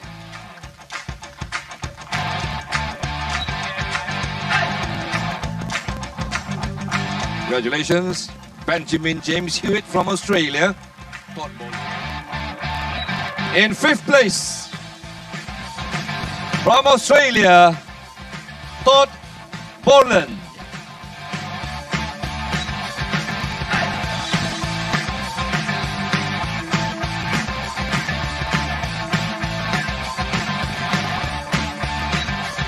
In 4th place overall, from Australia, Charlie Benjamin Hewitt.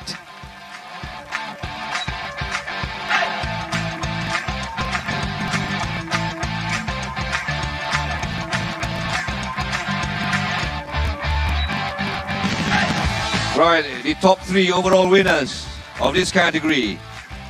In 3rd place, from Australia, Mackenzie Hennard.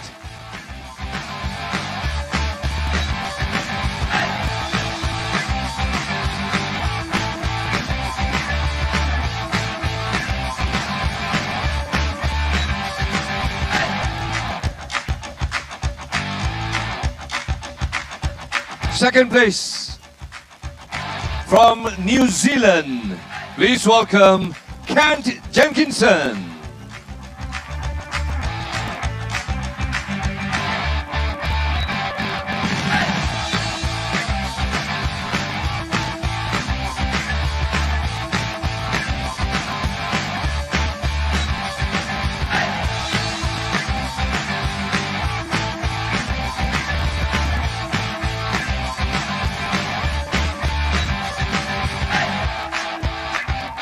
All right, this is one final announcement to announce the overall champion for S1 Men's Open International Single Ocean Race category right here at Pahang Ocean Paddle International Challenge Malaysia 2022. Ladies and gentlemen, put your hands together, make some noise for the overall champion from South Africa, David Mackay.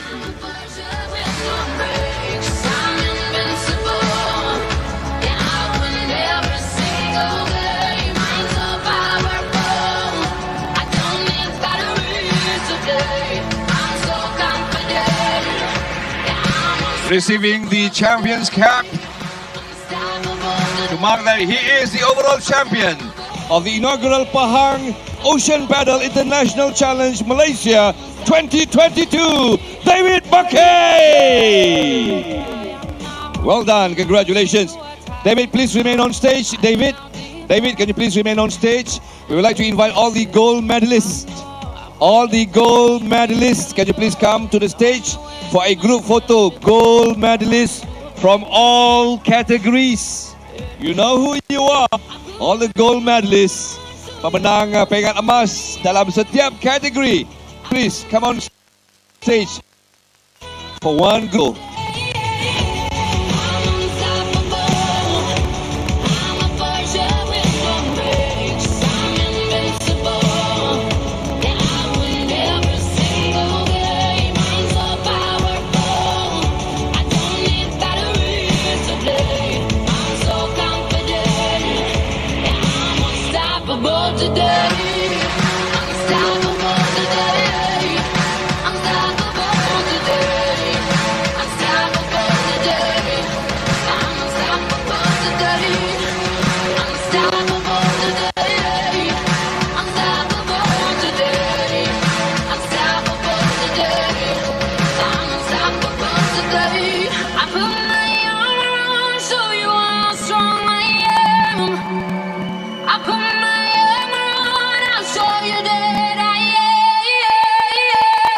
Alright, group photo with all the gold medalists. Okay. Hang on. You have our official photographers. Yes. Do like that. That one finger.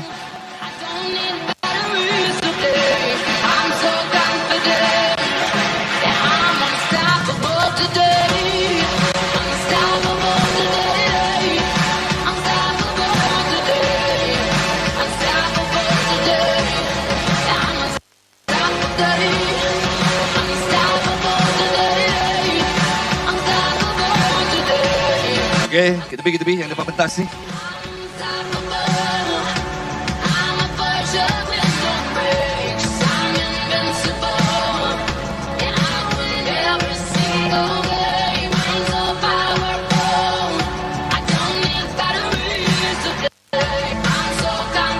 Ini dia tanya to all the gold medalists winner Pahang Ocean National Challenge Malaysia 2022.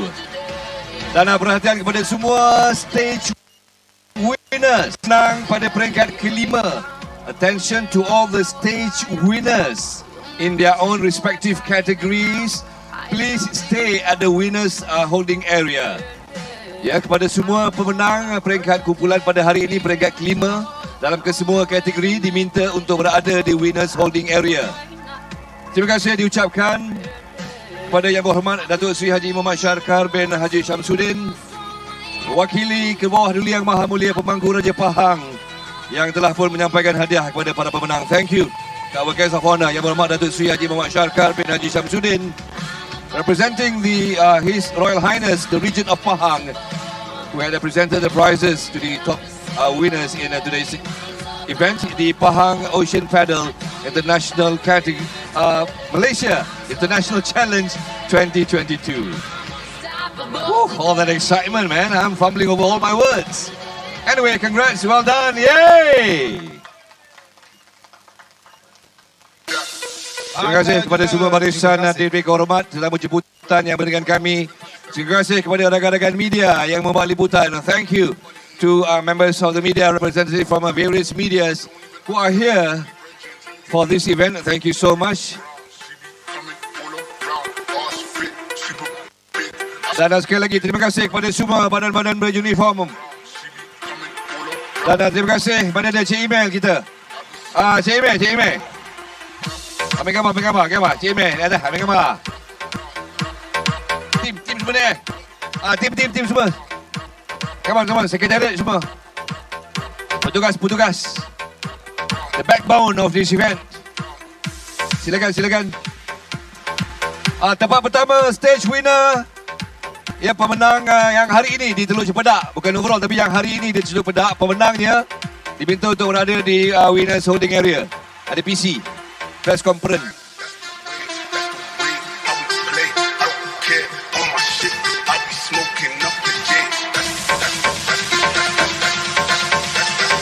Okey, untuk peserta paddler daripada UMP nombor BIP 6013, paddler from UMP BIP number 6013 dan juga paddler daripada UTHM BIP number 60.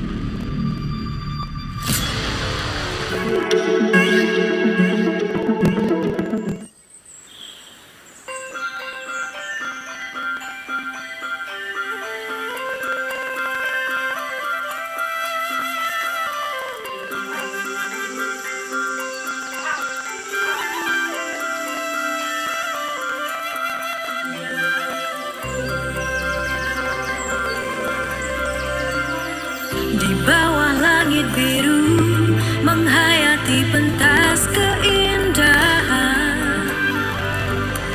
bercuti dalam negara yang penuh keistimewaan, menemui semula keindahan Malaysia, menggamiku kembali.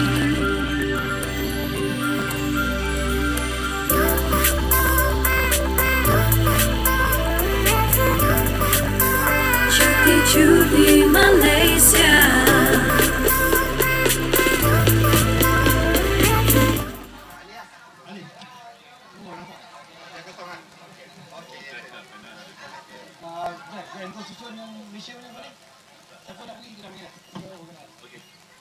Okay, first of all, thank you very much. I think it's been a long, hard 5 days for us.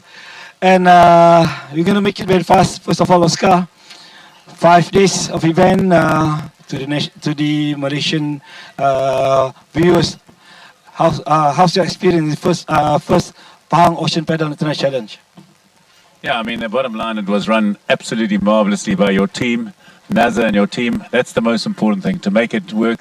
In the whole 5 days, we had hardly any incident, 2 incidents sorted out in 1 minute, and that's what you like. Everybody's there fighting for their place and trying to make the prize money, but nobody cut any corners, cheated or anything. It was a fantastic race, well organized, and the whole thing is we're going to build on this race to make Malaysian surf ski paddling better and world surf ski paddling better because of what you've done here at Whack the Wave.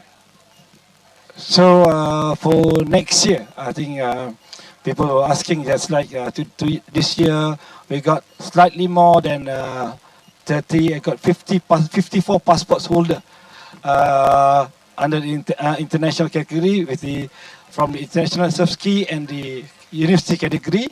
Next year, how do we expect the participants will come from? Well, the bottom line is that we've had lots of social media coverage, and everybody wants to race now. Funny enough, they want to race in Singapore now, they want to race in Thailand now. Everybody is taking the leaf out of the book, what they learned in Malaysia. And I promise you, if I can't get 200 international paddlers here, then I'll be very surprised. But I think I'll get more than we can handle. We've got to decide how many people we're going to limit it to. That's how good it's going to be, because everybody is going to go back home and share the experience that they've had here. And the reason why they're going to share the experience because they've had a good time. This is the honest truth. It's the best organized race in the world up to date, and every country around the world has to lift their game to get to the standard of Whack the Wave, tourism in Pahang, and you guys, what you've guys done. Thank you very much. Okay, we continue with our winners. First of all, Ayuni dulu lah. Ayuni tahniah kerana kemukakan tempat kedua. Dan Ayuni melihat kepada future surf ski Ayuni tahun-tahun akan datang. Kita dengar daripada kita dah tahu Ayuni punya strategi apa semua dah habis lah. So kita fikir future je. Ayuni nampak tahun ni gap dengan Daniel agak jauh. Tahun hadapan dengan peserta yang lagi besar, apa harapan Ayuni untuk tahun depan?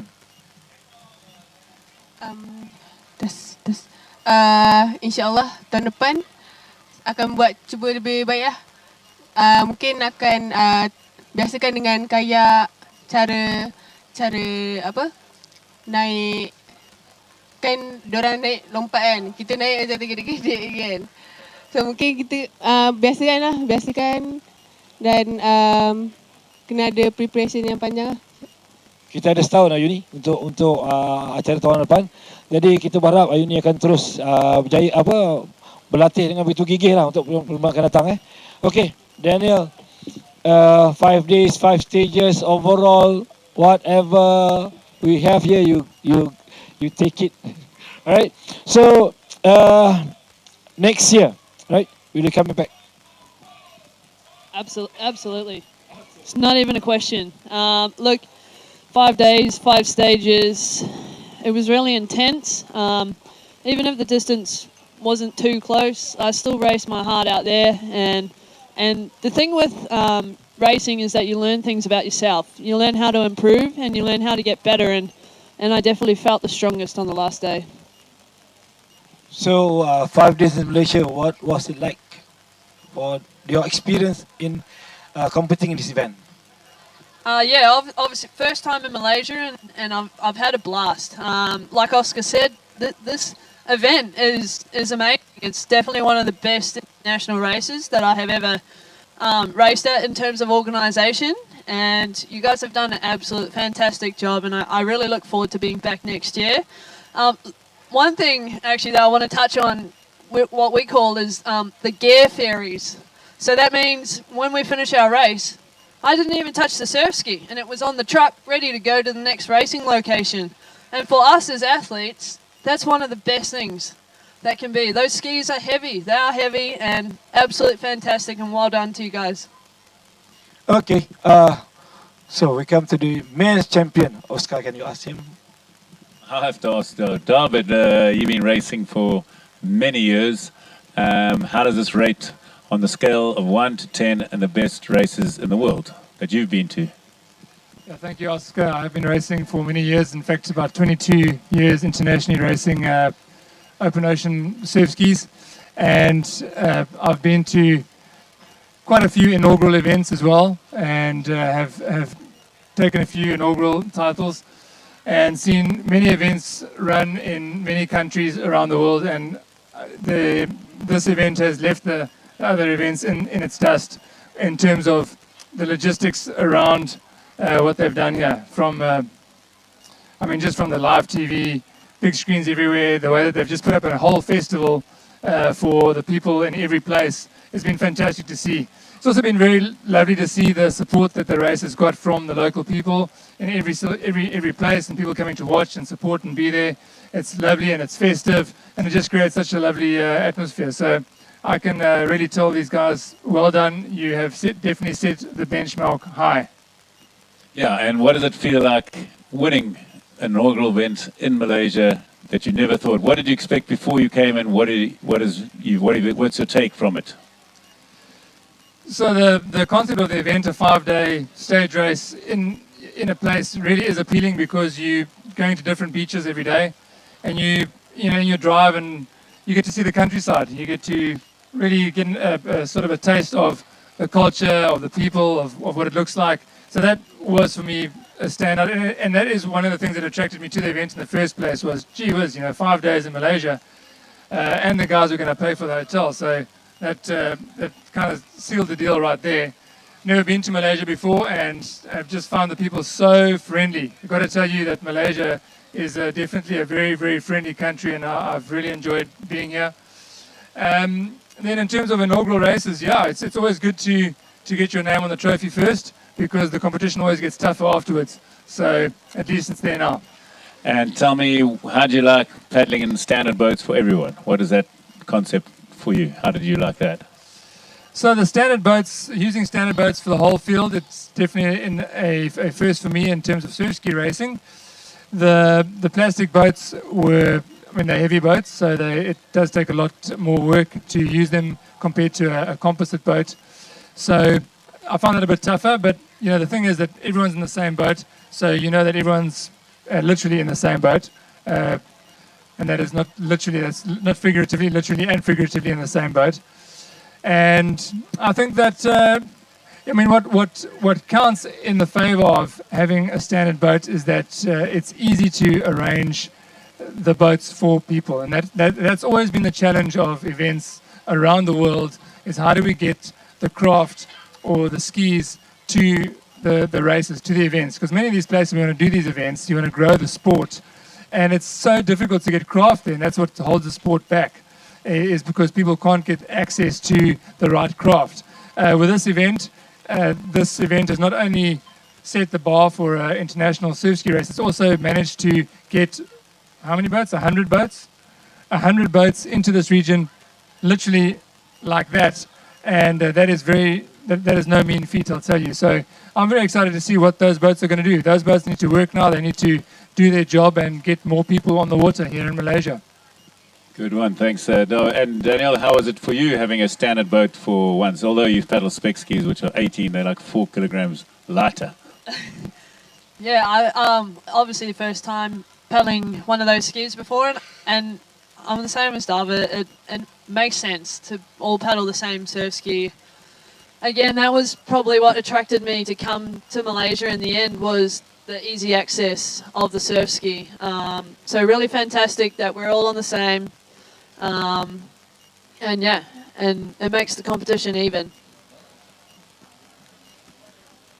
Well, thank you very much, and to the organisers, Amir and Naza, I know they did a lot of work, and let me tell you, there's always people behind every race, and there's always people behind every person, and that's what it takes. It's support and a team effort, and it was a great team, and we'll keep this team going, and we'll make it bigger and better next year. And I'm sure with your help, with you guys, and of obviously the winners that are going to spread the word around the world, that they're going to make this bigger and better next year.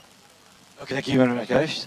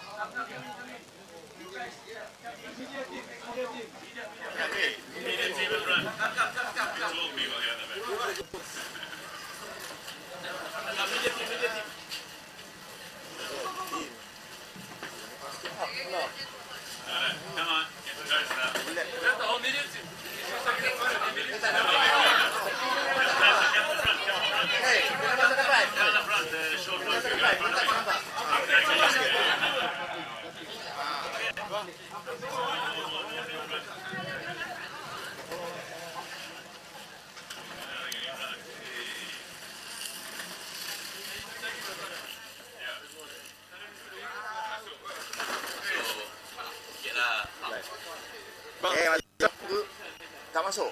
Lepas sikit. Siap. Belakang sikit, overlap. Belakang sikit masuk. Sini. Belakang abang ni. Masuk tu. Okey. Kakak, masuk rapat sikit lagi. Okey. Okay, over here. 1, 2, 3. 1, 2, 3. 1, 2, 3. Freestyle. Yay! It's a wrap.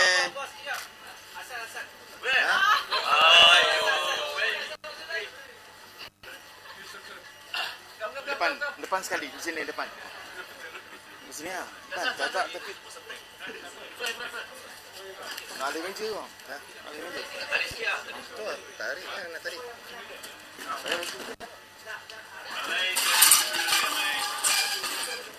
Apa tu nak tahu? Okay, ya. Okay, one more time. Over here. 1, 2, 3. 1, 2, 3. Okay, freestyle. 1, 2, 3. Okay, thank you. Alright, thank you. How about my photo? Yeah, photographer. Enough lagi. So, dah lokal dia pegang ni. Lokal dah. Picture je lah. Ini lah. Oh.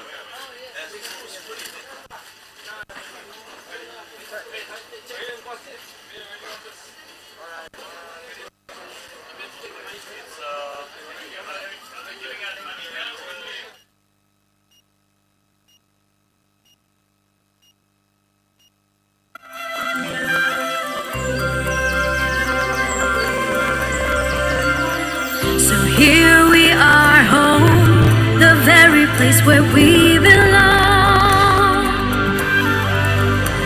And now the moment has come, the starting of a brighter, brand new dawn.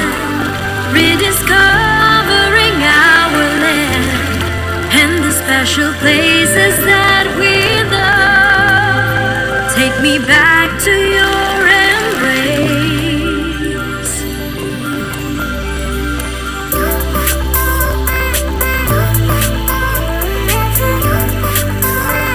Cuti Malaysia.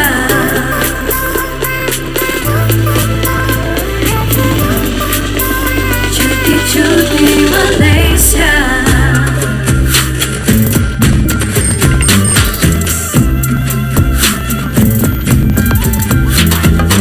Another time has come to rediscover the land of wonder. Great times with the family, smiling faces everywhere I see. A land of rich history, people of man, creeds and cultures. City colors flow vibrantly. You'll never forget what you see. Astonishing Malaysia, we have everything.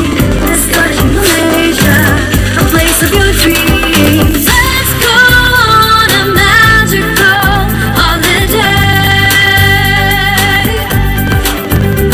creating sweet memories, lighting up your day. Rediscovering our land and the beauty that surrounds us all. Times we'll cherish forever.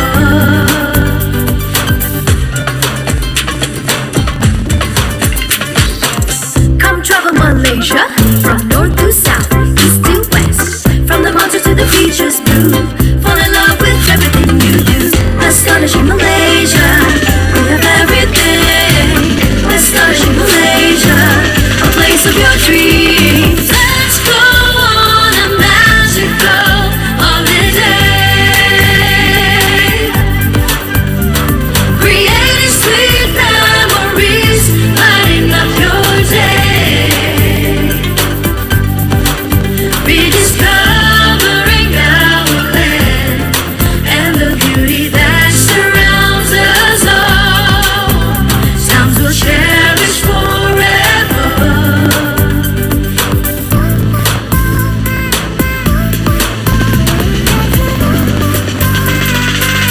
City lights, kampung lives, you know we have it all. Sandy beaches, sun-kissed skies forevermore. Rediscovering our land and the beauty that surrounds us all. Times to cherish forever. Tak pasti. Okey, tahun hadapan kita yang dah lepas tu memang dah lepas lah. You all memang menang almost ke semua stage dan menang overall kategori. Tahun hadapan kita melihat kepada kemungkinan kita akan menggantikan acara dengan mungkin SS2. Mungkin SS2. Adakah kalau kata kita menggunakan SS2 pada Zita dengan Syasha boleh bersedia untuk mewakili Malaysia untuk acara antarabangsa? InsyaAllah saya akan lebih training lah untuk meningkatkan lagi kayuhan saya.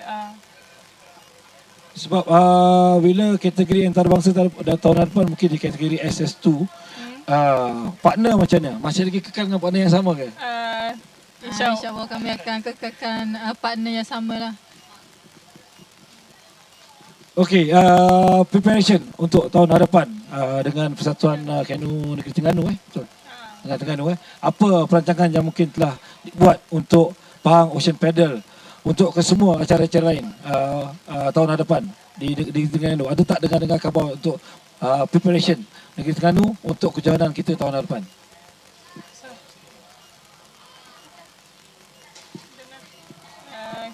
Cara keseluruhannya akan buat yang terbaik lah. Ni dalam memastikan kayuhan maintain.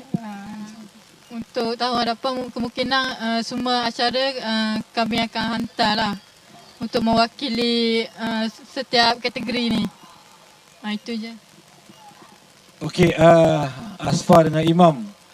Ada masa yang bila kita tengok Asfar dengan Imam tak ada di podium pertama tu kan. Macam kita lihat mungkin ada apa-apa yang berlaku, tapi masih lagi alhamdulillah kita di peringkat terakhir masih lagi Asfar dengan Imam. Okay. So rasanya secara keseluruhan daripada peringkat pertama sampai kelima, Asfar dengan Imam rasa macam mana penganjuran acara ni? Keseluruhan.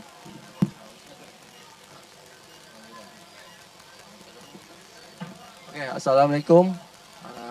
Terlebih dahulu, alhamdulillah kami dapat mengekalkan daripada stage 1 sampai stage 5. Penganjuran memang terbaik, antara yang terbaik yang saya pernah sertai dan terbaik di dunia saya rasa. InsyaAllah terima kasih kepada penganjur, Rustia semua yang terlibat, media-media memang terbaik lah. Selama ni kayak tak pernah lagi macam ni. Tak pernah lagi tengok live kayak setakat daripada stage pertama sampai stage kelima. Alhamdulillah semua orang dapat tengok. Itu je lah bagi saya. Okey, Asfar lah. Dah orang kata tahun depan ni kategori dia akan tadi pun Oscar ada cakap yang kemungkinan dia kata tadi kalau dia tak boleh dapat 200 peserta antarabangsa, ada something wrong. Sebab dia dah start to contact. Adakah Asfar nak kekal pada kategori TK2 ni ataupun nak ada hasrat untuk mencahut cabaran negara ke kategori SS1? Okey, sekiranya penganjuran ini dijadikan sebagai acara tahunan setiap tahun, saya akan mencabar diri saya untuk masuk dalam kategori SS1 lah ataupun SS2 untuk mencabar diri saya berentap dengan bekas-bekas dari dunia dan juga daripada international lah. Saya akan ambil cabaran baru lah untuk tahun depan dalam event ni.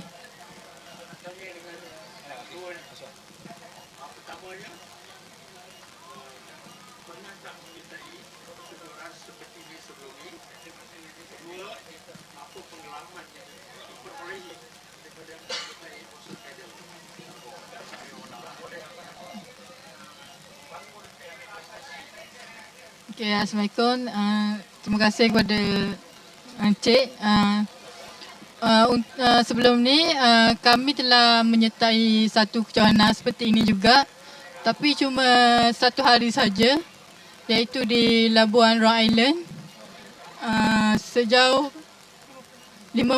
lebih kurang 52 km lah. Tapi saya masuk acara mixed double.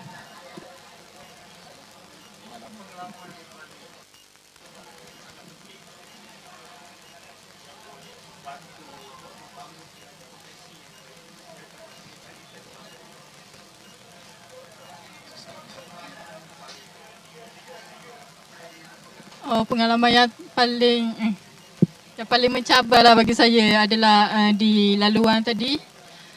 Laluan tu agak berombaklah bagi saya. Sebelum ni tak pernah menghadapi ombak yang begitu besar macam tadi. Tu dia je lah.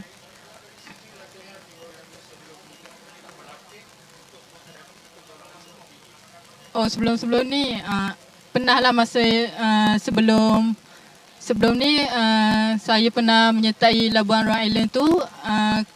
Saya berlatih di laut lah, tapi untuk kali ni saya cuma berlatih di sungai je lah.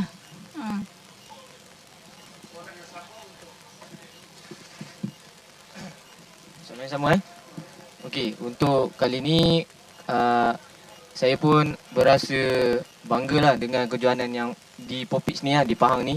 Sebab ini event yang saya rasa saya tak akan lupa sampai bila-bila. Sebab dari segi penganjuran dia memang mantap dan terbaik lah. Sebelum ni kami menyertai di Labuan Roang Island sejauh 52 km. Kayuhan selama 5 jam di atas laut. Tapi berbeza di sini sebab ada 5 stage kan.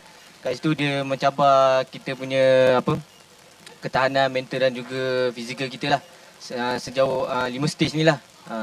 Kalau di Labuan tu hanya 1 hari saja. So dia berbeza lah kat sini. Lagi? Okey, ada soalan lain dah?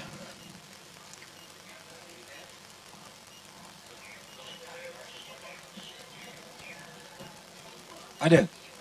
Tak ada, kalau tak ada, thank you very much. Okey, terima kasih So kita ucapkan tahniah sekali, beri tepukanlah kepada kita punya juara ni. Okey, terima kasih banyak.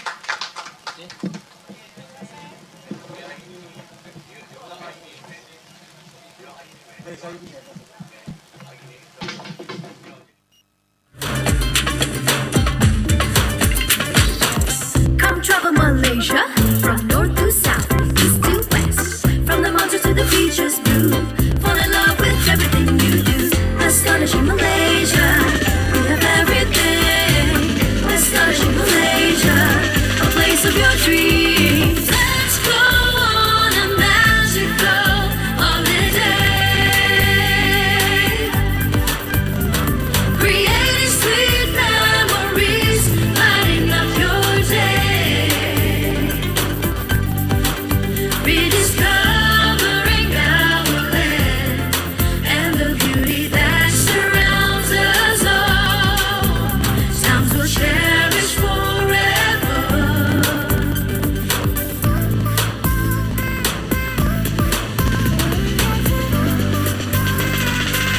City lights, kampung lights, you know we have it all.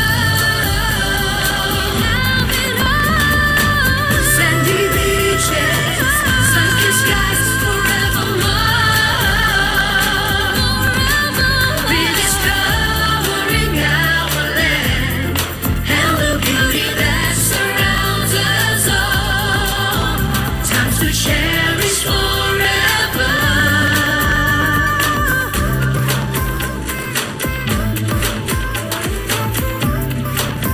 Cuti-cuti Malaysia,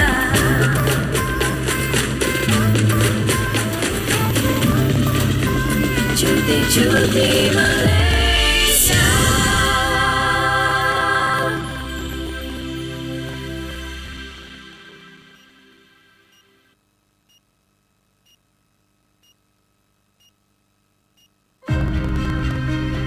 From ancient times to present moments, shaped by eons of culture, history, growth, vision to modern days. Immerse yourself in unparalleled beauty, magnitude, and adventure. But most importantly, invest yourself within the endless possibilities. Behold the great state of Pahang, home of the king, the abode of tranquility, a vast land of unexplored potential, strategically surrounded by 6 states and the South China Sea. where the hill stations reign supreme. Rainforests thrive under conservation. A magnificent... Jadi kami juga yang paling utama adalah cabaran yang diberikan maksudnya oleh pemenang-pemenang race director yang telah memikirkan gambaran yang begitu baik tentang acara ini. Kita mendengar tadi komen semua best organised event in ocean racing all over the world. Berapa kali dah kita dengar. Sebenarnya itu bukanlah pujian yang akan memberikan kami macam nak rasa macam ternaik lebih-lebih, kita ada. Sebenarnya memberikan cabaran kepada kami untuk menjalankan acara ini pada tahun depan dengan lebih besar lagi. Ini adalah komitmen yang bakal kami rasa amat berat juga sebenarnya. Sebab kalau dilihat daripada apa yang Oscar dan juga saya bersama dengan para peserta daripada antarabangsa, ada dua perkara yang menjadi topik utama antara diorang. Pertama sekali adalah apabila mereka datang ke sini selepas 2-3 hari, mereka memberikan kabaran daripada acara ini berkenaan dengan how the event works, how they organize the event, how they race, how they win, dan apa yang tersedia hantarkan persembahan, live telecast. Dan mereka memberikan gambaran. Oscar lah sebagai race director bertanya kepada kesemua peserta-peserta yang terbaik, maksud dia best paddlers in the world apa semua. Dan macam tadi dia kata memang dah ada lebih 200 orang yang mungkin akan datang pada tahun akan datang. Yang ini merupakan satu perkara yang saya rasa bukan saya tak nak orang kata macam rasa seronok lebih sangat, tapi imagine kita cuma ada berapa peserta ni, kita untuk transfer boat aja kita memerlukan lebih daripada 15 lori. Kan? Jadi kalau kita ada 200 participants, kan, kita rasanya kita punya logistik tu rasanya agak, bukanlah logistik nightmare, tapi dia punya persiapan tu perlu lebih besar daripada ni lah. Dan kita bila kita melihat kepada kita nak membangunkan, maksud dia event ni akan menjadi lebih besar tahun depan, maka kita memerlukan orang kata komitmen daripada lebih ramai pihak lah. Jadi negeri Pahang, insya-Allah kami akan cubalah memohon kepada mereka untuk mengadakan acara ini dengan magnitude yang lagi besar.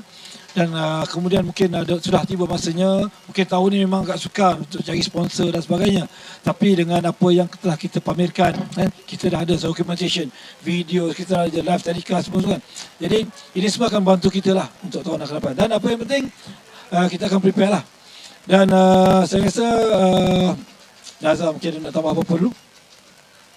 Saya hanya nak merakamkan ribuan terima kasih kepada semua yang terlibat, terutamanya Persatuan Sukan Kenu Pahang, Tourism Malaysia, kepada Kerajaan Negeri Pahang, dan juga Jawatankuasa Head of Department kita yang telah bertugus-lumus untuk menjayakan acara ini. Dan tidak lupa juga kepada pihak media. Itu saja. Okey, khasnya kepada Tourism Pahang lah sebagai kita punya kita punya administrator untuk event ni. Dan yang keduanya, part yang saya nak tambah tadi adalah apabila mereka promote the link acara ni kepada rakan-rakan paddler seluruh dunia, apa yang berlaku sebenarnya, mereka, saya tengok sini WhatsApp daripada grup mereka sampai set alarm clock untuk, pasal dia lain masa kan, ada yang kita buat ni dengan tidur, jadi mereka terpaksa set alarm clock untuk memastikan mereka tidak terlepas whack the wave. Jadi ini menunjukkan bahawa apa yang kita sediakan untuk tahun ini, kita punya full live streaming yang kita buat ni, platform yang rasanya agak luar biasa lah. Maksudnya mengatasi daripada apa yang pernah disiarkan dalam broadcasting platform dan sukan kenu, yang rasanya kita mendahului daripada apa yang mereka buat. Jadi yang ini mungkin adalah dua perkara yang mungkin kita bukan saja boleh berbangga, tetapi rasanya kita boleh memperbaiki lagi di masa-masa akan datang. Dan mungkin David Moki pun tadi telah pun memberikan, dia dah volunteer untuk tahun depan. Mungkin dia tidak akan bertanding, tetapi dia akan menjadi technical commentator dan akan berada di atas laut untuk memberikan komentator daripada laut. Dan dia pasti kita boleh sediakan dia type of facilities dalam kita punya broadcasting. Perkara-perkara inilah yang akan menambah baik lagi value, face value kepada acara ni. dan saya merasakan bahawa persediaan ni bukan kejayaan kami ni mungkin sekejap je. Maksud dia kita habis ni mungkin kita dah wrap up semua, tapi rasanya kita akan kembali ke planning mode, drawing board dalam masa yang terdekat lah, sebab kami menjangkakan yang ada mungkin daripada Singapura pun ada dah membuat mereka dah berminat untuk menggabungkan acara ini dengan Singapura, dan mungkin ada rakan-rakan daripada negara lain dah bertanya kepada kami, dan kemungkinan acara Wake the Wave ni ialah kita akan ada annual, dan kemudian ada acara-acara yang akan diadakan di tempat lain tu mungkin. Ada apa soalan lain?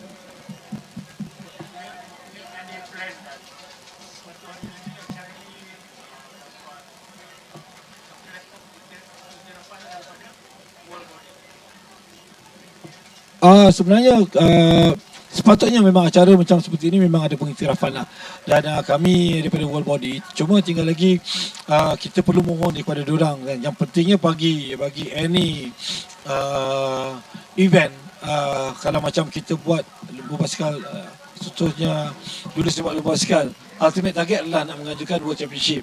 Semua ada, semua negara ultimate target nak mengajukan World Championship. Dari segi persediaan, saya rasa we are better prepared than any other countries in the world lah.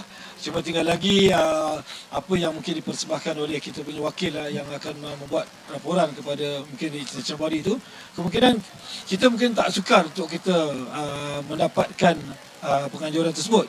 Cuma pada saya lebih suka stick pada plan yang kita buat ni.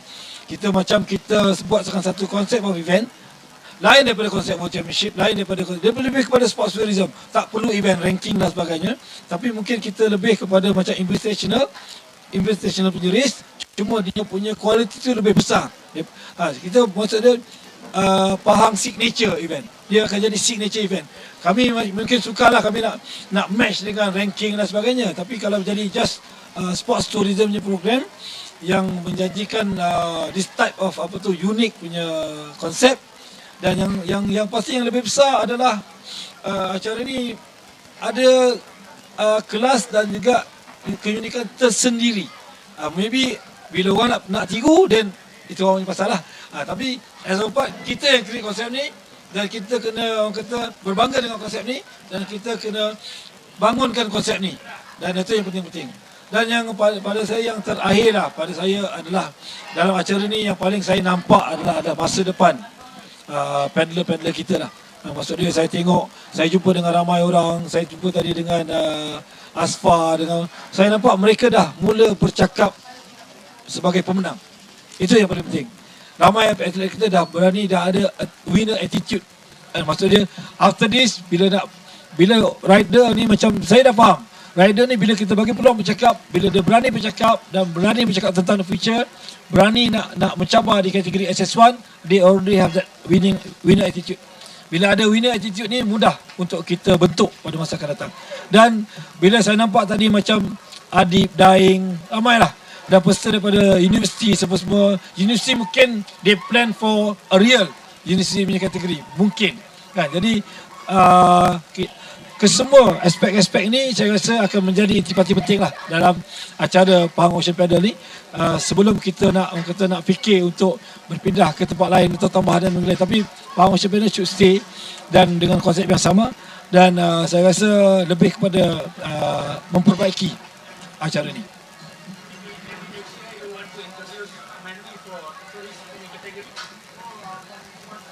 Sebenarnya untuk kategori yang sedia ada ni pun rasanya agak bukan kata rumit lah, sebab bila kita bercakap berkenaan dengan mobile tour, macam kita kan mobile event, kalau static event tu mungkin kita boleh stay there buat semua, tapi bila kita buat mobile event ni, sebenarnya that's why kalau kita tengok saya punya jadual adalah 8 pagi sampai 12 tengah hari. Jadi sebab apa kita buat sedemikian? Sebab kami mengambil kira dia punya logistik, transfer yang waktu memudahkan ke semua orang. Jadi kalau kita nak menambahkan kategori, saya rasa kita akan pakai masa pagi hingga ke petang, dan mungkin ini agak sukar untuk kita maksud dia meneruskan konsep ini, sebab I think kita kena fokus pada apa yang kita ada, dan sebab kita dah fikir lah macam kesulitan-kesulitan yang bakal berlaku kalau kita ubah dia punya jadual. Dan ada permintaan juga daripada paddler antarabangsa, event ni mungkin diajakkan ke petang. Dan movement yang sama, petang kita move, dan pagi baru kita transfer daripada hotel yang berikutnya. Sebab dia kata petang ni lagi menarik, dia punya laut, dia punya angin, dia punya ombak. Ini yang kemungkinan kita akan mengambil kira lah aspek ni kalau kita perlu untuk menukar. Soalan lain?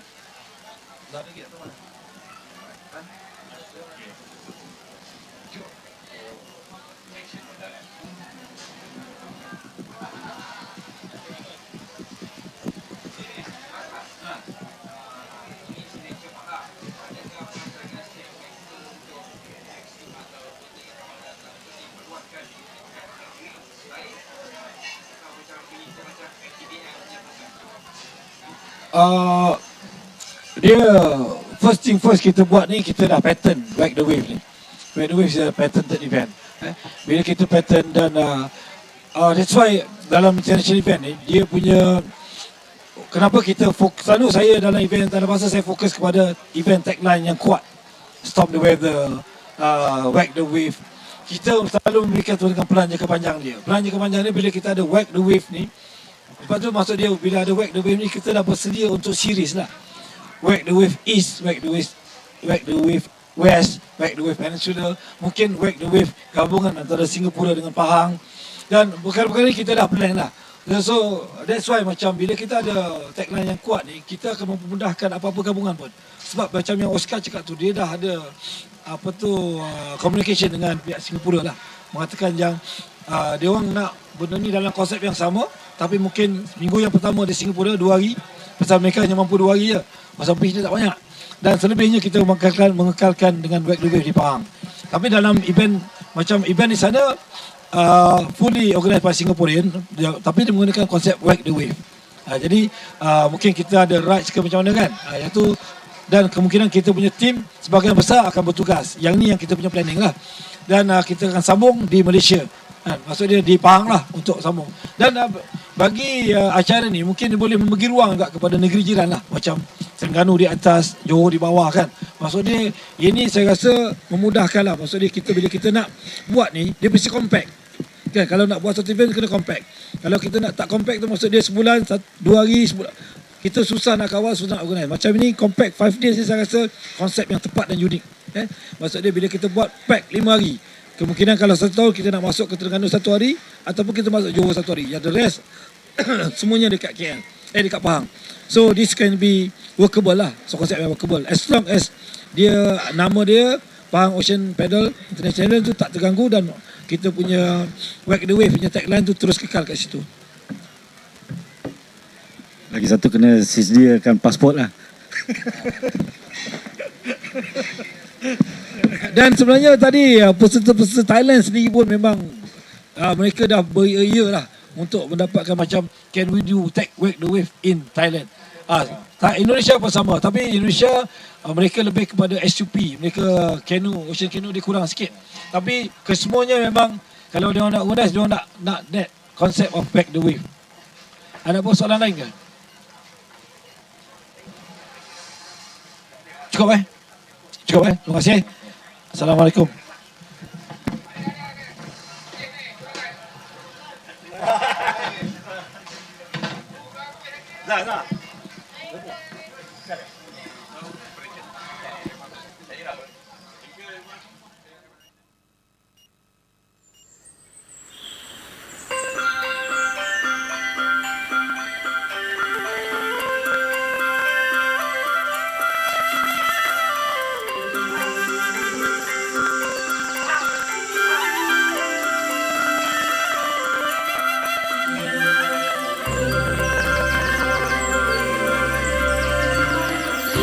Here we are home, the very place where we belong. And now the moment has come, the starting of a brighter, brand new dawn. Rediscover special places that we love. Take me back to your embrace.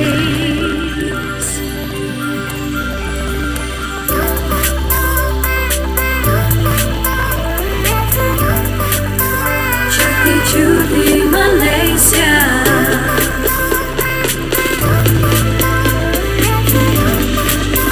Cuti cuti Malaysia.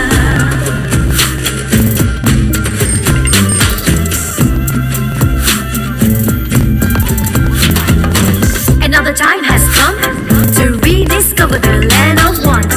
Great times with the family, smiling faces everywhere I see. A land of rich history, people of many creeds and cultures. City colors flow vibrantly, you'll never forget what you see. Astonishing Malaysia, we have everything. Astonishing Malaysia, a place of your dreams. Let's go on a magical holiday, creating sweet memories, lighting up your day, rediscovering our land and the beauty that surrounds us all. Times we'll cherish forever.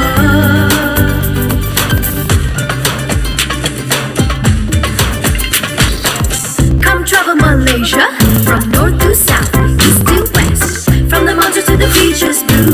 Fall in love with everything you do. Astonishing Malaysia, we have everything.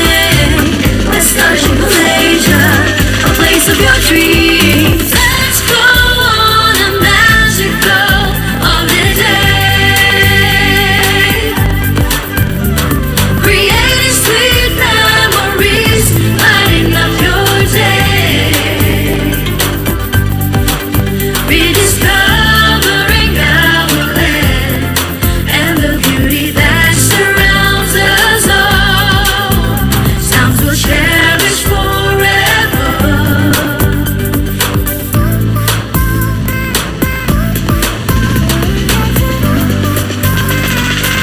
City lights, kampung lights, you know we have it all. Have it all. Sandy beaches, sun-kissed skies forevermore. Rediscovering our land and the beauty that surrounds us all. Times to cherish forever.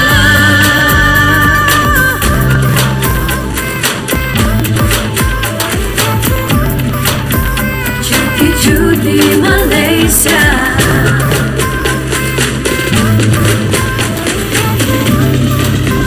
Cuti cuti Malaysia.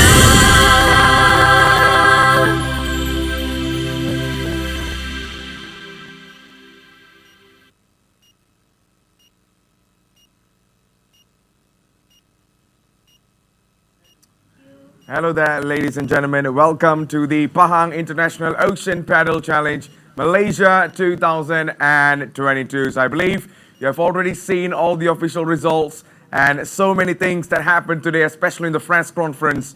And also, I would really love to say it has been a fantastic day of racing, to be honest. But today, I guess it has been a long, long day, especially when we are covering all the stage 1 and the way to stage 5.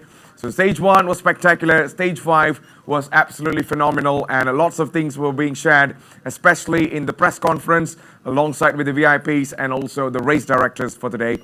So I guess we'll be going for our official result, just as we promised today, where we'll be showing you all what happened officially on the screen. So let's start with all that has been shown before, and here we go.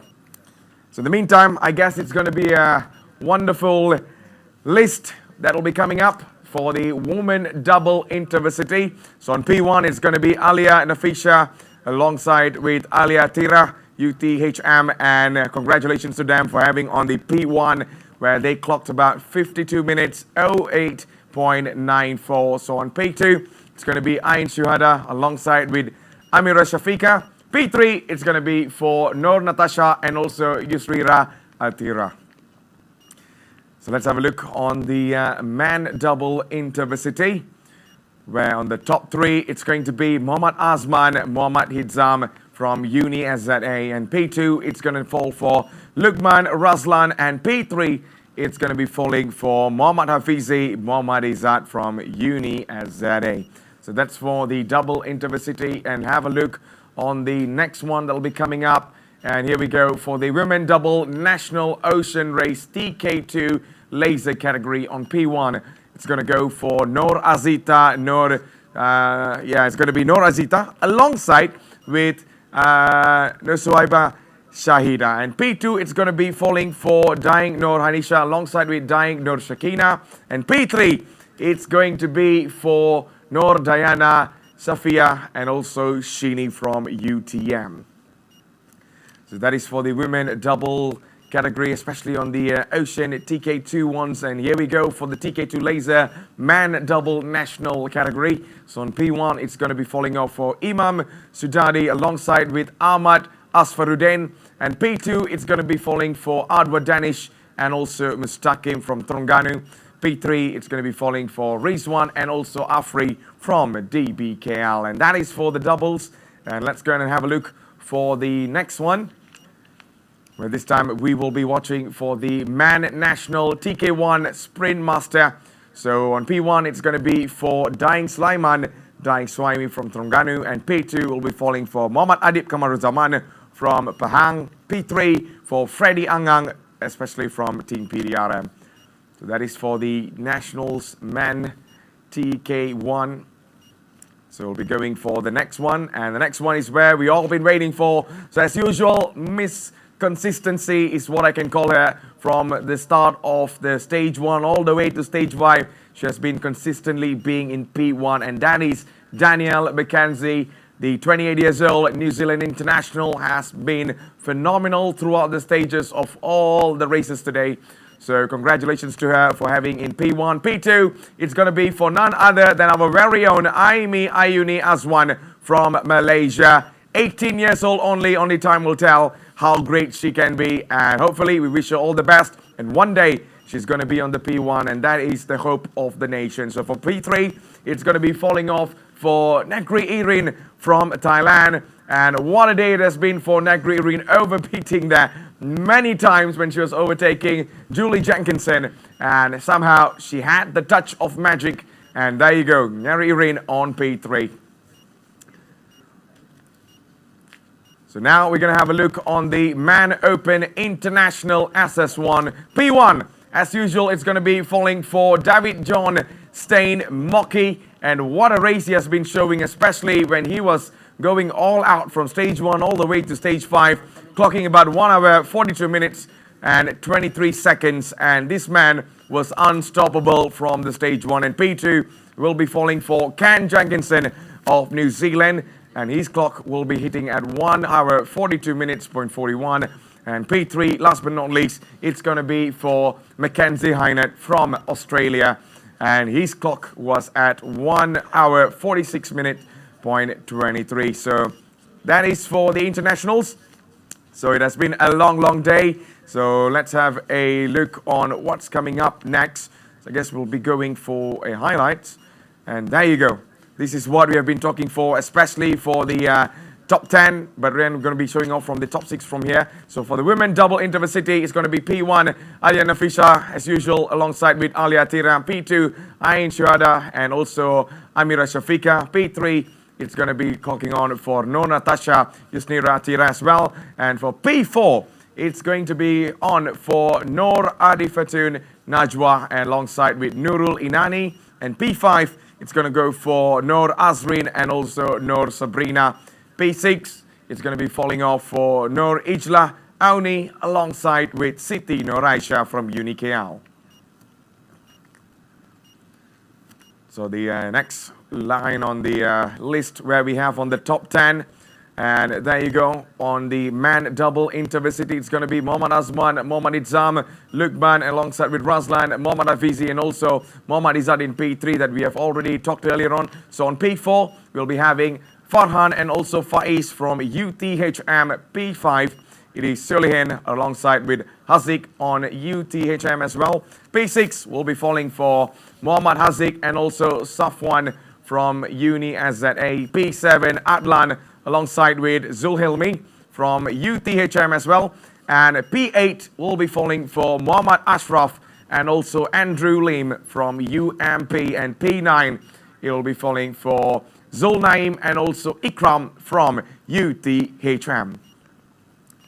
So that is the list for the man doubles for today. And now we're going to have a look on the women double national TK2 laser P1 all the way to P3. We have already seen it, Nora Zita and also Nur Saiba Shahida. P2 for Daing Nur Hanisha and also Daing Nur Shakina. P3 Siti Norma and also Mustika Uni. P4 will be falling for Nur Diana, Shafia and also Shini. P5 it is Fatin and also Nur Islamina. And P6 will be falling for Izzati and also Nabila from UTM.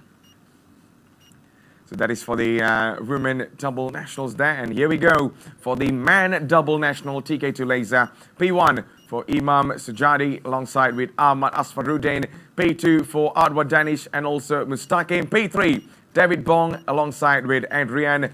P4 it's going to be for Muhammad Yafiq Amin and also Azmi. P5 it's going to be Rizwan and also Afri. P6 Swaimi and also Muhammad Shukri. P7 will be falling for Zul Fitri and also Noor Amar Fikri. P8 is going to be for Arif Nazrullah and also Muhammad Fahimi. P9 Izzat Irfan and also Nick Ahmad Madi. And P10 last but not least it's going to be Muhammad Fikri and also Isma Hakimi. So that is for the man doubles. And we're going to look on the next one that's coming up for the national category for TK1. We'll be starting off from the man category, of course. So P1 will be falling for Daing Sulaiman and also Daing Suhaimi from Terengganu. P2 for Muhammad Adib Kamaruzaman from Pahang. And P3 will be Freddy Angang from Team PDRM. P4 will be for Muhammad Musadik Shamsuddin. And P5 will be for Nicholas Andy Anak Subang from UTM. P6 will be for Sun Yong Ying and P7 will be for Muhammad Fakri Ghazali. P8 will be falling for Abdul Hafizuddin Abdul Ghaffar and P9 will be for Muhammad Safri bin Muhammad Muhadin and P10 will be for Muhammad Rizwan Abdullah. So that's for the nationals for men double. And here we go for the Women Open International Race SS1 Super Ski 1. P1 as usual, Miss Consistency, yeah, we call her, and Danielle McKenzie will be on P1 as usual from the New Zealand. P2 for our very own Malaysian International, Aimia Uni Azwan, and P3 we have Negri Irene from Thailand. P4 it's going to go for Julie Jankinson from New Zealand as well. P5 for Nakamun from Thailand, and P6 we have Nararaj from Thailand as well. P7 we have Pachara from Thailand. P8 well, we'll be having Soonbung, and that is him as well from Thailand. And P10 will be for Noor Amira Nabila Amer from Malaysia. P10, both of them having P10. Okay, so that's actually for P9 actually. Yeah, P9 will be for Noor Amira. Apologies on that. So P10 will be falling for Noor Fatiha Johari. Because one of the reasons why most of the races just now are holding hands and finishing it together. So that is one of the reasons where we got a little bit confused. But never mind. Here we go for the Man Open International Super Ski 1. P1 is going to go for David Johnstein Moki from South Africa. P2 it's going to go for Ken Jenkinson from New Zealand. P3 for Mackenzie Hynett from Australia. P4 Charlie Benjamin Howitt from Australia as well. And P5 will be falling for Todd Boland of Australia. P6 Benjamin James Howitt from Australia. Guess the Howitt brothers are having it all up in the top 10. P7 will be on for Jeremy Valerga from South Africa as well. P8 for Natapat of Thailand. P9 Rob Jenkinson of New Zealand. And P10 will be falling for Zhu Hao Chen. And that is a wonderful result so far in the top 10. So that is the overall results of what we have seen, especially from the 7 categories that we have promised for today. And man, what a race it has been. I mean, we all enjoyed it for the past 5 days. It has been intense of a blockbuster. So many things that happened, lots of dramas, but I really enjoyed, and I hope you enjoy as well. So I guess it has been a long day that we have been covering from different parts of beaches as well. Especially, we have 5 different locations, and today we are down in Pantai Teluk Cempedak. So I guess we're already at the end of our show. So before we go, just want to say thank you so much to Stagemaker and also Tourism Pahang, Malaysia, for organizing this wonderful international event, as it has been superb and lots of things happened today, especially from the VIPs, and lots of other sponsors were there, and it was absolutely happening. I hope you were here today, but man, it's just did not happen. But never mind, one day it will be. And if you're watching this from the different parts of the world, make sure to visit Malaysia one day, especially the Pahang state, where we have so many beautiful beaches alongside with mountains as well. That's one of the reasons why we call it the eco paradise of Malaysia. So I guess that's why we call it the eco paradise of Malaysia. So I guess it has been a long day, and the long day will come to an end right now. So thank you so much for watching. My name is Matthews Isaac, and we will see each other maybe perhaps next year. But before we go, we're going to have a look on the highlights. Take care and have fun.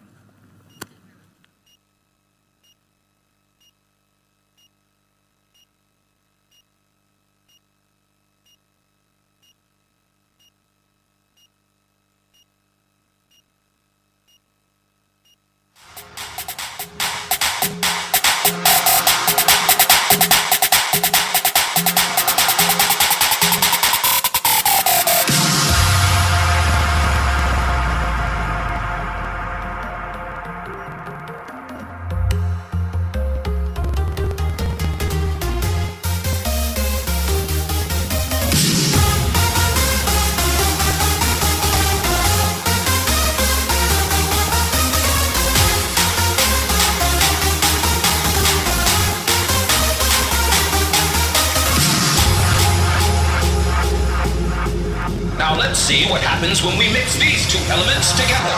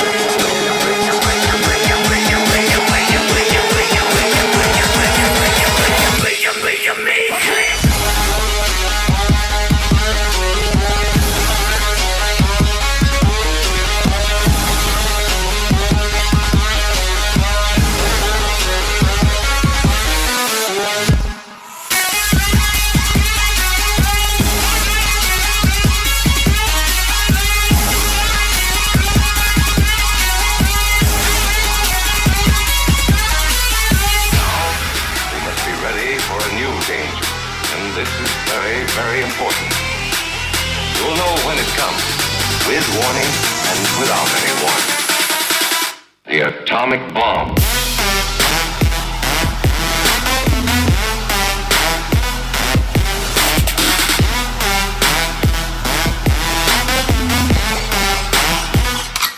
Nuclear energy.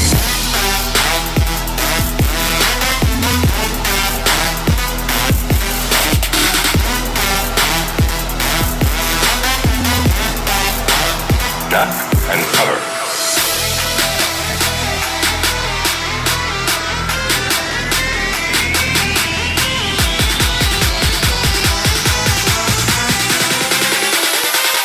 The atomic bomb.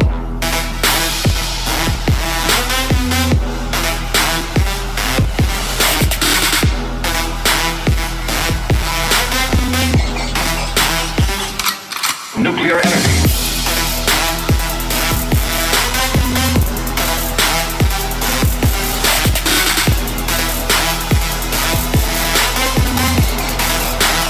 Duck and cover.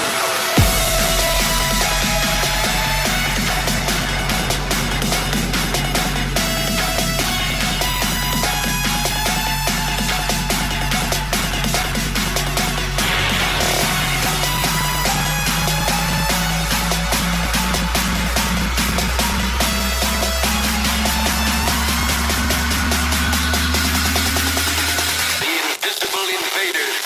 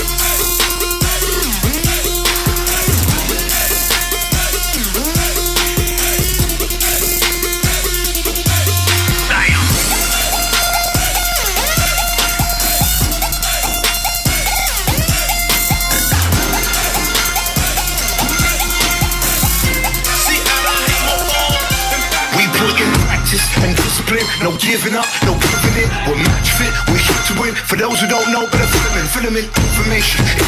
Where the realest out here, no imitation. But all around the world, no immigration, and we get it in without any invitation. Sound travels in the ground shakes, and our society has got us on the wild chase. And then we'll be making 60 seconds with the loud bass. We're moving at our pace. Yeah, he's saying stuff. The boy linked up with Sway and stuff. C8 to the UK and stuff. We got them all on the floor like a praying mom. Off the tempo, what's the tempo? Cut from the same cloth, but we do it tenfold. And we ain't gonna wait for no invitation before we get involved. See, I never been a surfer, but I'm on the sound wave all over the earth. We can make the crowd shit. Ever since birth, there was words on the ground. I just wanted to rap and make the crowd say we got information. Where the realest out here, no imitation. But all around the world, no imitation. And we get it in without an invitation.